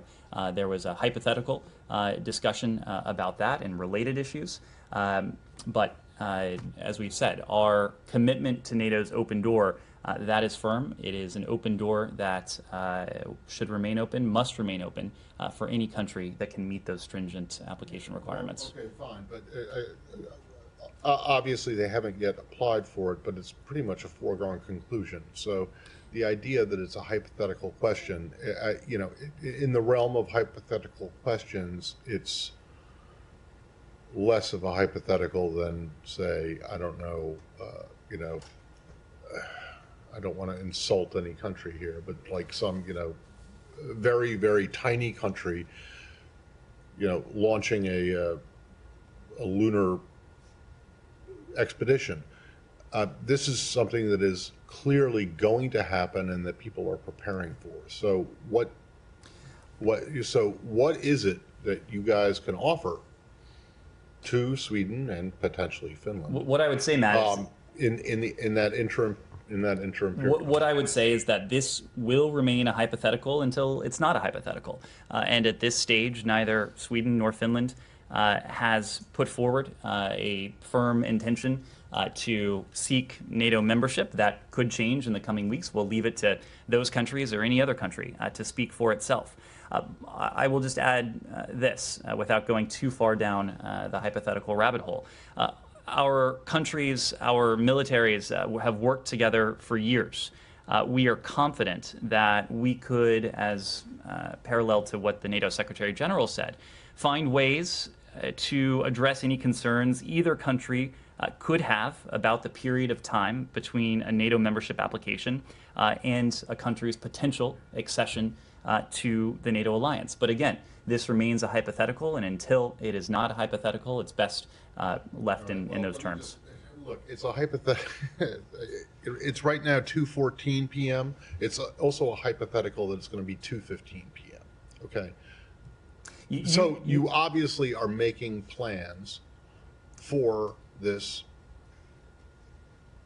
very likely eventuality, and so you're just not prepared to discuss what those are. Is that the answer to the question? You are putting this in terms that are more.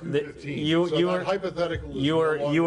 are putting this in terms that are more certain than what we've heard from our Finnish and Swedish partners. So I will allow our Finnish and Swedish partners to speak for themselves, and if and when they do make that decision or make any other decision, we'll be prepared to speak to it in more concrete terms. Sure. Does the United States have any intelligence or assessments or concerns that Russia will launch any kind of attack on Sweden and Finland if they apply? I do not have, we don't have any such information, and certainly nothing to speak to. We've made very clear that we are committed to our partners in Europe. Of course, when it comes to NATO allies, we have an Article 5 commitment. It's an ironclad commitment that an attack on one is an attack on all. But as we are demonstrating in the context of Ukraine, we have a commitment to partners across Europe. And as I said before, Sweden, Finland, many other countries across the continent that are not members of NATO. They are strong, stalwart partners of the United States. In some cases, they are members of the EU, and we're committed to those partnerships. Daphne. If I could follow up as well, did the Secretary have detailed discussions yesterday with the Foreign Minister on what that support would look like during the period of application? Well, this goes back to Matt's hypothetical. I will just say... It's not a hypothetical. You just said that they discussed it. They discussed NATO's open door policy, and they discussed various possibilities in hypothetical terms. I would say it was not a conversation that was deep on the specifics at this point, just because it remains a hypothetical. Yes, Jenny. Can we stay in Ukraine? Sure. We'll take a couple questions on the region. Did the U.S. Pledge any financial aid to Ukraine in the Poland conference today? So we did. As you alluded to, there was a pledging conference, and through the U.S. Agency for International Development, we are providing and pledged nearly $387 million in additional humanitarian assistance to Ukraine amid this war. This, of course, is in addition to the more than $1 billion in humanitarian assistance to vulnerable communities in the region since Russia first invaded Ukraine 8 years ago, including more than $688 million, almost $700 million this year alone. You've heard us say this before, but The United States has been and is the largest single country donor of humanitarian assistance to Ukraine. In late March, on March 24th, President Biden announced that we would be prepared to provide more than $1 billion in new funding towards humanitarian assistance for those affected by the Kremlin's war in Ukraine and its severe impacts around the world, including, as I alluded to at the top, a marked rise in food insecurity. We've also put forward for Congress's consideration a supplemental budget request that has additional funds, not only for security assistance, not only for economic assistance for Ukraine, but also for humanitarian assistance for those displaced by Russia's war inside Ukraine and those refugees who have been forced to flee Ukraine, who are now in the region and in some cases further beyond. $387 million. Yeah. Anything else on Russia, Ukraine? Sure. Following Trevor Reed's release last week, has there been any contact between the U.S. and Russian teams on the potential release of other detainees, including Paul Whelan and Brittany Griner?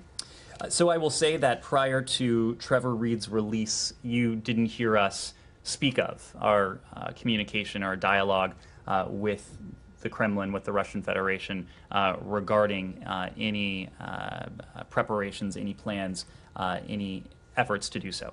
And that is chiefly because we have found that in these cases, we can be more effective if we are afforded the opportunity to have discussions that are outside of public view, that are not conducted in public, but are rather private. What I will say generally is that there have been long-standing efforts to free, in the case of Russia, Paul Whelan. Of course, you heard us yesterday that we now consider Brittany Griner to be a case of wrongful detention. Her case will now be handled and is now handled by Ambassador Roger Carstens, our special presidential envoy for hostage affairs. Those efforts to secure their release are ongoing, just as our efforts to secure the release of Americans who are detained around the world. Yes, Jenny. You said we'd be hearing more from the U.S. in the lead up to May 9th. Is that going to be support for Ukraine? Are those punitive measures? What can you tell us anything? I suspect you will hear us put forward elements that will allow us to continue our strategy. It is a strategy that has, in the context of Ukraine, had two primary elements. One is significant security assistance, significant support for those brave defenders of Ukraine's democracy, its freedom, its independence, and its territorial integrity. To date, we have contributed nearly $4 billion since the start of the invasion to this effort. This is security assistance that has proved to be a key enabler of the success that our Ukrainian partners have been able to demonstrate on the battlefield. And if you just take a step back and think about where we are, we're now 70 days into Russia's war on Ukraine. Russia has lost the Battle of Kyiv. Russia has been forced to narrow its aims. Its aims have gone from an attempt to take an entire country, to subjugate an entire people, to essentially redraw the map of Europe, to focus its military objectives on the south and the east, continuing its brutal campaign, but with objectives that are far different from what Vladimir Putin, by many accounts, had in mind when his forces went into Ukraine on February 24th. We'll continue with that security assistance. We'll also continue on the other side of the ledger to apply unprecedented amounts of pressure on the Kremlin. And we've done that together with dozens of countries around the world, spanning 4 continents, with financial sanctions, with export control measures, with efforts to reduce and wean dependence on Russian energy that has for too long been a source of revenue for the Kremlin, and for more recently, the Kremlin's war machine in Ukraine. Both of these things combine to strengthen Ukraine's hand on the battlefield and to strengthen Ukraine's hand at the negotiating table. Because our strategy is to see to it that Ukraine emerges from this victorious. Ukraine will do so at the negotiating table. Our goal is to strengthen Ukraine's position at that negotiating table as we continue to place mounting costs on the Russian Federation. Yes. You can hear there, countries have been banding together, trying to put a stop any way they can to this war that Russia has unleashed on Ukraine. And again, a lot of questions also coming from Sweden's foreign minister saying her country has received security assurances from the U.S. if they do decide to forego ahead with the process of joining NATO. That move already has been met now with some nuclear threats from Russia. You can expect probably more questions on that, plus other topics around the world of what's been happening that involves our State Department. We'll be right back here on Live Now from Fox after some of you go into a 2-minute break. With us, that might help to seek the safe release of any American who's unjustly detained around the world. Yes, Cindy. How concerned are you that Russia has said that any weapons deliveries from the U.S. or other NATO countries would be a legitimate target? We're not going to respond to Russian bluster, to Russian propaganda. I think you've heard from my counterpart at the Department of Defense that we continue to have the unimpeded ability to flow weapons and security assistance into Ukraine. Those deliveries have, whether it's from the United States or from our allies and partners around the world, been occurring almost daily. The fact that we have been able to announce such large drawdowns, the last 2 of which have been $800 million, nearly $4 billion since the start of the war, and then to deliver that within oftentimes days of making the announcement, speaks to the fact that we are able to process those drawdowns, to deliver those weapons precisely to our Ukrainian partners, what they need, so they then can take it precisely to where they need it most. Yes, Jane. Thank you, Nate. On North Korea and China, will additional U.S. sanctions on North Korea be adopted in this month's UN Security Council resolution? If China and Russia use their vetoes, then what happens? Well, this is something that we are discussing with our allies and partners around the world. And in the first instance, we're having these discussions with our treaty allies in the Indo-Pacific. We've talked about our ironclad commitment to the defense of Korea, the Republic of Korea, and to Japan as well. And so in the aftermath of these most recent provocations, including the 3 ICBM launches and the ballistic missile launches, this week we have continued those conversations with our allies. But we are also discussing this with a broader set of allies and partners around the world. That includes in New York, where our ambassador there, Ambassador Linda Thomas-Greenfield, and her team have been engaged on the challenge that is posed by North Korea's ballistic missile and its nuclear weapons program. It is a challenge, it is a threat to international peace and security that the UN Security Council and its members have recognized in the past. The UN Security Council and its members, including all 5 permanent members in the past, have signed on to a string of UN Security Council resolutions. That's precisely why the ballistic missile launches this week, the ICBM launches in recent weeks, have been an affront to multiple UN Security Council resolutions. So we're not going to get ahead of any steps that the UN might take or the UN Security Council might take, but we do think that accountability is important. We do think it's vital that the international community, our allies, as well as partners around the world, send a very clear signal to the DPRK that these types of provocations won't be tolerated, they won't improve its strategic positioning, and the world will respond accordingly. On China, yesterday, Chinese Foreign Ministry said the U.S. was responsible for North Korea's continuous missile violations. What is your reaction of Chinese blaming the United States? I'm not going to react to the Chinese reaction, especially to one like that. What I will say is that the PRC and the DPRK equally know where we stand on this. We have and we harbor no hostile intent towards the DPRK. It is our goal, as it is the goal of other allies and partners in the region and around the world, to see the complete denuclearization of the Korean Peninsula. We believe we can effect that through diplomacy and dialogue. That is what we seek to have. We have made very clear to the DPRK, we've made very clear publicly to all of you that we are prepared to engage in that dialogue towards the end of the complete denuclearization of the Korean Peninsula.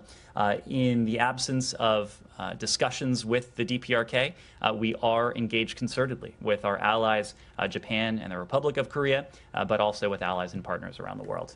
Michelle. And thank you again to all of our viewers who have been watching here with us on Live Now from Fox. Ned Price is speaking about a number of topics, but I do want to just say real quick, we do have some breaking news that's coming to us at this time. Want to jump into it right here for all of our viewers watching on Live Now from Fox. Right here, you're taking a live look at what is a new crime scene. Israel medics saying at least 3 people were killed in a stabbing attack near Tel Aviv on Thursday night. Now, police said they suspect it was a militant attack and the assailant fled in a vehicle. Security forces have now set up roadblocks in the area around where these killings occurred, and a helicopter also hovering around the area.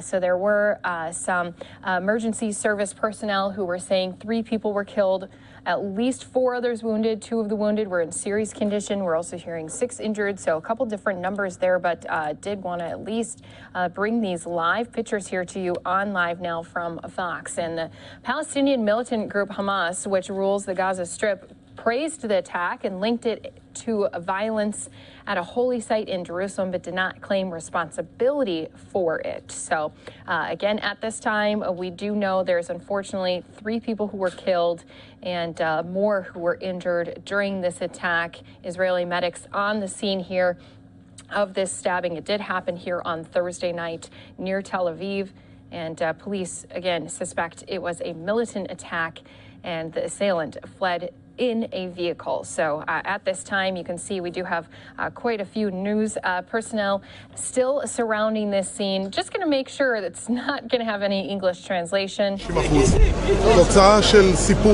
And it does not. Just wanted to see and listen in because you just never know what other audio might be coming in here. Sometimes we do have that English translation, but at this time it looks like they're getting an update. If we hear more reports on this, of course, this is going to be something we'll continue to try to keep you updated on for those of you who are watching here with us on Live Now from Fox.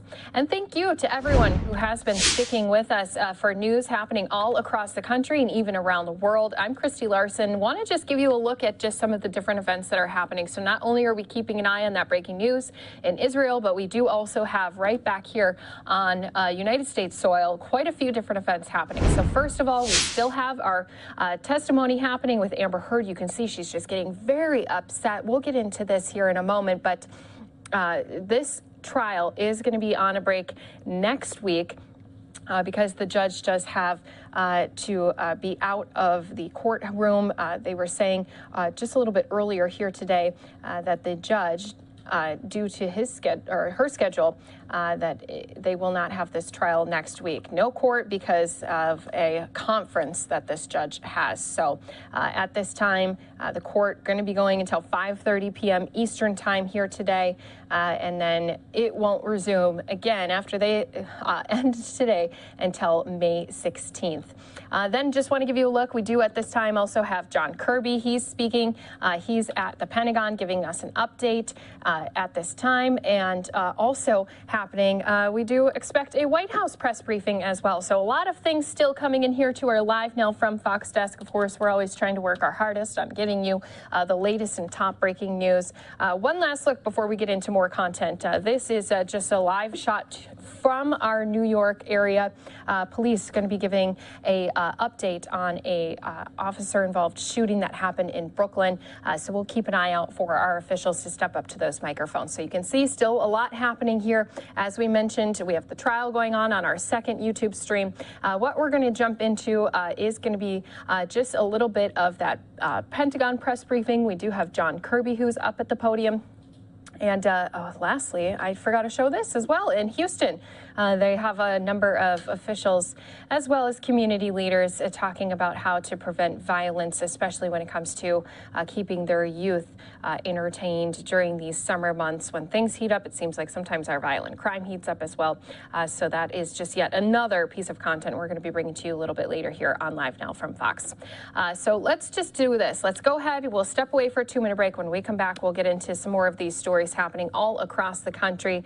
Dow, they're up on your screen. You can see this right now, unfortunately, continues to be deep in the red. Stocks having their worst day since 2020. Let's take a moment to let that sink in ourselves. We'll be right back here on Live Now from Fox in just 2 minutes.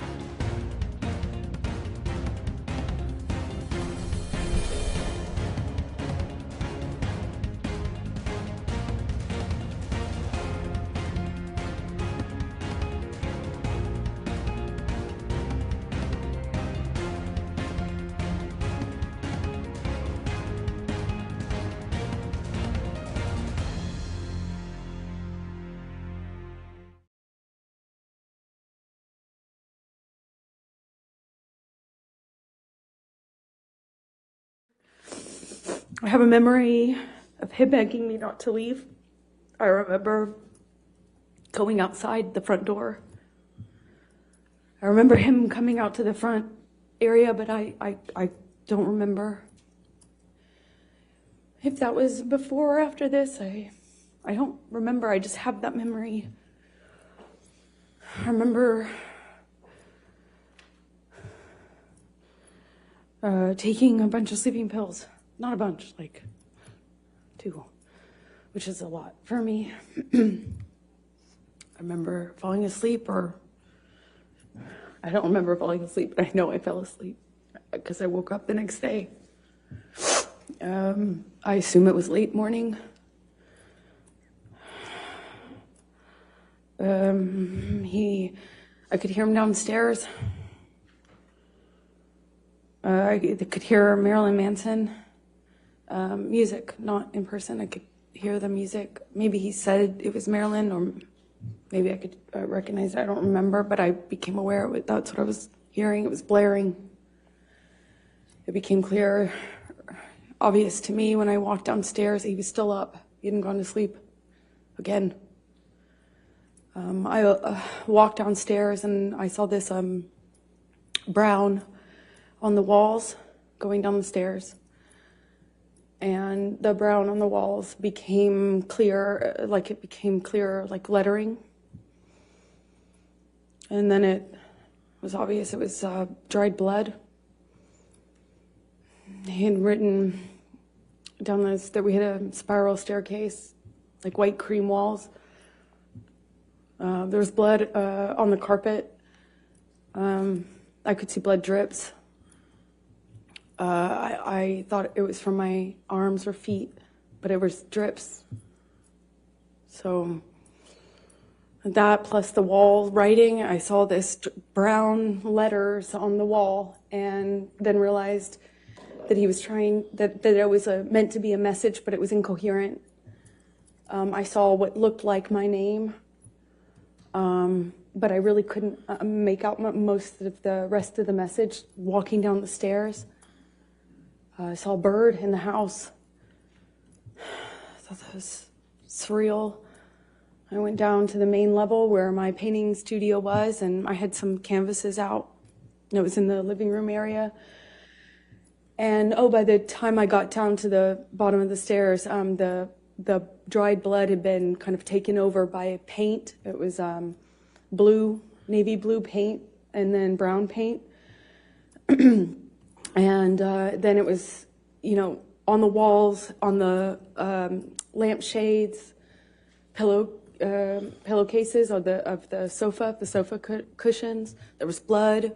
In the painting studio, my canvases had been covered with what looked like just brown, blue, green, red mess. It was just a mess. There was a painting that had, a painting that the owners had that had, like giant penis on it, and some other things. There was a table overturned, a bunch of broken glass on that floor. I walked downstairs where I heard the music coming from, and that's where I found him, blaring this music. He was in the study, which is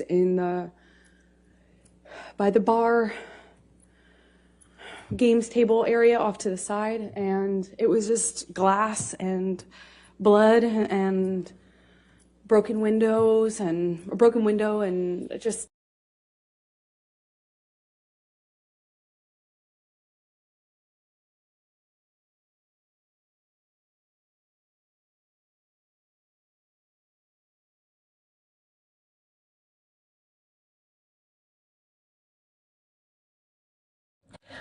Thank you again to everyone who's been watching here with us. This seems to happen. We get our signal interrupted, and then unfortunately our trial does freeze here for a moment. But this gives us a little bit of time just to kind of recap some of these top stories we're keeping an eye on here for you on Live Now from Fox. So right now, do still have a shot live coming to us from Brooklyn, where police are going to be giving an update after there was an officer-involved shooting, as well as we still have yet another breaking news scene. This one, though, coming to us from far away. This is Tel Aviv, where at least 3 people were killed in a stabbing attack. Others were injured.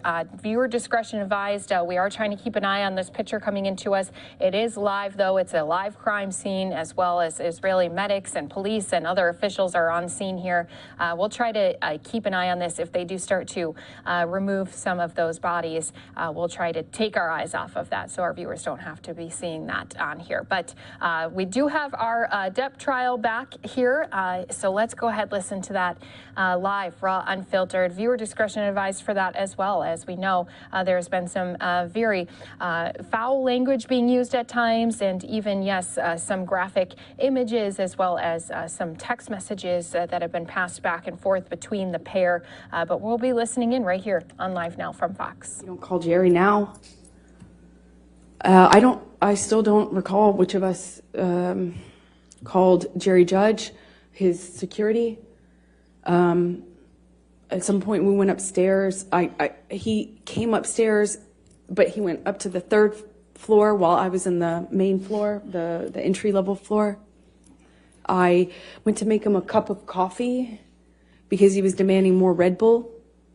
And I was thinking, that's probably not a good idea. I don't know why coffee would be so much better, but in my head it was.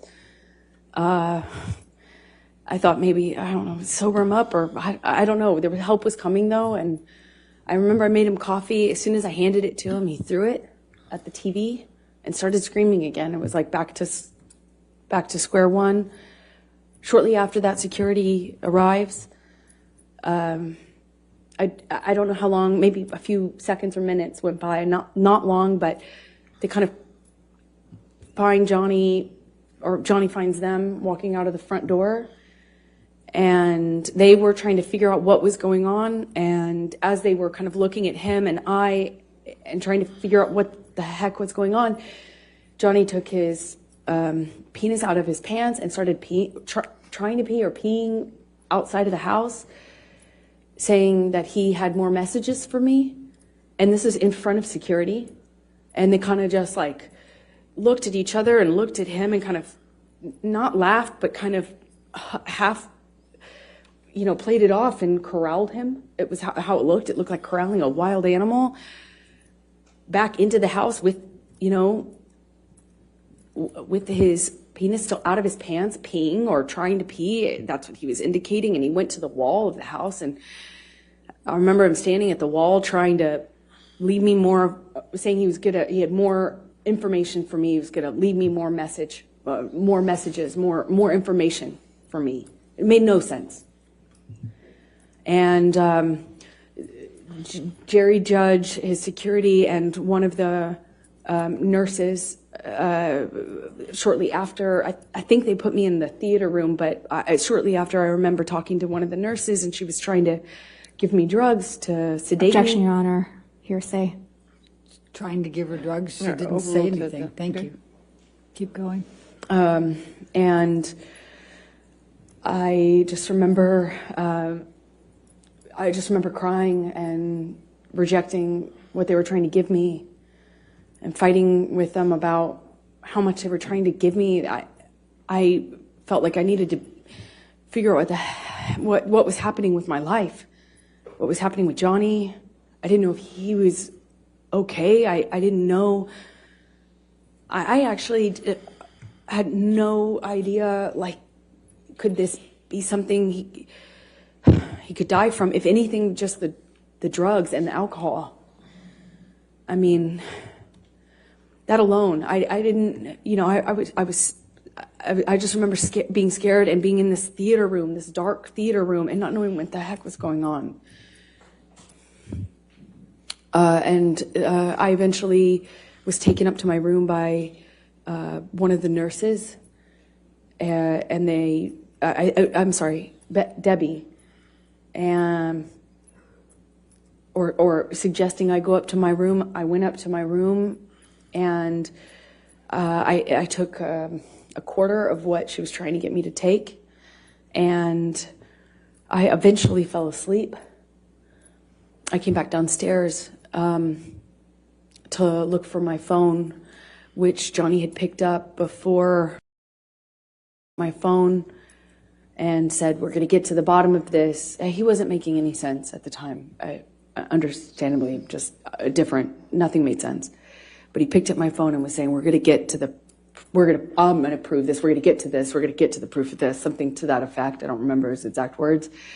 And he pushed record on my phone. I didn't actually at the time think that he had done that. I had no idea, but I did know that I didn't have my phone when I woke up and went downstairs to get it. It was dead. It was sitting out on the dining room table by where Jerry Judge was sitting. Jerry Judge was on the phone and talked to me, and I went back up to bed, took more of this sedative, and fell asleep. And then I think the next day,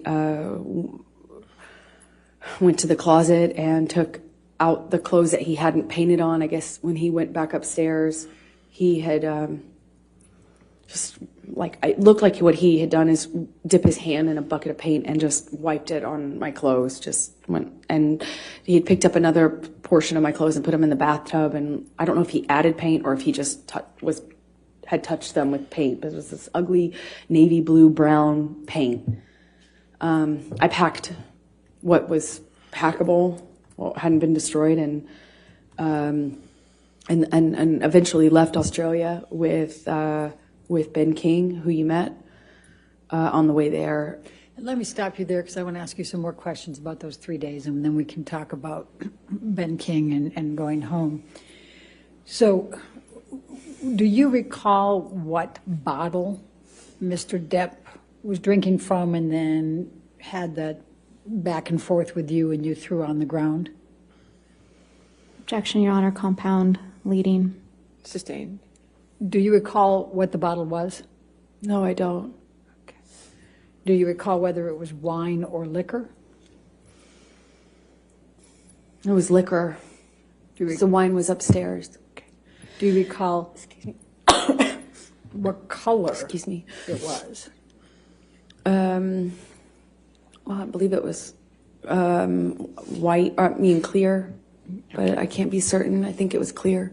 Do you remember whether it had a handle on it or not? No, it was a normal bottle. I remember because he was holding it like this and gestured to me to take it. And I did try to reach for the bottle.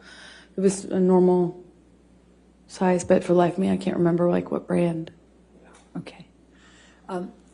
When you woke up that third morning and came out of your room, what, if any, food did you see? Oh, yeah, I forgot about that. Objection, Honor, leading. Overruled. There was mashed potatoes smeared all over the bedroom door, on the wall, in various places. But I remember opening the door and being really confused at first as to what it was. It had little specks of green in it, I assumed to be spinach. And throughout the house, there was food rubbed in places, just countertops, walls, doors, as I mentioned. And later that evening, I found the raw meat that I had left out, the steak, all over the house. There were pieces of it. It was cut up. And he had ripped my nightgown into pieces, into shreds, and wrapped the meat up, wrapped the steak pieces up with my nightgown. It was this really beautiful burgundy silk nightgown that had this black lace trim. I ironically got it from Dr. Kipper for a wedding gift. And it was wrapped, I found it, I continued to find it throughout the rest of the time that I was in the house in Australia. There was pieces of it in the microwave, pieces of it in the produce drawer, in the closet drawer. Just raw meat wrapped up in my nightgown, as well as the smeared food on the walls. It was bizarre. What, if anything, do you recall seeing on any mirrors? Oh, he had written on the bathroom mirrors in the bedroom, and I believe he had. There was another mirror. I just don't recall which bathroom it was in. I suppose it was the one that I went to, which is on the very bottom level, where I was retching, for lack of a better way to describe it. I think it was in that bathroom that he also wrote on that mirror as well. What, if anything, do you recall? In blood and paint, sorry. I'm sorry. What, if anything, do you recall of any lampshades being written on? Well, he wrote on messages to me, things to the effect of go-getter, horror sort of thing, like that sort of language. But calling me easy, calling me a slut, calling me, just things about ego and what a whore I was. But it was hard to make sense of it because it was clear he was just out of his mind. It was, he wrote on a back of a pillow in blood. And you can tell because it dries in this ugly brown color. He wrote on the walls going downstairs. In fact, you could see where it looked like he had run out of blood because the messages became, the markings became clearly letters. And the letters kind of became, I could see where he had clearly run out of blood or it wasn't bleeding enough and went and got paint. And then it became paint and blood. You could see both. You could see where he went back with it. Same with the mirrors. I could see where all the dried blood was. And then I could see a different set of markings with paint and some other material. So I'm going to go back to the time in the bar, and I know this is very painful. Do you recall what Mr. Depp was saying to you when he had the bottle and was pushing it against your pubic bone? He said,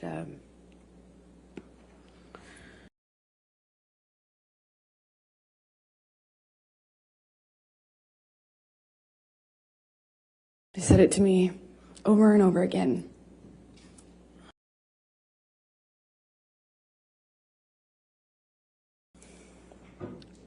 Did you bleed from the vagina as well?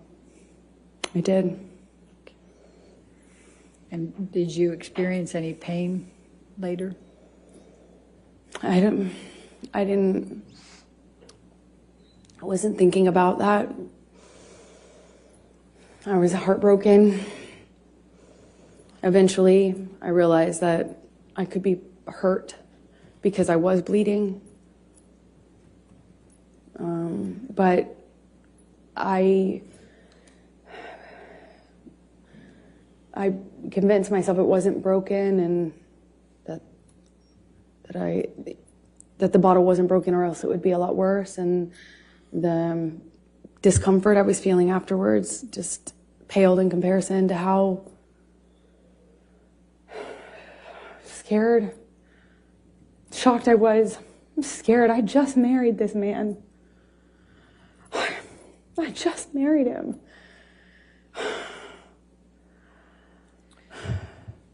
And forgive me for asking this, but I need to just make sure the record's clear. You were penetrated up the vagina into the pubic bone, is that correct? Objection, Your Honor. Leading. Sustained.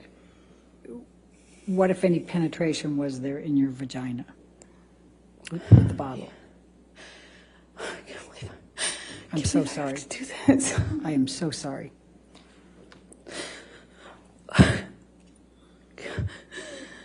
Johnny had the bottle inside of me. And was shoving it inside of me over and over again.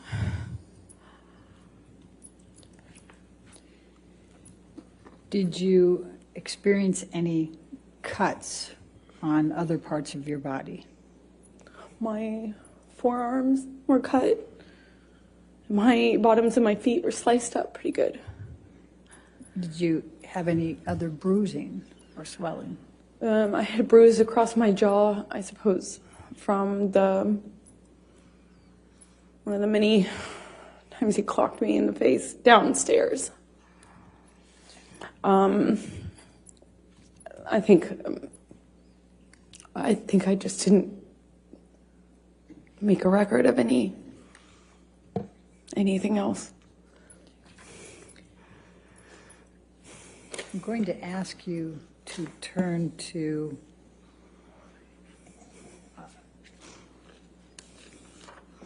let's go to 1810.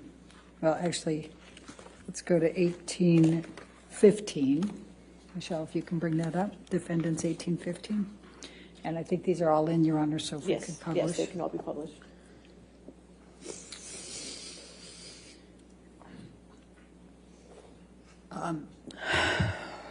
Is this the game table? Yes, it is. Okay. And is this, based on your testimony, is this where you were you on top of this table? Yeah, that he briefly got on top of me and was pushing on my throat, actually, at some point when I was on the table. I had forgotten about that. And this, though, looks like it is after a lot of the stuff was cleaned up, because it didn't look quite like this. Okay. And did the table collapse? Yes, it did. Objection, Your Honor. Leading. Sustained. What, if anything, happened to the table? The table collapsed underneath me when Johnny threw me into it and got on top of me, or fell on top of me. I honestly don't know which one. If we could look at 1816, please, defendants.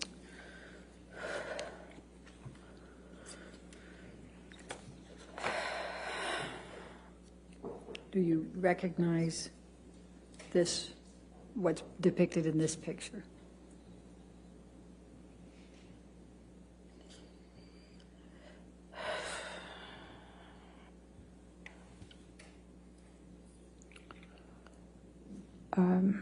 Yes.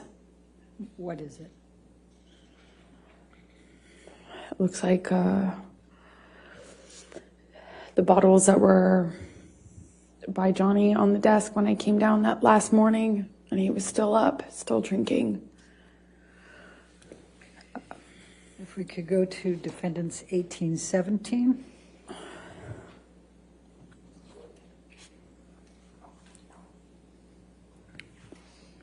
The bottle shape. The bottle shape. Oh, I'm sorry, go ahead. I don't, I have not. Go back to 1816, please. Your Honor, I had confused. Is there a question? I You want to ask a question? What more do you recall? You had, sorry, it took me a minute to respond because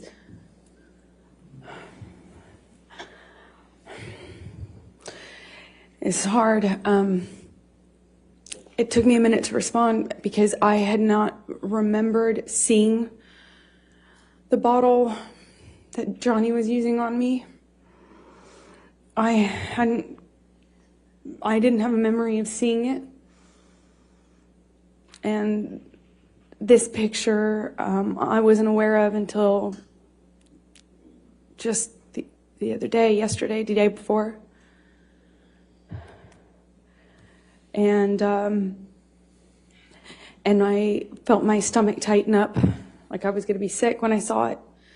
Because even though I didn't remember seeing the bottle, what I had remembered is a pressure, like something square, which is why I thought he was punching me. I was feeling the square, something firm hitting me, like butting up against my pubic bone. Over and over again, I felt that pressure against my bone. It felt like a flat surface. But when I realized it was an object or bottle and not his fist, which is what I thought, because his arm, I could see his arm while he was holding me down, saying he was going to kill me, but I thought he was, his arm looked like he was punching me. And I hadn't seen this bottle. I didn't know. And then this came out in Ben's evidence because he didn't share it until this date. Objection, Your Honor. Sustained. And so I recognize it. All right, now let's go to Defendants 1817.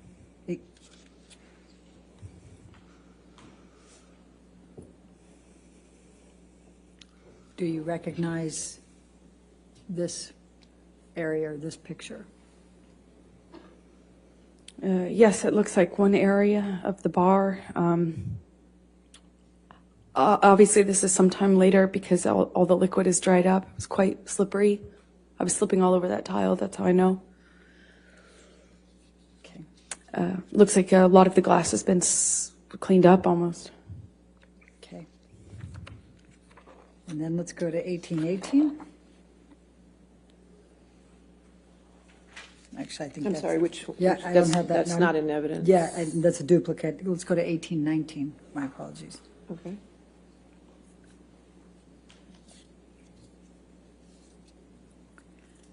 Do you recognize this? Yes, I do. What is this? This is close to where my feet were when I was dangling off the counter. When he had me on the countertop by my neck, my feet were slipping on the tile, and I just remember my feet. I remember feeling glass underneath my feet and slipping. I couldn't get up. I couldn't alleviate the pressure on my neck as he was crushing me. That's around that, not around, that's next to that. All the way at the end of the picture is the bar where I was standing when He was throwing bottles at me.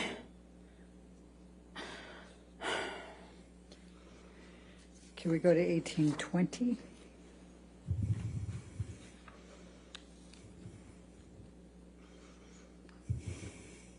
Do you recognize what's depicted here? The area. Yes, that's to the left would be where the wall-mounted phone was. Right to the left of that. To the right of that is the little L-shaped bar that I was telling you about, where I was trapped. And when you say to the left of the wall, I'm what sorry. do you mean? Is it off the picture or on the picture? So if you're looking at this picture, imagine up and to the left at person height, at site height, was I don't know if it was antique, but it kind of looked old-fashioned, like an old-fashioned heavy. Well, it looked heavy. I didn't pick up the receiver, but it looked heavy when I was watching it break. You know, it looked like these like really heavy glass. Excuse me. It's really thick, heavy, not plastic, but like a Bakelite or something heavy material in it. That's my best guess. So that would have been to the left, and then to the right would have been the very end of the bar that you just saw a picture of. All right, let's go to 1821, defendants. We are listening in live here in the courtroom where Amber Heard has now been in day 2 of testimony, talking about her recollection of some of these different events that have been questioned by both sides of attorneys. Right now, her defense team, her attorneys, is still asking questions, so she has not yet been cross-examined as far as her testimony goes. Do you want to remind our viewers that unfortunately they not only take Fridays off from this trial, but all next week as well. They're going to be taking off because the judge does have a conference that she has to attend. So this trial, as soon as that gavel does hit here in about less than 2 hours, they'll be on break until May 16th. Live Now from Fox, though, will be on top of the latest headlines coming from this. If there's anything that develops over next week surrounding this trial, of course, we'll be bringing that to you here, as well as we're on top of all the breaking news happening across the country. We still have that latest update in Tel Aviv, where 3 people had been killed from a stabbing, others injured from that attack. The person who they believe is responsible did get away, they said, possibly in a vehicle. So we'll keep an eye on more developments from that story. You can see it's still a very active scene. That is a live picture coming to us from Israel, as well as we have that unfortunate Dow that's right there just staring at us with the big red across the board, down more than 1,200 points here today. I'm going to send some viewers off to a 2-minute break. Going to continue listening in with Amber Heard on the stand. Viewer discretion still advised, as she is describing just some of the interactions between her and Johnny during their marriage. It was certainly not early morning. And he was standing at that desk, behind the desk, with the Manson blaring when I found him and told him that I was going to call 911 if he didn't call Jerry. If you look in this picture, there appears to be a lampshade down below. Do you recognize that lampshade down below the table? That's one of the lampshades Johnny wrote threats or messages to me on. Okay. Then let's go to 1827.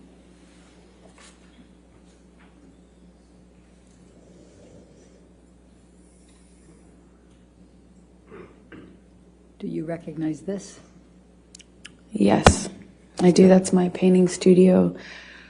So when I walked downstairs and saw all the blood on the walls, I walked into this room first. That's where the stairs empty into this room, kind of my painting area. And those are the canvases that he repainted. And do you see, if you look by the white tablecloth table to the right of that, do you see a lampshade there? Yes, I don't know if that's the same lampshade or another one. Okay. Then let's go to 1828.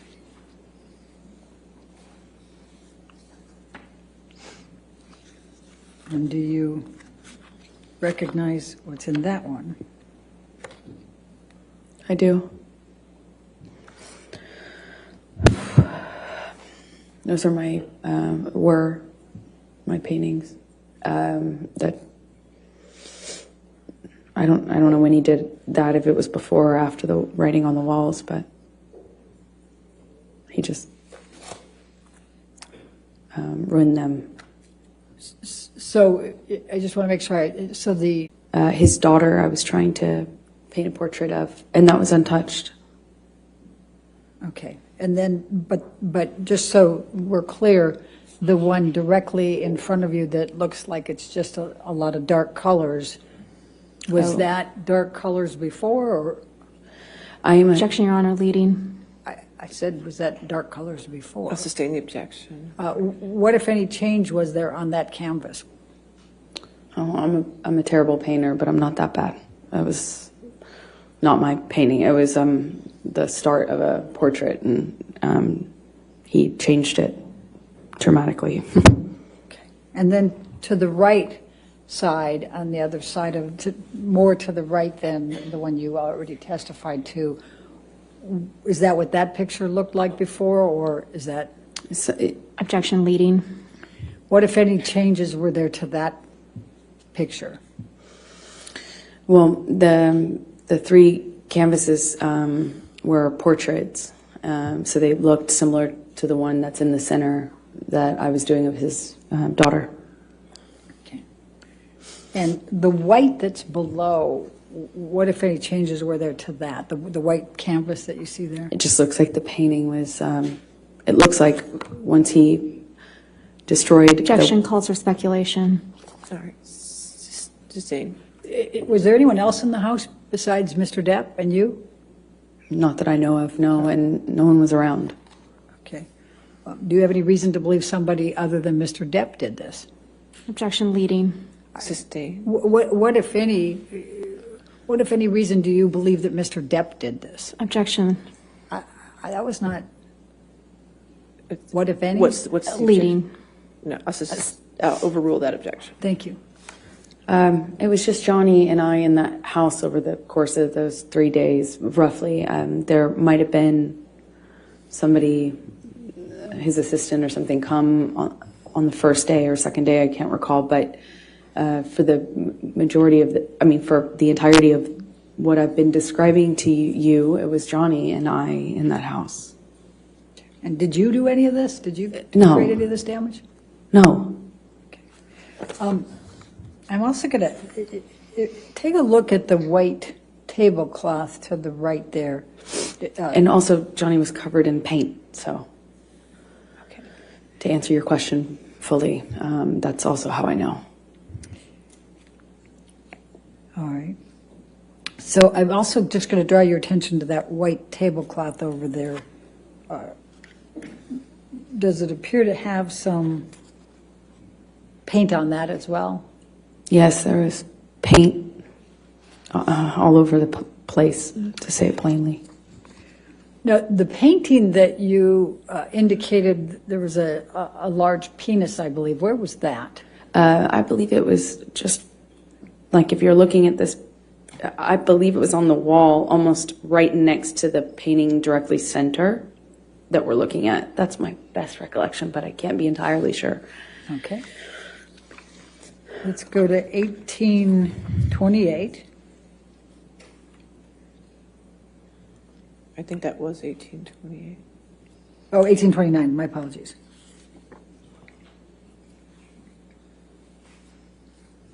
And do you recognize this photo? Yes, I do. What's in it? And what was this? This is one of the lampshades that Johnny chose as a medium to leave me messages in blood and paint. Okay. Let's go to 1830.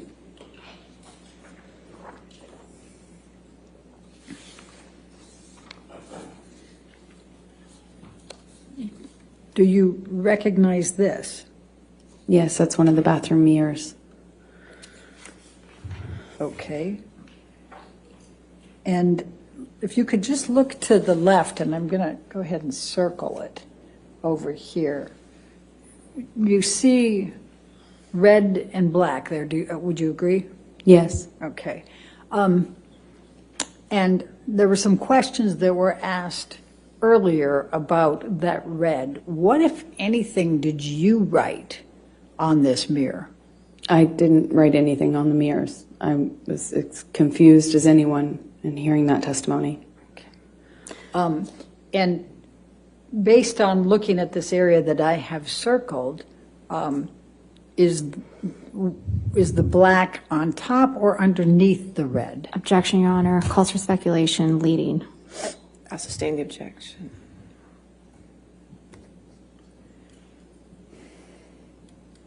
All right, this might be a good time to take a break. Why don't we go ahead and take our afternoon break, ladies and gentlemen. Let's go ahead and have our break. Do not discuss the testimony with anybody, and don't do any outside research. We'll come back here.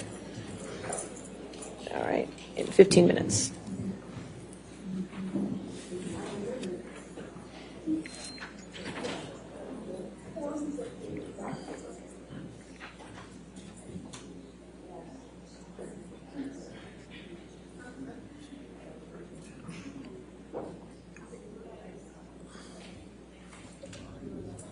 Some emotional testimony happening here with Amber Heard on the stand. A lot more pictures and video, as well as text messages, audio recordings. Remember, both Johnny Depp and Amber Heard both had done audio recordings of each other during some of these fights that they had. This is just day 2 of her on the stand. When Johnny Depp was on the stand, he was on the stand for 4 days. So that, again, is just something to be aware of, that this could be multiple days of her doing testimony. You can even see just a little bit of interaction. It looked like he almost was walking towards Amber Heard. There's been a couple times when you saw Johnny reacting to just some of the things that she was saying on the stand. It looked like he was talking it over with his attorneys, as well as even smirking at some of the comments that she was being made. And remember, this is a time for the jury to make their own decisions based on what's being said by both sides, all of the other witnesses that are being brought up onto the stand.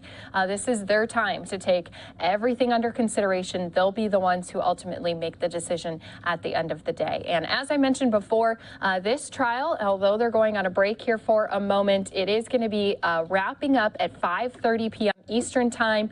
And when that happens, they don't have the trial happening on Fridays. So we've known that over this last 4 weeks. But also next week, we're not going to have this trial at all because the judge does have a conference that they have to be at. So this will be the last time we hear from the Johnny Depp and Amber Heard trial until May 16th. But Live Now from Fox, always on top of those stories, especially if there's anything new or developing or anything that does happen between the pair. Of course, we'll be making you aware of it as well. Thank you for being here with us, guys. I'm Christy Larson here with you in this afternoon hours as we've continued to bring you all of these top news pieces. I do want to show you we're just getting close to the end of the day for our markets, and thank goodness for that. Don't you think we should be able to just close it down now? I don't need to see that go down any further. We're already down more than 1,300 points, but we only have a few minutes left of the trading day before things wrap up. And as I mentioned before, this is the worst day. Stocks sliding down in the worst day ever since 2020. 2020 is back when we had the pandemic. We had a lot of people concerned about, are we going to have enough toilet paper? So you can only imagine where people's minds are at during this time when we're seeing such high inflation, Fed's raising interest rates, and so many other contributing factors going on that all go into play here today on our stock exchange. So closing bell happening here soon. We're also still monitoring over in Tel Aviv. We had that attack again at this time. There's been just a few details that have been shared here with us, but I want to just reiterate what we do know here at this time. Israeli medics confirming at least 3 people have been killed, and there's been multiple others who were also wounded. Police are saying that they suspect it was a militant attack and that the assailant had fled in a vehicle. Security forces have set up roadblocks around the area where these killings had occurred, and a helicopter once in a while flying up above, hovering over this area. You've been seeing this live picture unfold here before you. You've been seeing our media personnel being shifted from one spot to another, so you know they do have those areas blocked up. They even showed you up in the night sky some of those helicopters that are up above as well. Now, Israel marked its Independence Day on Thursday, a festive national holiday. People typically hold barbecues, attend air shows. This is really just kind of a shock to a lot of people that this once again is happening. Another attack, a stabbing one at that, in Tel Aviv on Thursday night. The identity of the assailant not yet known. Israeli-Palestinian tensions have soared here in these recent weeks following a series of attacks in Israel. Military operations in the occupied West Bank and violent at a majority holy site in Jerusalem have scared Jews and Muslims. So again, this is just a developing story at this time. We'll continue to keep an eye on any more developments coming to us from here, as well as all across the country, and yes, even around the world.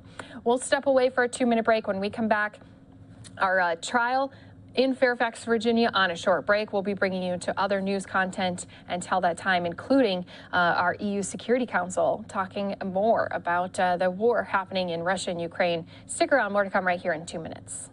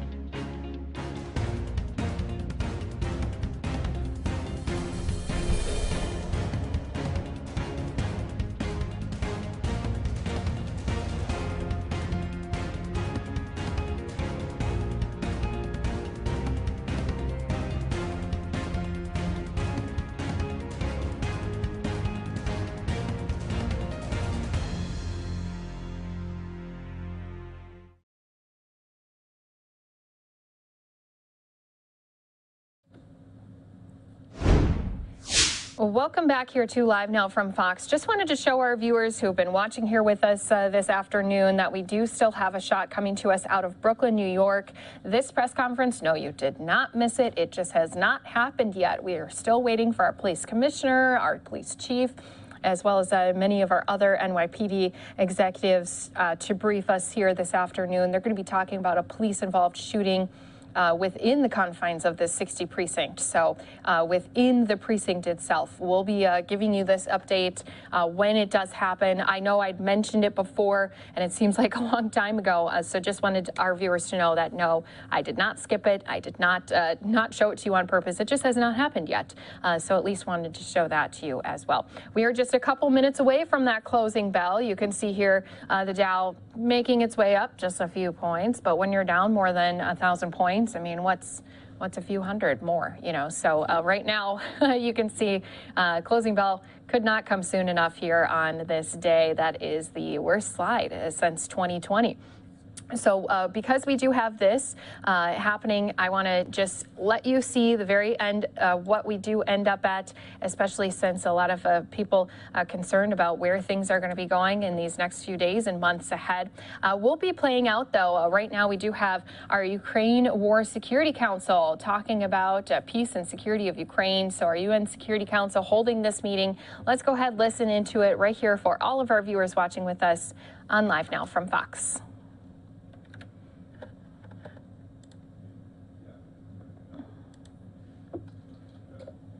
To Russia and Ukraine, we all must be proud of what the UN system is doing to help Ukraine and its people.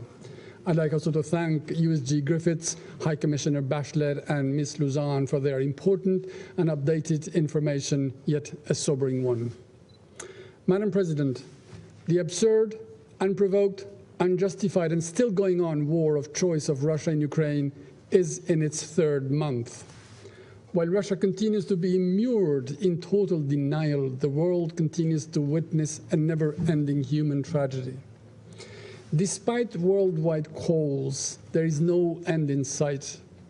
Calls for a humanitarian pause during Orthodox Easter were unheeded. The war continues to inflict undue pain on Ukraine and its people. Indiscriminate shelling and bombing of population areas, the killing of civilians and attacks on health facilities, schools and civilian infrastructure continue. As extrajudicial killings, sexual violence and rape, actions that may amount to war crimes have been documented and are mounting, as we heard by USG Griffiths. Eastern and southern parts of Ukraine are now facing severe consequences, while airstrikes continued in multiple areas in Ukraine, causing additional damage and civilian losses. Every time we meet here, there are new reports of casualties, news of more atrocities uncovered, and more destruction inflicted. Just like that apartment hit in Odessa, killing 8 civilians, including a 3-month-old baby, or those dreadful accounts just mentioned by the High Commissioner Bachelet. But Russia's actions are not limited in Ukraine only. More than 5 million people have been forced to cross the borders. No one could have imagined how quickly the world's bread basket could go from wheat fields to battlefields. Global hunger is soaring to alarming levels, exacerbated like never before by this war that is destroying a country, that is aggressing developing countries, and is challenging the entire world. Dear colleagues, 1,200 bodies have been discovered so far around Kiev, and almost all civilians killed by a bullet in the head. You remember, Kremlin considered Ukrainians as brothers, and yet it is killing them. When you kill your family, you are a monster. Soldiers have tortured, raped, and murdered only to be honored for their bravery. They should be called to account, not celebrated. As Russia stalls and keeps redrawing its strategy, all indicates that disabused commanders have abandoned military doctrine, and to prove any form of success, are flattening cities and terrorizing civilians. This is the victory à la Russe. When you cannot prevail on the battlefield, you resort to atrocities. A terrible match of incompetence with brutality. This is a cruel reality and a dreadful prospect. Madam President, the more Russia struggles in front of Ukraine's resistance, the more Kremlin's rhetoric continues to escalate into the madman's idea of nuclear war. Nuclear saber rattling is ignominious.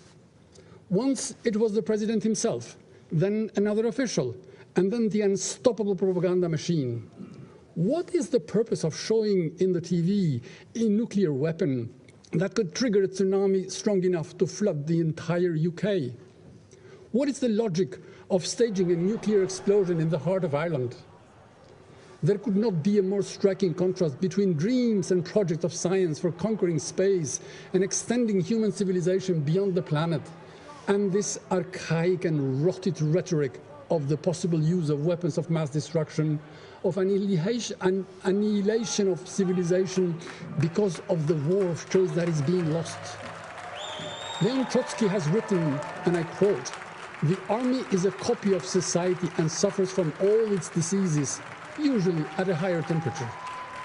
This is why truth is critical. So what we've done. All right, guys, so I did want to at least bring that closing bell here to you. That's where you were hearing those cheers and clapping. That closing bell signaling the end of this day, and you can see here still making a few adjustments as we reach these final seconds, but ending down 1,000 points in the red. So right now, this is not a great day. After yesterday, we were in the green, even with the Feds talking about raising interest rates. Now here we are down in the red deep. So thank you again to all of our viewers who have been watching here with us. What I'm going to do is change out that box here for you. What will pop in it is that New York press conference that we are still waiting on. Officials going to be talking about a shooting that occurred inside of the precinct. So let's go ahead, continue to listen in with our European Union as they are talking about the war that is happening in Ukraine because of Russia's attacks. Diplomacy, respect their neighbor, and let that big Ukraine heart beat in freedom, as Ms. Luzin mentioned. This is what is needed. The key word here is mere. Madam President, after several failed attempts, safe passage was arduously secured for a number of civilians in Mariupol steel facility, which, as we heard, are underway. This is a testimony, a welcome, but a meager one comparing the scale of tragedy in Ukraine, that diplomacy, vocal or silent, can work, but there must be a will. Those lucky ones that would see the sun again after weeks in the underground to escape relentless shelling tell that before being escorted to non-occupied parts of Ukraine, they had been interrogated by FSB agents seeking information on the tunnels of Azovstal steel complex with a view to locating Ukrainian soldiers still in that only part of Mariupol not occupied by the Russian forces. And occupied means destroyed. Only 2 months ago, Mariupol was a thriving city with almost 500,000 inhabitants. The scorched earth strategy applied by Russia has made it the catacomb of Ukraine. Madam President, we know now the main mantra of the pretext of the war was invasion of Ukraine is to denazify the country. Despite the fact that the first citizen, the president of Ukraine, is Jewish. Yet the theory has been further elaborated. Pretending that the most ardent anti-Semites are usually Jews, that Hitler had Jewish blood, which underlines the theory that Jews inflicted the Holocaust to themselves, just like the Ukrainians are supposedly slaughtering their people and destroying their own country. This is not black humor. This is not one of those basic fake news you easily discard as rubbish. This is part of the worst conspiracy theory warfare. And when you have the top diplomat dwell on such disgracefulness, this is a terrible low coming from a very dangerous high. Madam President, we are not in the business of competition who speaks more or louder. We are here to try to stop this war, to stop those crimes, protect civilians, and to make sure that the perpetrators do not have a place in our world, but only in theirs, the one where they pay for their deeds through accountability. We welcome the huge efforts of the European Union to respond to the massive increase in humanitarian needs in providing military, financial, and other support for the reconstruction. We welcome the high-level International Donors Conference for Ukraine held today in Warsaw, and Albania made a commitment, took part and made a commitment there. Madam President, the Secretary General, as we heard, was received in Moscow for uneasy talks with authorities. He also visited Kiev. As appalling and as shameful it may be, Kiev was shelled during his visit and while he was speaking. Rarely have we witnessed such a degree of disregard for the UN and its Secretary General, such contempt for the organization and the entire UN personnel. I don't know how the Russians explain this, unless in the very same way as for everything else, the Ukrainians did it. Let me end with this note. We should strongly reject any idea of territorial division of Ukraine imposed by force as a result of aggression. We have mentioned it before and we reiterate it now. The creation of artificial entities, either by occupation or by proxies, is unacceptable. That should not be accepted in Ukraine or anywhere else. And I thank you. I thank the representative of Albania for your statement. I now give the floor to the representative of Mexico. Muchas gracias, señora Thank you very much, Presidenta. Madam President. Felicito al Reino I congratulate the United Kingdom for its presidency last month, and I wish the United States every success during its presidency this month.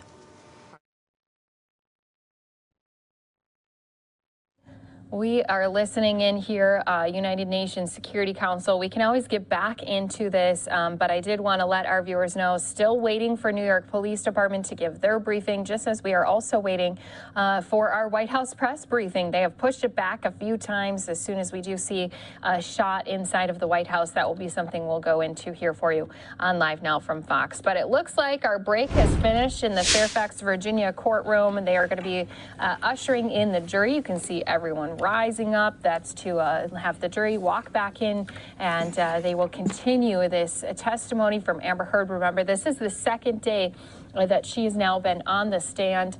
Johnny Depp himself, when he was on the stand, he testified for 4 days. We haven't even gotten into the cross-examination. There's been so much evidence that has been put into this as well.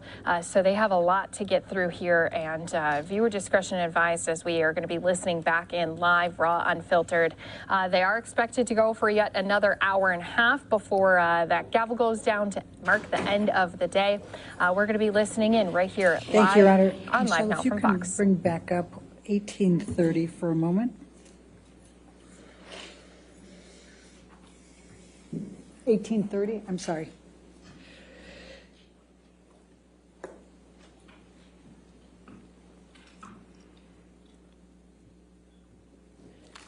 Amber, we were talking about this right before the break. It still has my highlight.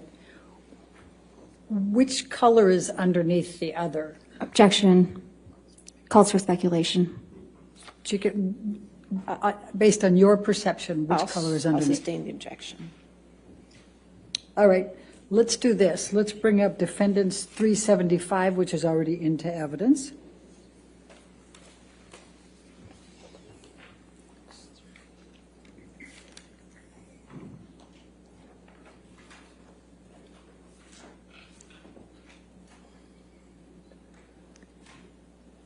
I think I need to clear that highlight, Your Honor, but I don't have the control on mine. There we go. Thank you. It's in the top right corner if you need it, but that's fine. Thank you. There it is. My menu was hidden. Amber, I'm going to ask you to take a look at this. Is the picture that we saw earlier, and do you see the area that's written in red here? Yes. Okay. What, if anything, did you have to do with the writing of that red? Nothing. Do you, before this trial, did you know who Carly Simon was? I might have heard her music, but no, I didn't. Okay. Did you know what songs Carly Simon wrote or sang? No, you had to tell me. Thank you. All right. And then, if you can just remember this picture, again, the red area there that I've circled, and then I'm going to ask Michelle to take this one down and put 1830 back up.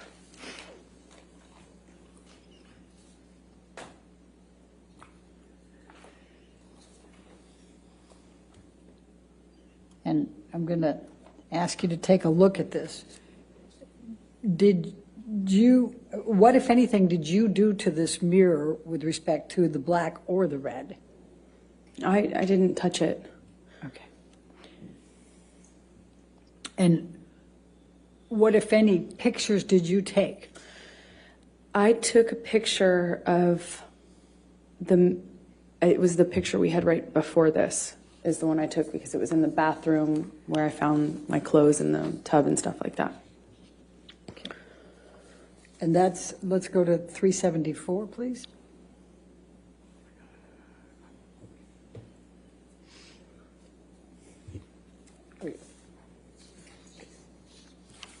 That's already in evidence.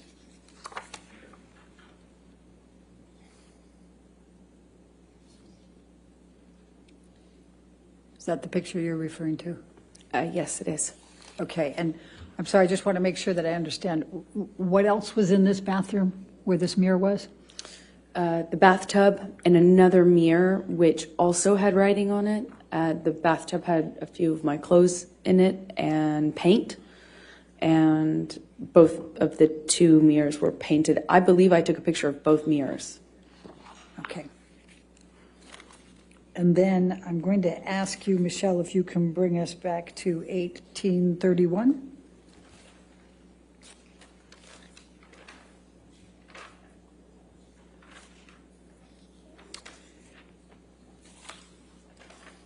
And did you take this picture? No. Okay. And do you see in the mirror there, can you see the bathtub in the back there? Yes, I can. All right. Was that the bathtub that you're referring to? Yes, it is. Okay.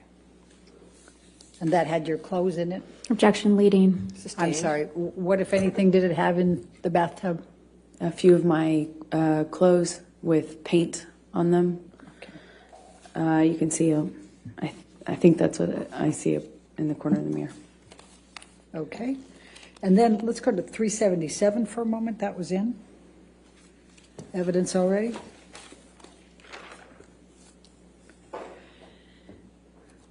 And do you recall seeing this picture earlier? I do. Okay. And now let's go to 1829, please.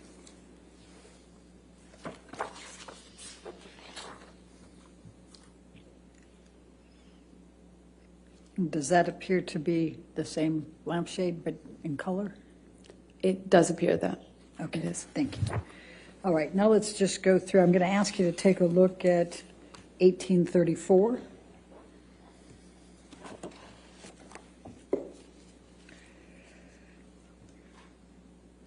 And what does this depict that you can recall? That is the TV that Johnny threw the cup of coffee at. Okay. And let's go to 1835.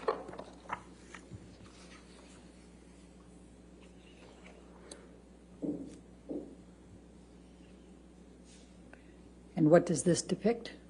One of the sofas in the living room next to the kitchen with blood on it. Okay. And then let's go to 1837.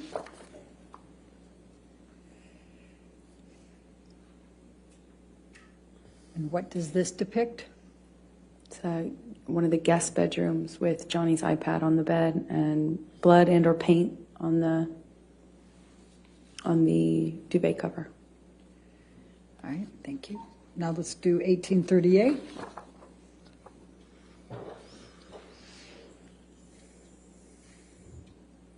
And what does this depict? A lampshade or a lamp that has been robbed of the shade. Okay. Let's go to 1839.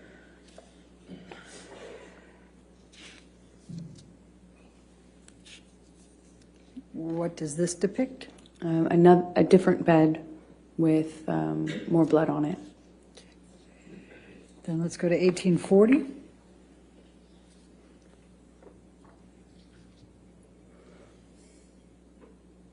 And what does this depict? Blood on one of the guitars that Johnny was apparently trying to play. Okay. Then you didn't try to play the guitar. Objection, Your Honor. What, Calls if for any- speculation. I didn't even get the words At out. this point, next your question. Go Okay. What, if any, effort did you make to play a guitar? I've never played the guitar. Okay. Let's go to 1841.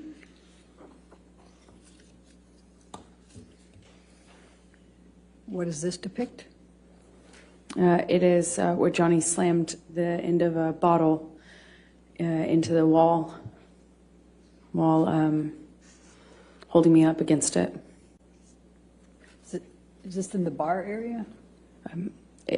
This happened in 2 rooms, so it's hard to tell. Okay. The bottle into the wall, the best of my recollection, happened in the kitchenette bar area downstairs, but I can't be 100% certain. Okay. And let's go to 1842.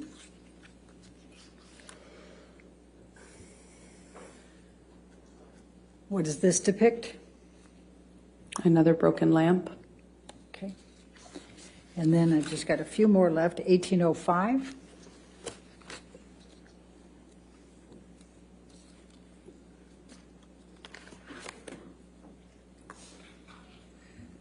And what does this depict? Wine spill. It looks like the remnants of a wine glass being thrown. And it looks like broken glass.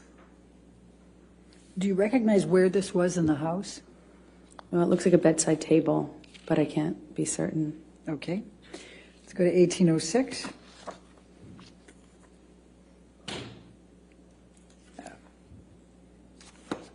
All right.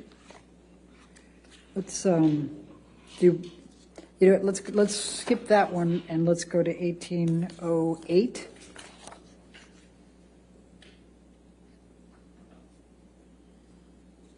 Do you know what this depicts?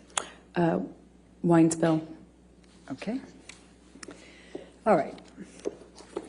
Now, you started to testify about, well, before we go there,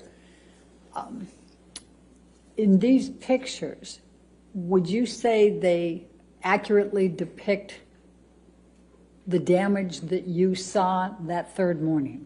No. What else? What?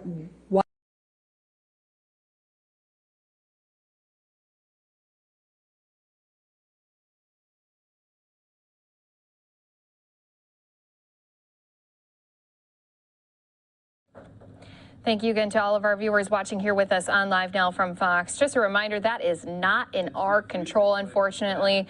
We lose that signal for a moment and then the trial freezes. It usually does come back here within about 30 seconds. But this is a good opportunity to remind everyone we are listening in live on Unfiltered here in this trial. Viewer discretion advised as they're going over a lot of graphic details of just some of the incidents that happened between Amber Heard and Johnny Depp, especially when they're showing some of those photos of some of these situations that they had gotten themselves into. Yes. So did there come a looks time like it that is you catching back up. discovered Let's a listen back recording in on live. your iPhone from Australia? Yes, much later. There was this 5-hour-long recording, and naturally I didn't know what that could possibly be, because even though Johnny and I recorded each other often as part of our struggles to figure out our relationship.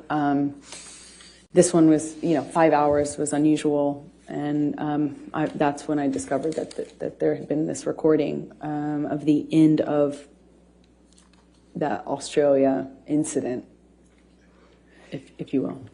And did you listen to that recording? I have heard it, yes. And does it accurately represent what was depicted in that recording? Yes. Objection, form, lack of foundation. You want to approach? I'm not sure.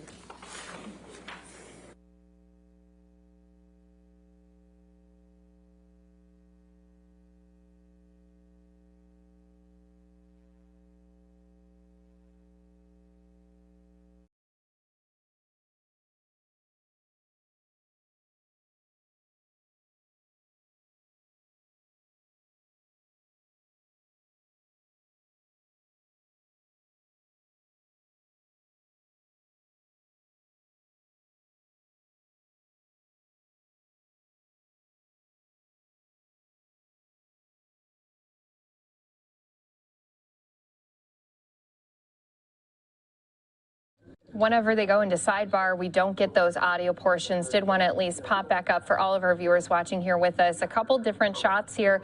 You can see we did have that final bell close here on our trading day. Down more than 1,000 points is where we ended, hitting some session lows in that final hour. And this was one of the worst days since 2020. Also up top on the right-hand side, you can see a live picture outside of the White House. That is in the Rose Garden. Both President Biden and First Lady Jill Biden going to be hosting a Cinco de Mayo reception.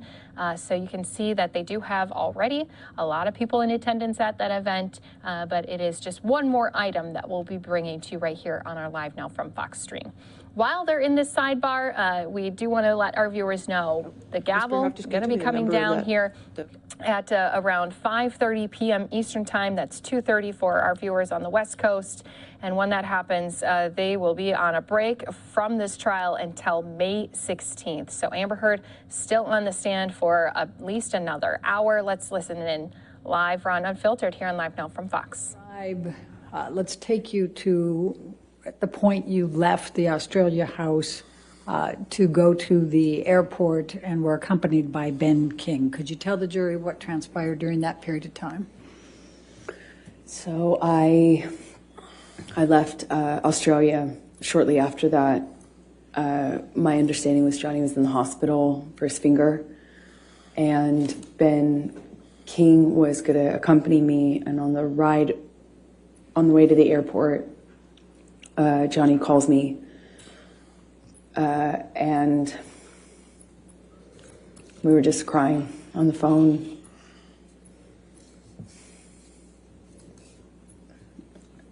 He was crying.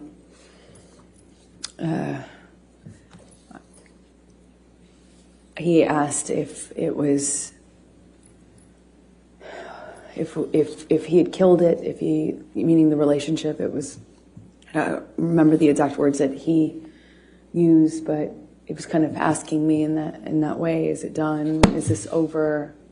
Did we kill it? Did I kill it? That sort of thing. I don't remember what I was saying to him, but we hung up as I went into the airport. I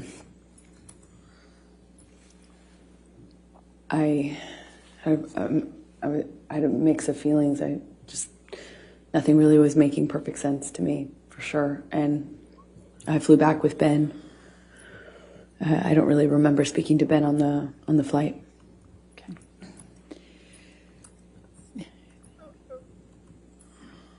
Do you, when Mr. Depp was, what you testified on what Mr. Depp said to you on the phone ride, were you on the phone with anyone else, or was it just Mr. Depp you were on the phone with?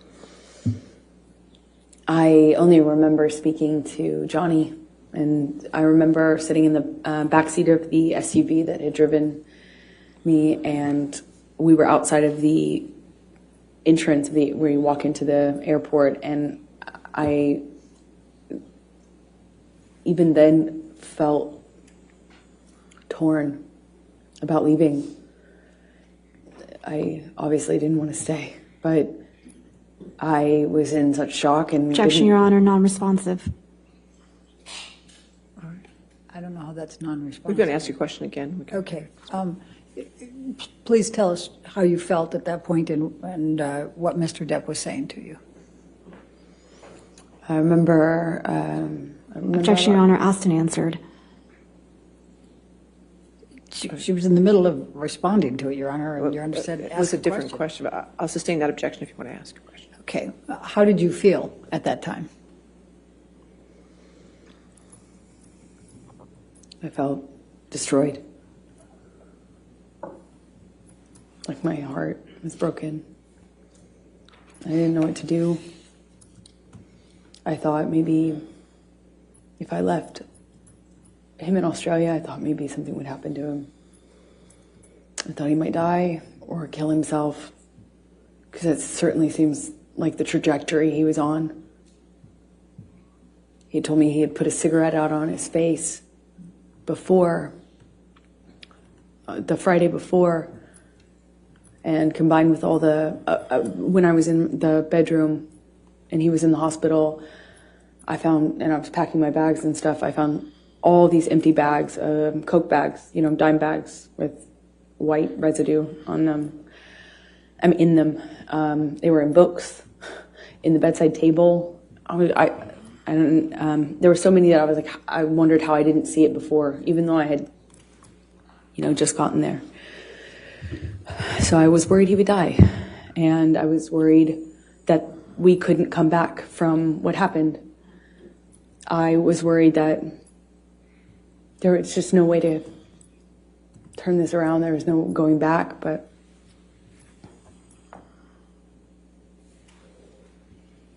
shock. Shock. So you flew out of that airport. Did you have a stop anywhere before you went back to LA? Objection and relevance? In a minute, I'll show overruled. Yes, we did. We stopped in an airport. I think it was, we stopped at the Sydney airport from Brisbane, I believe. And did you have to change gates there? Yes,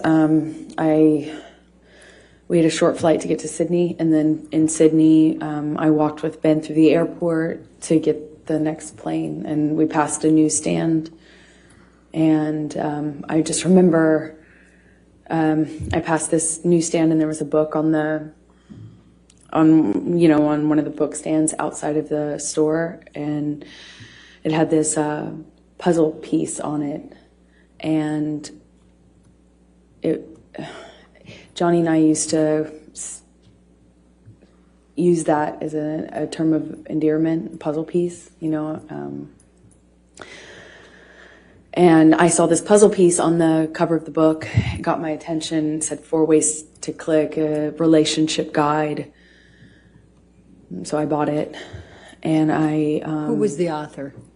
Dr. Amy Banks. Okay. Go ahead, please continue. So the book, at least from the subtitle, said it was a book on solving relationship problems. So I bought it, and I read it on the way home. And why did you buy it and read it on the way home? Because I loved this man. I loved this man so much. And it was so toxic. And for some reason, I couldn't get him to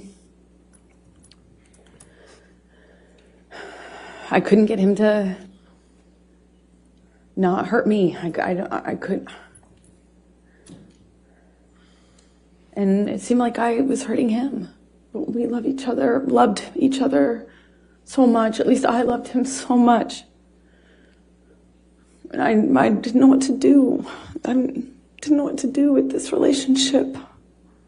It was awful and toxic, but it was so important to me, and I loved him so much. I would have read 1,000,000 books. So when you got back to LA, how long before Mr. Depp came back? A few days. Johnny came back within a few days. He went to his Sweetser house, the main house, which was what we did. If there was a problem between Johnny and I, we weren't under the same roof once, the fight had either paused or ended, depending, but he would go to Sweetser and I would stay at the ECB. And so he went to Sweetser upon landing, and there was some conversations with the medical team, doctors and stuff, and I just remember feeling concerned for his life because things had changed, and without saying what they said to me, Objection, Your Honor, hearsay. She said without saying. She's characterizing it. Well, I'll overrule for now. We'll see where we go. I became really, really worried that Johnny was not going to live through this, that there would be infections or problems and things, and he wouldn't stop using Coke, and he couldn't get the surgery he needed because he wouldn't stop using Coke, and they wouldn't put him under because of all the Coke. So, Objection, Your Honor, hearsay. All right, I'll sustain as to the Foundation. last part. Okay. All right, next question. So when did you next when did you next see Mr. Depp after you got back from Australia? I saw him a few days, I don't know how long it was, but it was at the doctor. I think my best recollection is that it was in the doctor's office or around that he needed a procedure. Did there come a time that you reconciled after Australia? Yes, because it almost felt like it went away so quickly because there was this surgery that he needed, and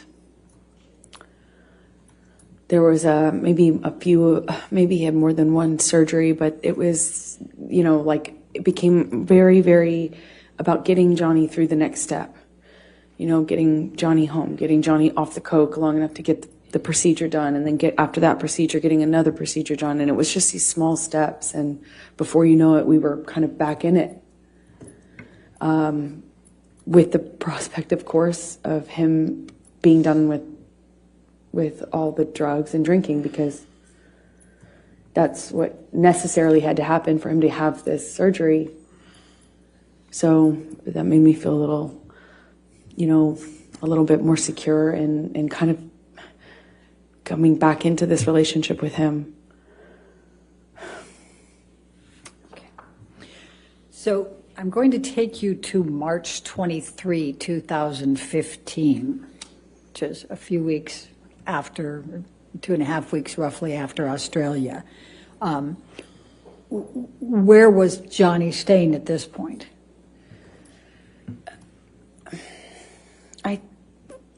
I think he was staying at the Eastern Columbia, at the ECB. He was staying at the ECB at the time because we were kind of in the bedroom together the night of the 22nd, which is when he passed out, how I found his iPad. I'm sorry, when you...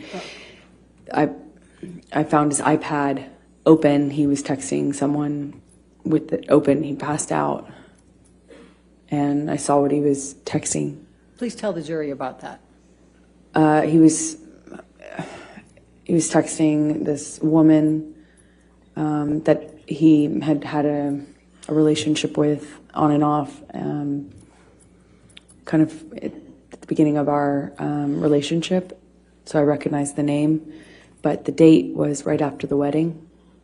I saw it. He had gone to her house after we got married. Like, upon touching down in Los Angeles, I think it was the next day, he went to this woman's house that he has this sexual relationship with. And what did you do as a result of seeing that on the iPad? I freaked out. I immediately, confronted him about it. I was, I didn't care in that moment if he did kill me, which is likely in confronting him at that stage of our lives.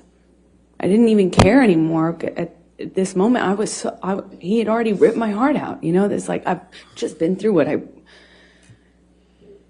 after having been through what I went through in Australia. Just weeks prior, I see this. It was like,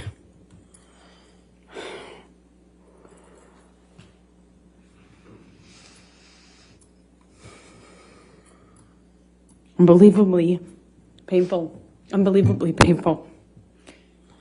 So, what did you do? I'm yelling at him.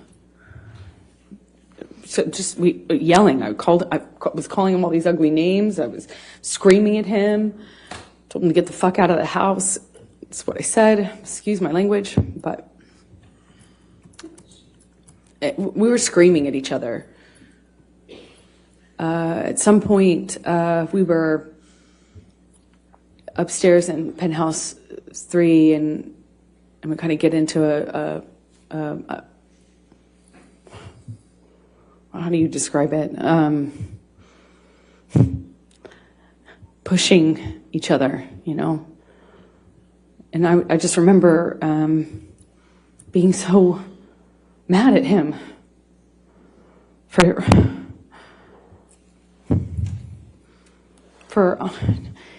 cheating on me and doing so in this way, like right after the wedding. And then right after my wedding, go to see him, and then Australia happens, and it just felt like everything came crashing down, and I was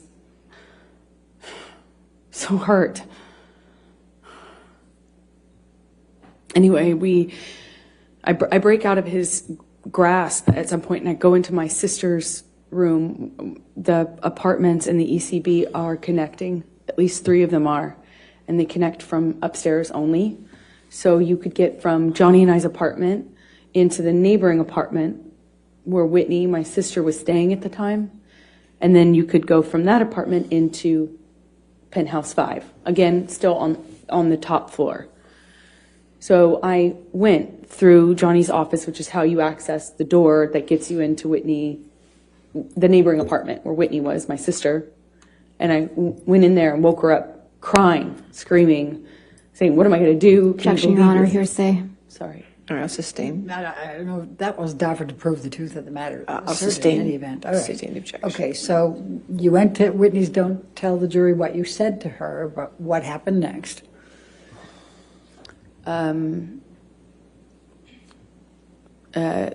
Johnny comes into penthouse 4 and grabs me. I don't know why. I don't know what he was doing, but at one moment I'm aware that my sister's somewhere nearby, and I thought about that. I just remember thinking about that, and he, I remember getting kind of free from Johnny, and he left, or he walked out of the room. When you say free from Johnny, what, if any, connection did you have? The physical connection before that? Well, I mean, I'm,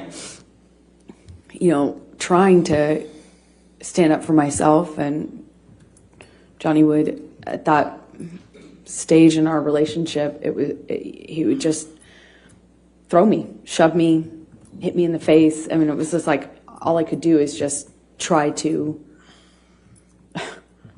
fight back, or try to not get more hurt than not doing anything would have certainly left me. I don't really recall specifics. I remember at one point he had his uncasted hand in my hair, and I was looking at the carpet. I don't know what happened immediately after that, but I remember he left. He was out of the room for a while. I don't know how we got into, I think I heard him in P5. Again, this is the neighboring apartment of that. So there's P4 in between, and P5 is the corner. And that apartment was empty, basically. And so I used it, the top bedrooms, the bedrooms on the top floor as my closet. And I had all these clothing racks and shoe racks and stuff like that in there.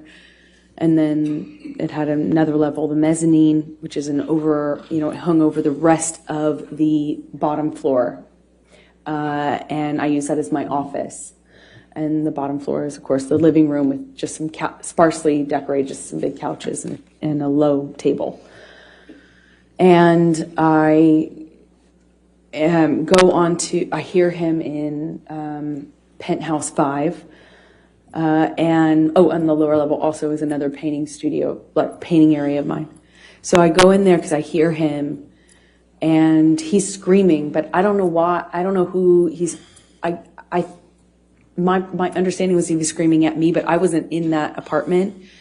I could hear him, and when I heard him, I came into Penthouse 5, and I have to go down the stairs, and I went down the stairs to the mezzanine level where my office was, and I could see him and a security guard and Debbie, the nurse, and he was sitting on the sofa when I first walked into the room, and he kind of stood up, was drinking Red Bull and screaming at me, and Debbie came up the stairs because I'm screaming back at him. She came up the stairs, I think, and while she came up, I'm supposed to kind of comfort me, and while I was up on the mezzanine floor, Whitney came down, and he threw the Red Bull can up at me, certainly, but it kind of either hit or narrowly missed Debbie. And I said I called him a pussy, and said something about, I'm screaming at him angrily. I at least called him a fucking pussy. I don't know what else I said, but I was screaming at him because he threw this can at me and everything else that had happened. And when I did that, he bolted up the stairs. And, there's only, he was up the first flight of stairs. Again, I'm on the mezzanine, which is in between two flights of stairs. He bolted up the steps. And I don't know how he managed to get his hands in my hair so fast, but he had his hand on the back of my head, my hair, and kind of was yanking me down and hit me in the face with this cast he had. I just remember this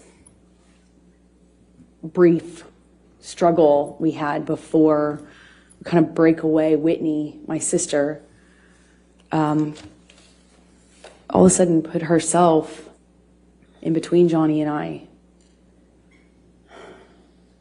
She just threw herself like in the line of fire or whatever. She just all of a sudden was there and was trying to get Johnny to stop. Her back was to the staircase, and Johnny swings at her, and I just see my little sister with her back to the staircase, and Johnny swings at her, and I don't even wait for any other, I don't hesitate, I don't wait, I just in my head instantly think of Kate Moss and the stairs, and I swung at him. In all of my relationship to date with Johnny, I hadn't landed a blow. And I, for the first time, hit him. Like, actually hit him. Square in the face. He didn't push my sister down the stairs. And all my time of being in that relationship to that point, hadn't even landed one on Johnny. Sure, I had tried to fight back, threw my arms, flailed my arms, hit whenever I could to try to block blows myself, but never landed anything. And Johnny kind of looked stunned and then laughed at me and then lunged at me again. And before I know it, security stepped in between us and pulled Johnny away. And I went upstairs with my sister, and we locked the door, and I could just hear all this commotion happening in Penthouse 5. I could hear him raging, destroying my things. I could hear it. And at some point I saw it the next day. Tell the jury what you saw the next day. All my clothing racks were toppled over, shoe racks toppled over, thrown down the stairs. Desk, everything on my desk wiped off. Just it looked like everything that he could touch, he tried to turn over, destroy, smash, you know. But my clothing racks, these huge, heavy clothing racks full of clothes, there was at least one of them he threw down the stairs. The rest were toppled over.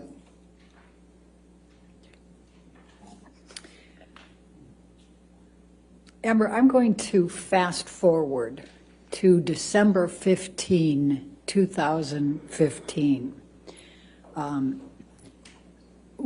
Were you and Mr. Depp together at that time?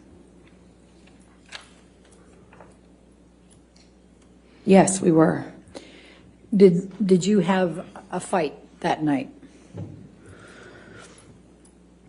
December 15th, yes, we did, but I don't recall. I don't recall what started the argument. We had had periods leading up to that were really beautiful and really good, and then periods that weren't. Well, let's talk about the December 15, 2015. What do you recall of your fight that night with Mr. Depp? I remember him chasing me in the kitchen. I remember throwing something in his direction to slow down his momentum. I remember him screaming. I remember him getting on top of me at some point, toppling me. Mostly at that moment downstairs, he was hitting me in my face. Again, this is another example of when I wish so much I could tell you an exact sequence, but I can't. It's flashes. So I'll tell you what I do remember. I remember at some point trying to flee upstairs, and we had he got a hold of me and I got free, and I managed to get all the way up the stairs almost. I was on the last flight, and we'd had some interaction where I think I said something to him on the stairs. It might have been broken up, and I think I said something on the stairs, and I just remember how quickly he shot back up those stairs and grabbed me by the back of my hair, my head, and slammed his hand on my head. And I went down on the stairs, and he overtook me. I remember him so well. I remember his boots and the sound they made. I remember him grabbing my hair, my head, and kind of dragging me up the stairs the rest of the way. He dragged me into the room that those stairs open into. It's like a salon foyer area. And we had this argument that kind of, was a shoving match that I was losing. By the second or third shove, he sent me toppling over this chaise lounge, like a little low-lying sofa seat.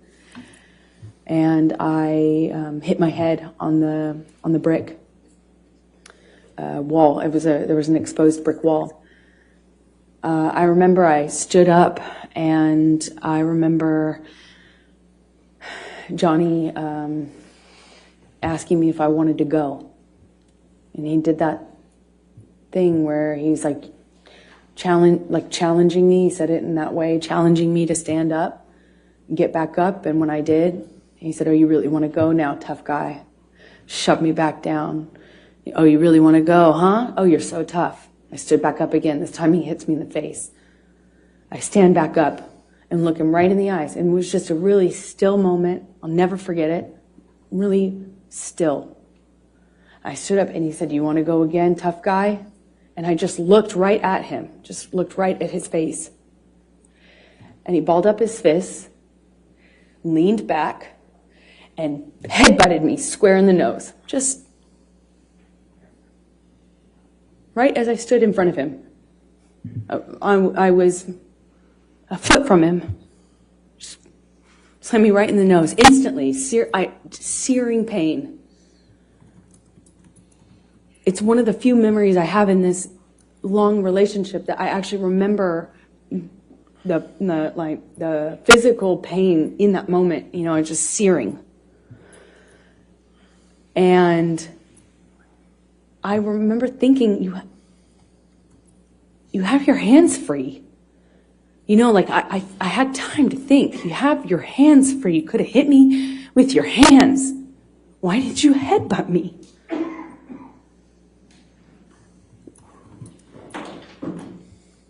I told him that night I was going to leave him. I went through his office to go into the other room where I kept all my stuff. We had another struggle. He overtook me. I was trying to hit him off me. I was trying to get him to trying to get his body off of me, and he was just pummeling me. I don't know how else to describe what I was. I went down to the floor. I remember being on top of me, and he's screaming and swinging at me while I was on the floor. He had me by the hair and dragged me the rest of the way from the office into the neighboring room, the neighboring apartment. I remember the door that connected these two these two rooms had a metal grate, not a grate, but a metal bottom, metal floor that separated it. It's a big, heavy bank door.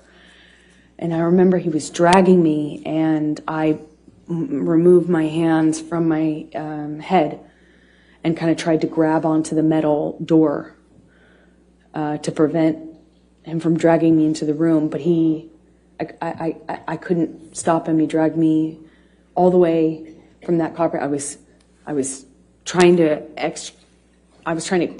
get free of his grasp. I was trying to stop him from pulling me. I remember feeling the carpet and the metal. And he wrestles me, drags me up to the bed, throws me down onto the bed. It kind of wrestles me down onto the bed. And he kneels on my back with one leg. And I was trying to fight him off me because I was face down on the bed top. And he wrestled me down, kind of trying to hold me down with his knee on my back. And he's punching me with a closed fist, punching me repeatedly. And I don't remember even feeling the pain. I just remember the sound of Johnny's voice. He got next to my ear and he was screaming over and over and over again. Each time it sounded louder.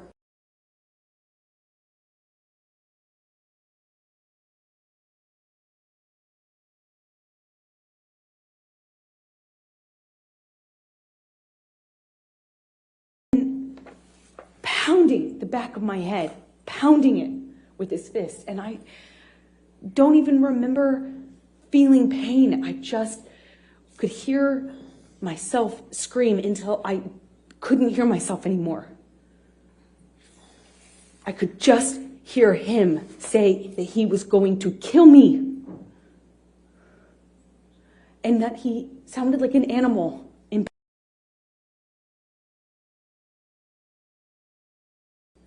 He sounded like he was almost crying, or something in his voice was different. He sounded different, like he sounded like he was in agony. It was high-pitched and loud. And I don't know how many times he just hit me over and over and over again. And I got really still. And it felt in my body like quiet. And I thought, this is how I die. He's going to kill me now, and I'm not. He's going to kill me, and he won't even have realized it.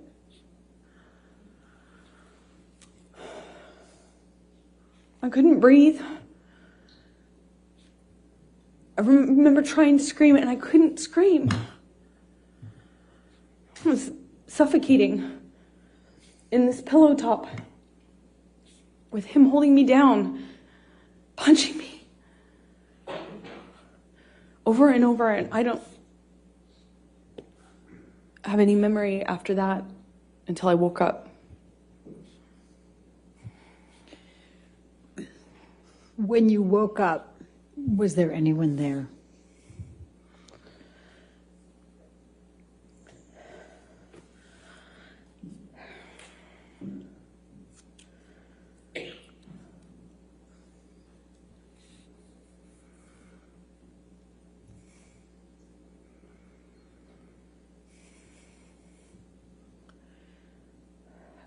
I remember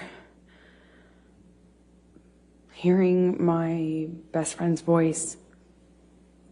I felt like it came, felt like it was like on a speakerphone, like it came from everywhere. I just heard her voice in a weird way. It felt like it was coming from two directions. And I realized that I was sitting on the edge of the bed, on the carpet of the floor against the broken frame of the bed. And there was a low-lying bed with a really thick wooden frame. And it was broken from his boot trying to get a purchase on it while he was... Objection, Your Honor, calls for speculation. I could feel it. Overruled. Thank you. Please continue. I was there for it. And while he was on top of me, I could feel that. I could feel him trying to get balance. I could feel him slipping. I could hear it. I don't know how I got off the bed. I don't know what happened to me from the time I stopped hearing myself scream. I don't know what happened to me. It's a really weird feeling because next thing I remember is leaning against the broken part of the bed and on the carpet, and my friend saying, "Oh my God, oh my God." Objection, Your Honor. Hearsay. Sustained. Okay. Go ahead. And without And then knowing what Rocky said. I eventually, she called the nurse Erin. She got something out of the freezer for my face. She did a concussion check with Erin on the phone.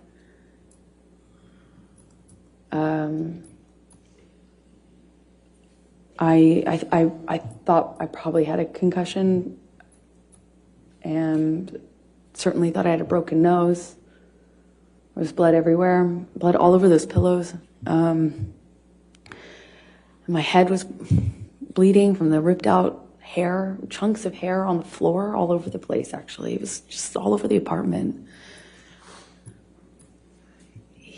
He, after leaving me, had written on the countertops in Sharpies.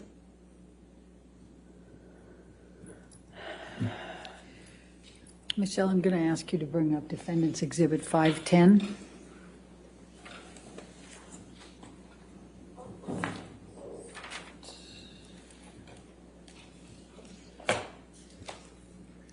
Do you recognize this photograph?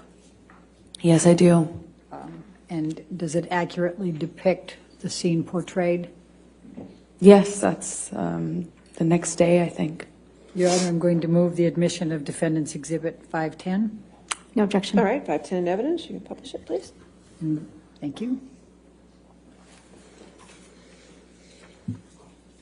And could you describe to the jury what that is? It was chunks of my hair that Johnny ripped out while dragging me and punching me. Thank you. Michelle, could you bring up 513, please? Defendants 513.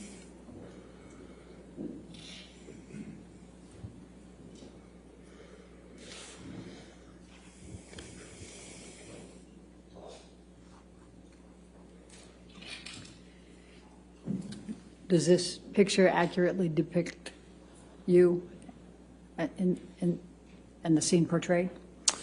I think this is a couple days later, but yeah. Okay. Okay. I'm going to move the admission of Defendants 513. No objection. All right, 513 in evidence.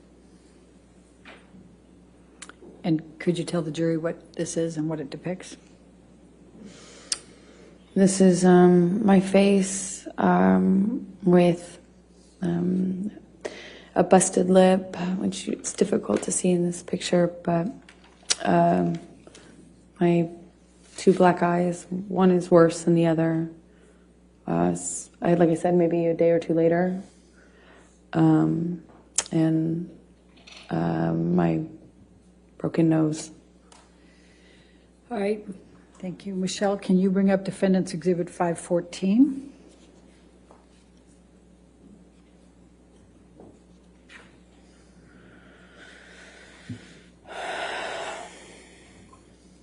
Does this accurately portray the scene depicted?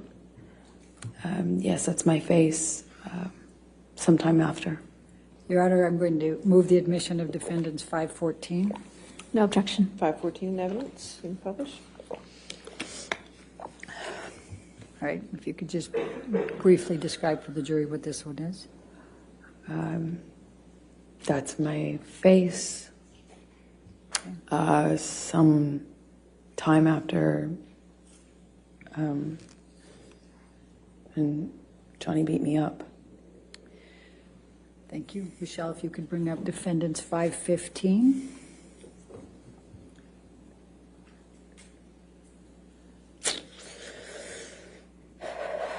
Does this accurately portray the scene depicted? Yes. Going to move the admission of Exhibit 516. No objection. 515 or 516? 516. I'm sorry if I misspoke. You said 515 before. It's 515. 515. No objection to 515? Okay. No, Your Honor. 515 in evidence. You can publish. And what does this depict, Amber? Could you tell the jury? This is my face sometime after. All right. Let's look at Defendants 516, please.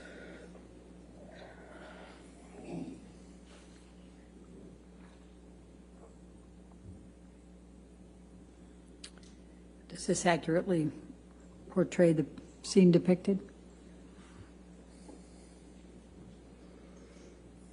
Amber? Yes, it does. This is maybe... Wait, let me move it first. May I move Sure. the admission of Defendants Exhibit 516? No objection. 516 in evidence. Published to the jury, please. Okay, Amber, go ahead and explain what it is. I think this is maybe that night or the next night after Johnny left me on the bed. Let's go to 517.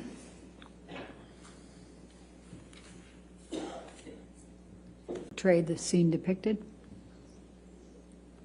Yes, it does. Move to admit Defendants 517, Your Honor.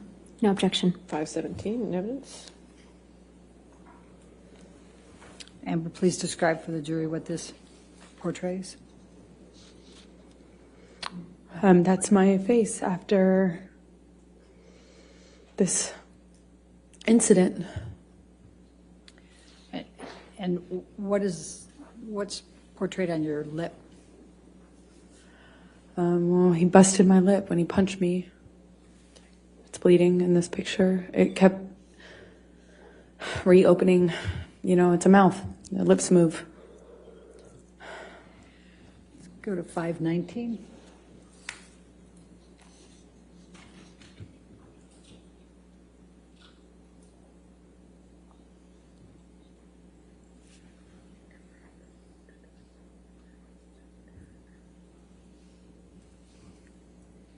Does this accurately portray the scene depicted?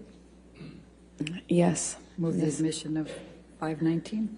No objection, Your Honor. 519 in evidence. And tell the jury what this shows. This is my lip a few days later. Let's go to Defendants 520, please.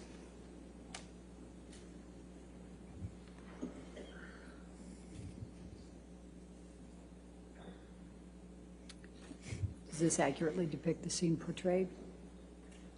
Yes. Move the admission of defendants 520, is it 521 or 520? 520.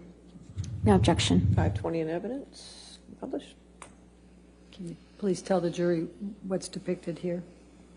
That's my scalp with a chunk of it missing from when Johnny was dragging me by my hair.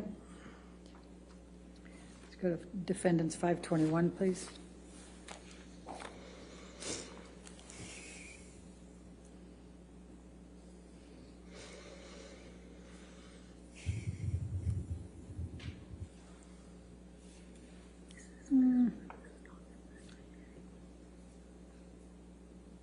I don't think that's the same. Let's take that one down. Let's go to 522.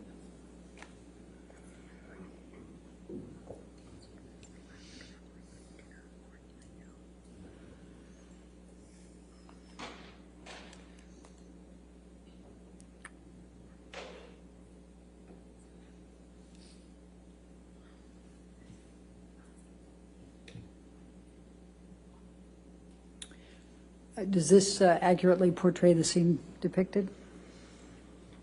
Well, it's a few days later. Okay. Move the admission of 522, please. No objection. 522 in evidence. And what shows there? My face is healing. Okay. Let's go to 523.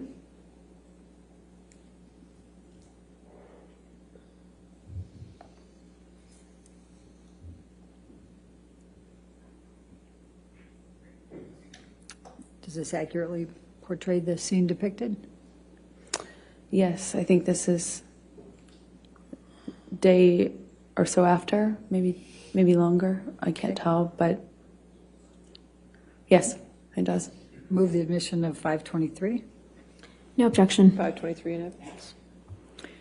I'm just going to draw your attention, Amber, to an area up here. What, if any, bruising did you sustain in that area? Objection leading. What, if any? I'll sustain the objection. Okay.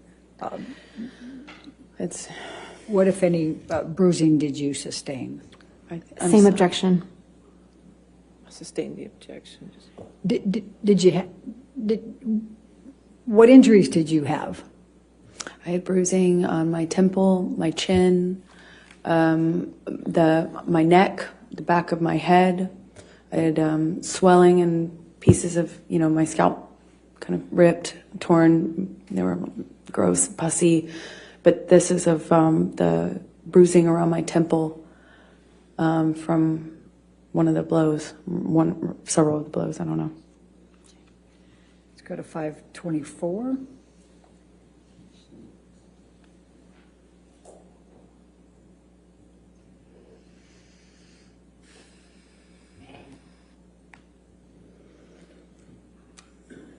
Does this accurately portray the scene shown? Yes. Okay. Move the admission of 524. No objection. 524 in evidence. And what does this show? It's I had a pretty. Can I touch the screen? Yes. Yes, ma'am, you can. Yes. And I had a pretty gross bruise right there in my head, on my temple. It's difficult to see it in this light, but I remember it was pretty ugly. Now let's go to Defendants 509.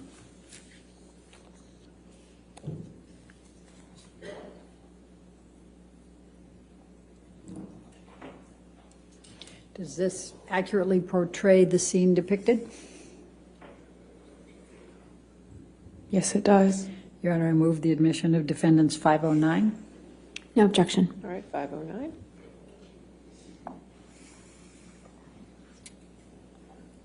Will you please tell the jury what this is?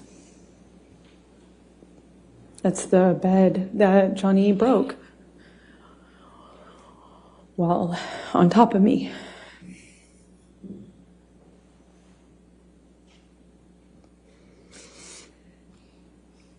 All right, let's go to Defendants 511, please.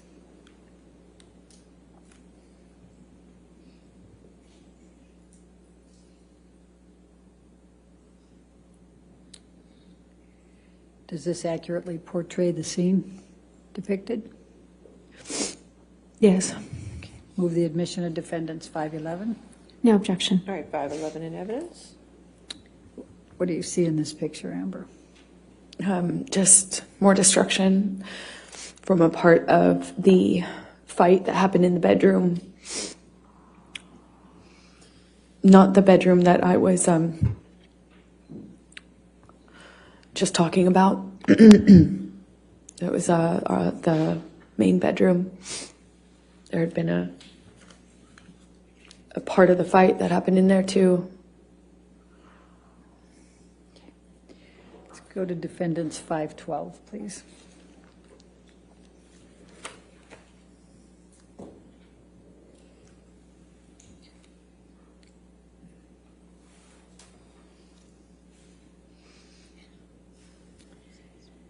Does this accurately portray the scene depicted? Yes, that's downstairs in the main. Wait, let me move the admission of it. Move the admission of defendants 512, please. No objection. 512 in evidence. Okay, now please tell the jury about it. It's downstairs in the main apartment. Okay. Let's go to defendants 525.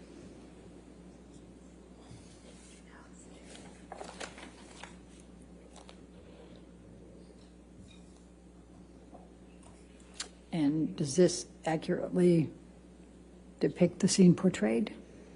Yes. Move the admission of 525, please. No objection. All right, 525 in evidence. And please tell the jury what this is. This is Johnny's graffitiing on our kitchen counter that he left on his way out, I suppose. All right. And I think defendants 526 is already into evidence. Could you just bring that Yes, up? 526 is in evidence. Right.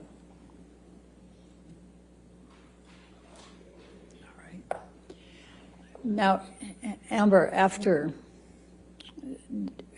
as of December 15, 2015, what were your plans for Christmas that year? Well, up to this point, the plan was to have our families join us. We would go with the kids and celebrate Christmas together, as a married couple. And we would all go to Johnny's Island, and he had invited my best friend at the time, Rocky, and her family, meaning her mom and her fiance, and my parents, and my sister, and we were all going to go to this island I've told you about that Johnny has in the Bahamas and spend it together. And that was the plan leading up to this. And what, if anything, changed as a result of this night of December 15, 2015? After they saw my face, no one wanted to go to the island anymore with Johnny. They wanted me to leave him. Did you have to appear, were you scheduled to appear on the James Corden show on December 16? That's right. I was promoting The Danish Girl, the film I had done earlier in the year in London before going to see Johnny in Australia. So I was promoting that film that had been completed, and they asked me to make an appearance on a night show called The James Corden Show.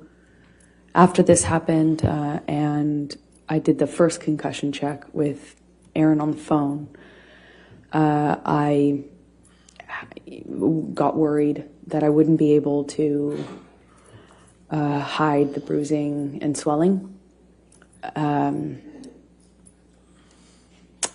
But I iced it all night, and the next day checked in the mirror to see if I could get away with it, meaning hiding it, so I could make an appearance.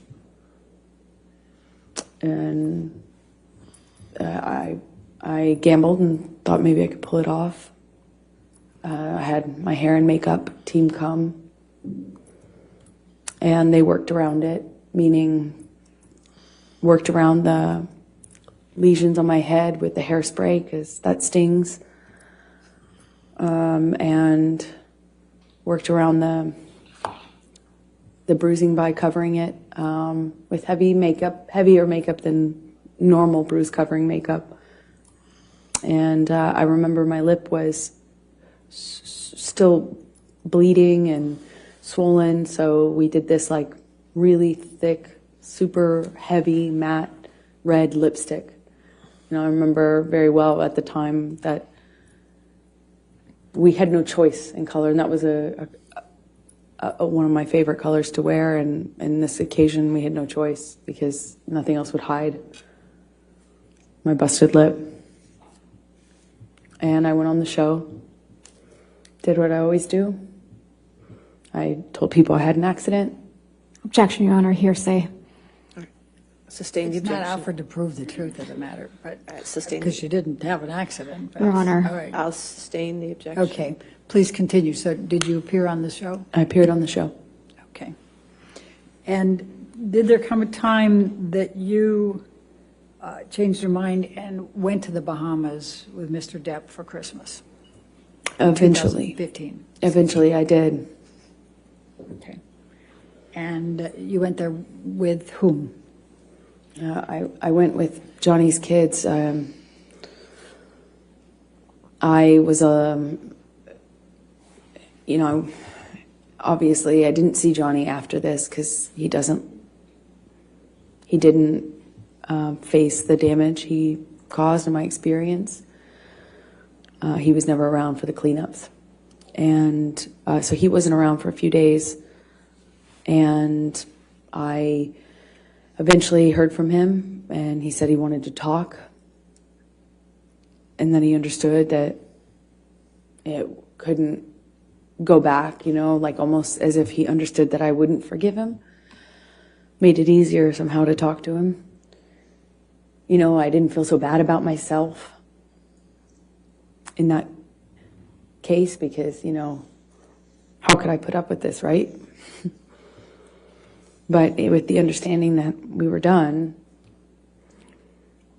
I could, allow for us to have one last conversation, I suppose. But I just, it's like,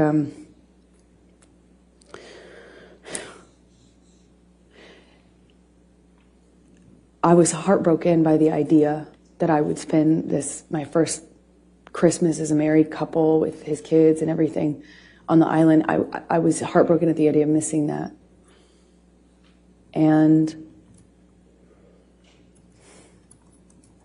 it's the best I can describe it is it's like for every hit, every instance of violence, every time I was choked, every single one of these instances was like a heavy coin put into a piggy bank. And you think, okay, well, each single one of these is like... Objection, Your Honor, non-responsive. I think it's responsive, Your Honor. The question was, with whom did you go? If we could ask the question. Tell us how you felt and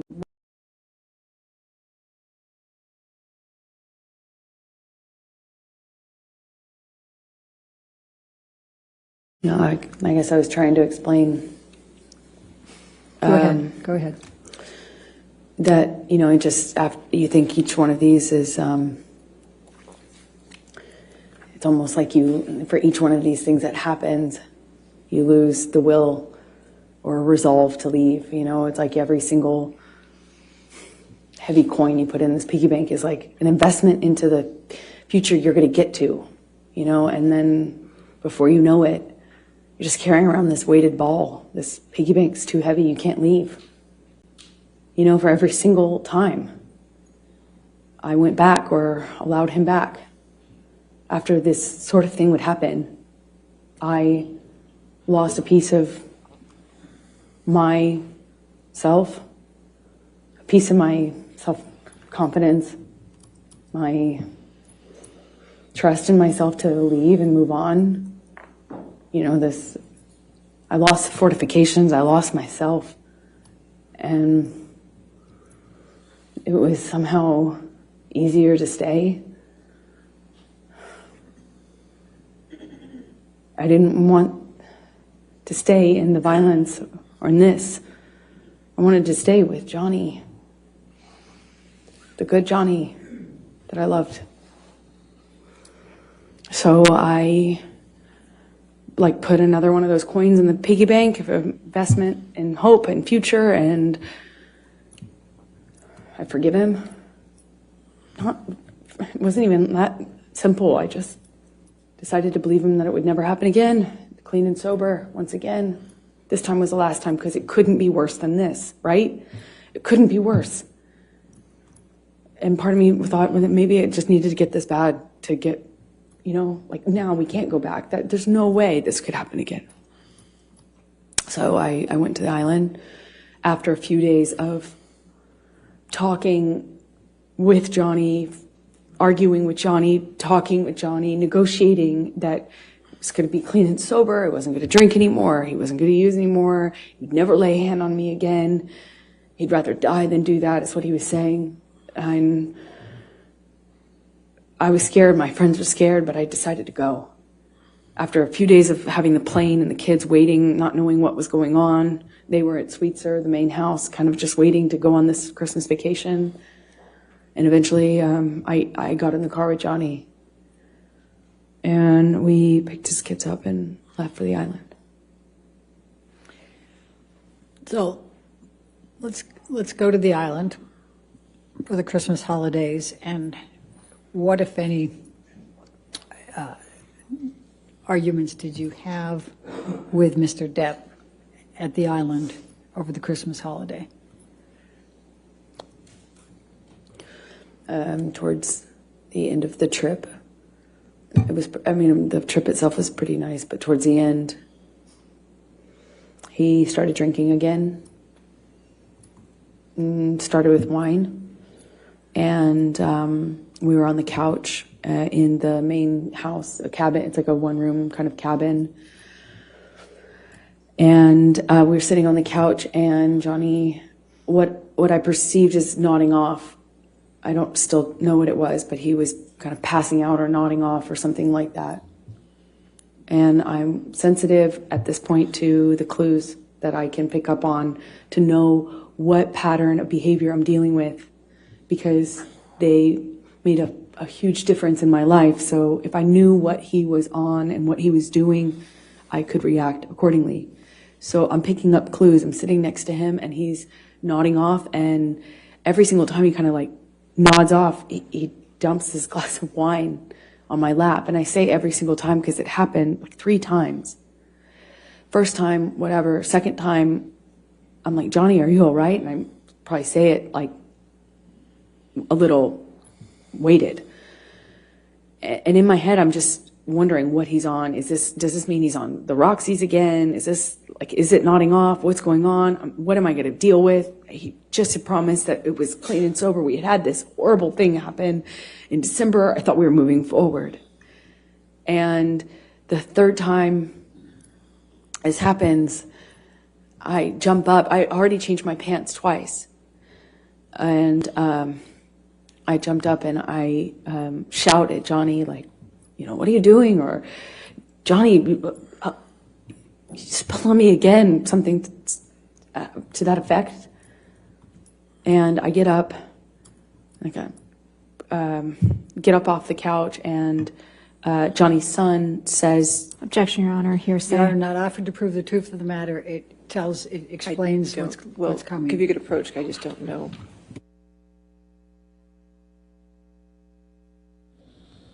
Lawyers are going right now to a sidebar with the judge. You're watching live now from Fox, everybody, as we're really in the final moments here of this trial for the day there, and really the week, and really next week, because there will be no court next week, as well, as Amber Heard right now is detailing her time in the Bahamas during a Christmas vacation with Johnny Depp, who she says was nodding off on the couch there, and she was trying to figure out what type of drugs or alcohol that he might have been consuming throughout the day. They're trying to get some clues while sitting next to Johnny Depp. You're watching Live Now from Fox, everybody. Perfect time for a quick 2-minute break. Stay right here with us.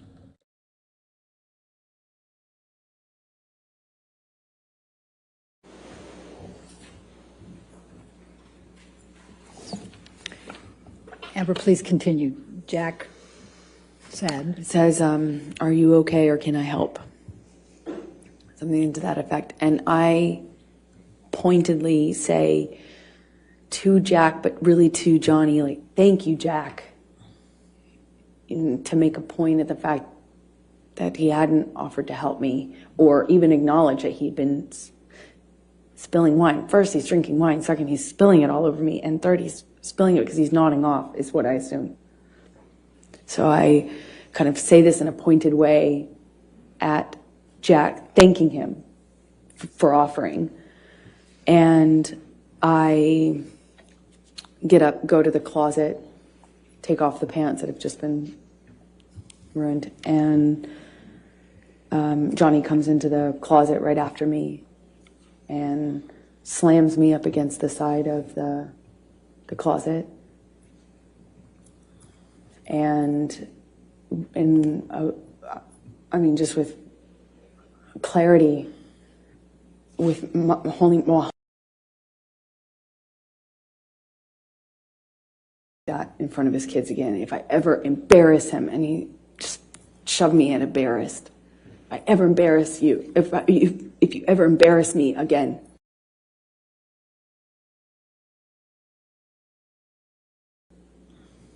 And I don't know, I don't recall who told Jack to leave, or I don't really recall having an awareness of where he was at this point, but I leave the closet, go into the bathroom, which is right next to it, and he comes barreling into the bathroom behind me. Before he does that, I said something snarky to him, "Don't fucking ever talk to me like that again," or "I hate you," or something in response, you know, just something, so that I felt like I wasn't just being a punching bag. And I kind of like get over to the bathroom, but I didn't even have the door shut before he was in the bathroom with me. And I don't know if he used my body to shut the door, or if he just shut it. But again, bangs me up against the wall. But this time he just grabbed my vagina, like,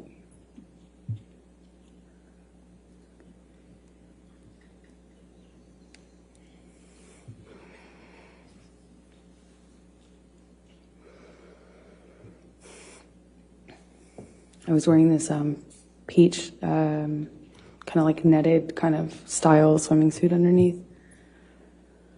That's what I had on from the waist down, and he just grabbed me.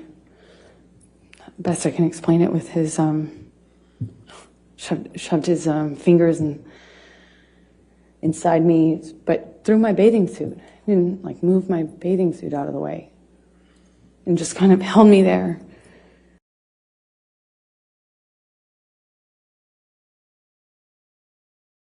Tough like a man now? You some man now? He's kind of taunting me while jerking me around. And he kind of seemed to do this thing where he was smiling, not just like teasing me. Now what?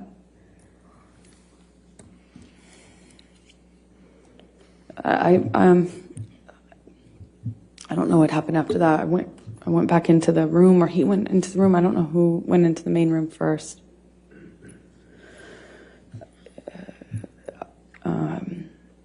I just remember his hand landing on the back of my shoulder neck area. I remember trying to get him off of me.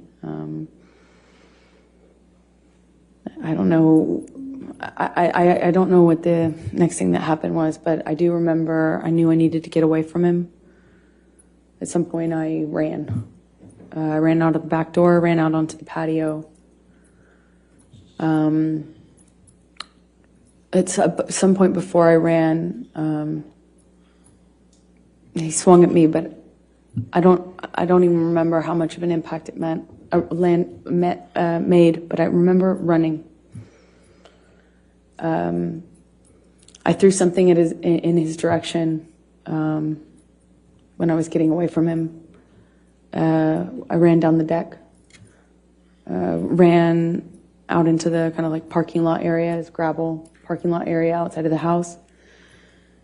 And that's my estimation of when Johnny reached me, grabbed me by the hair, swung me around. I remember he hit my face at least once, but I'm not quite sure in what sequence. Was it before I broke away or after? I don't remember.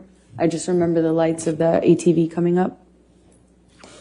The island, two of the people who worked on the island for Johnny, CJ and Tara, they pulled up in the ATV. I remember the headlights. I remember separating from him, or them kind of running up and saying something and separating us.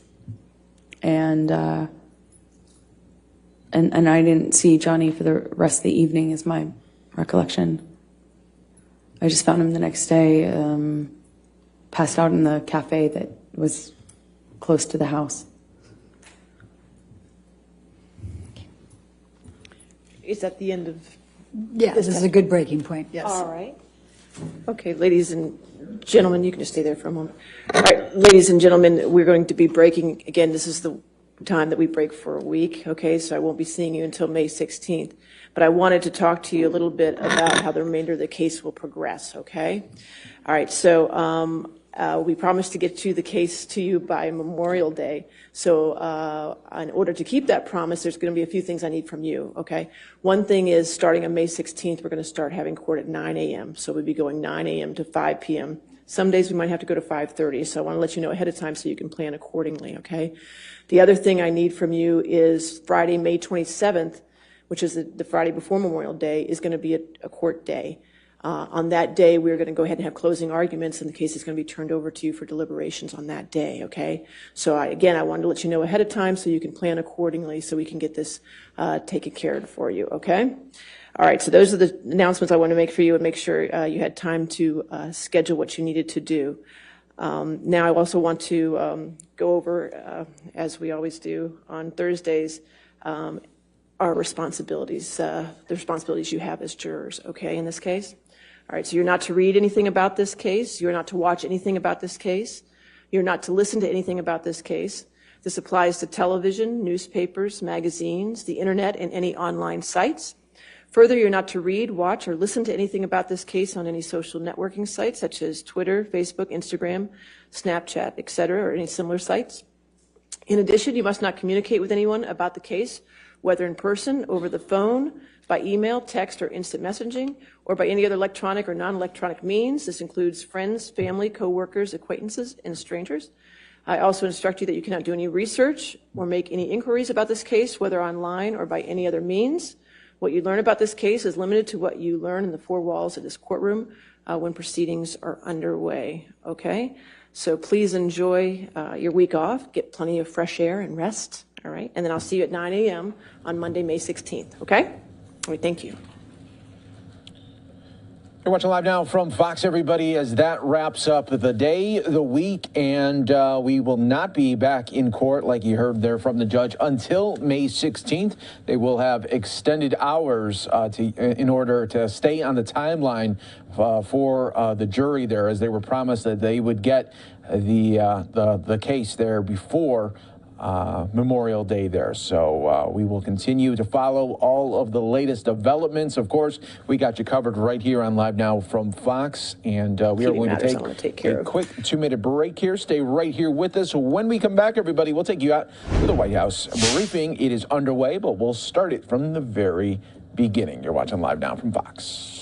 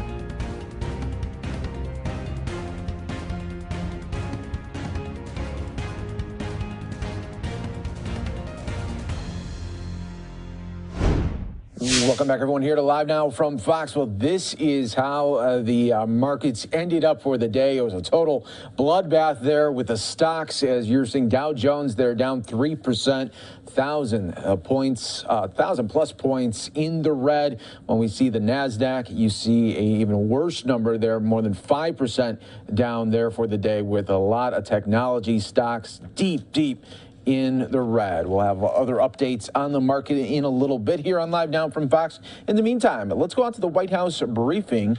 We'll start it from the very beginning. Before I get to the briefing, I just want to start by, I'm going to cry. Okay. I want to talk about my friend Karine. You got to come up here.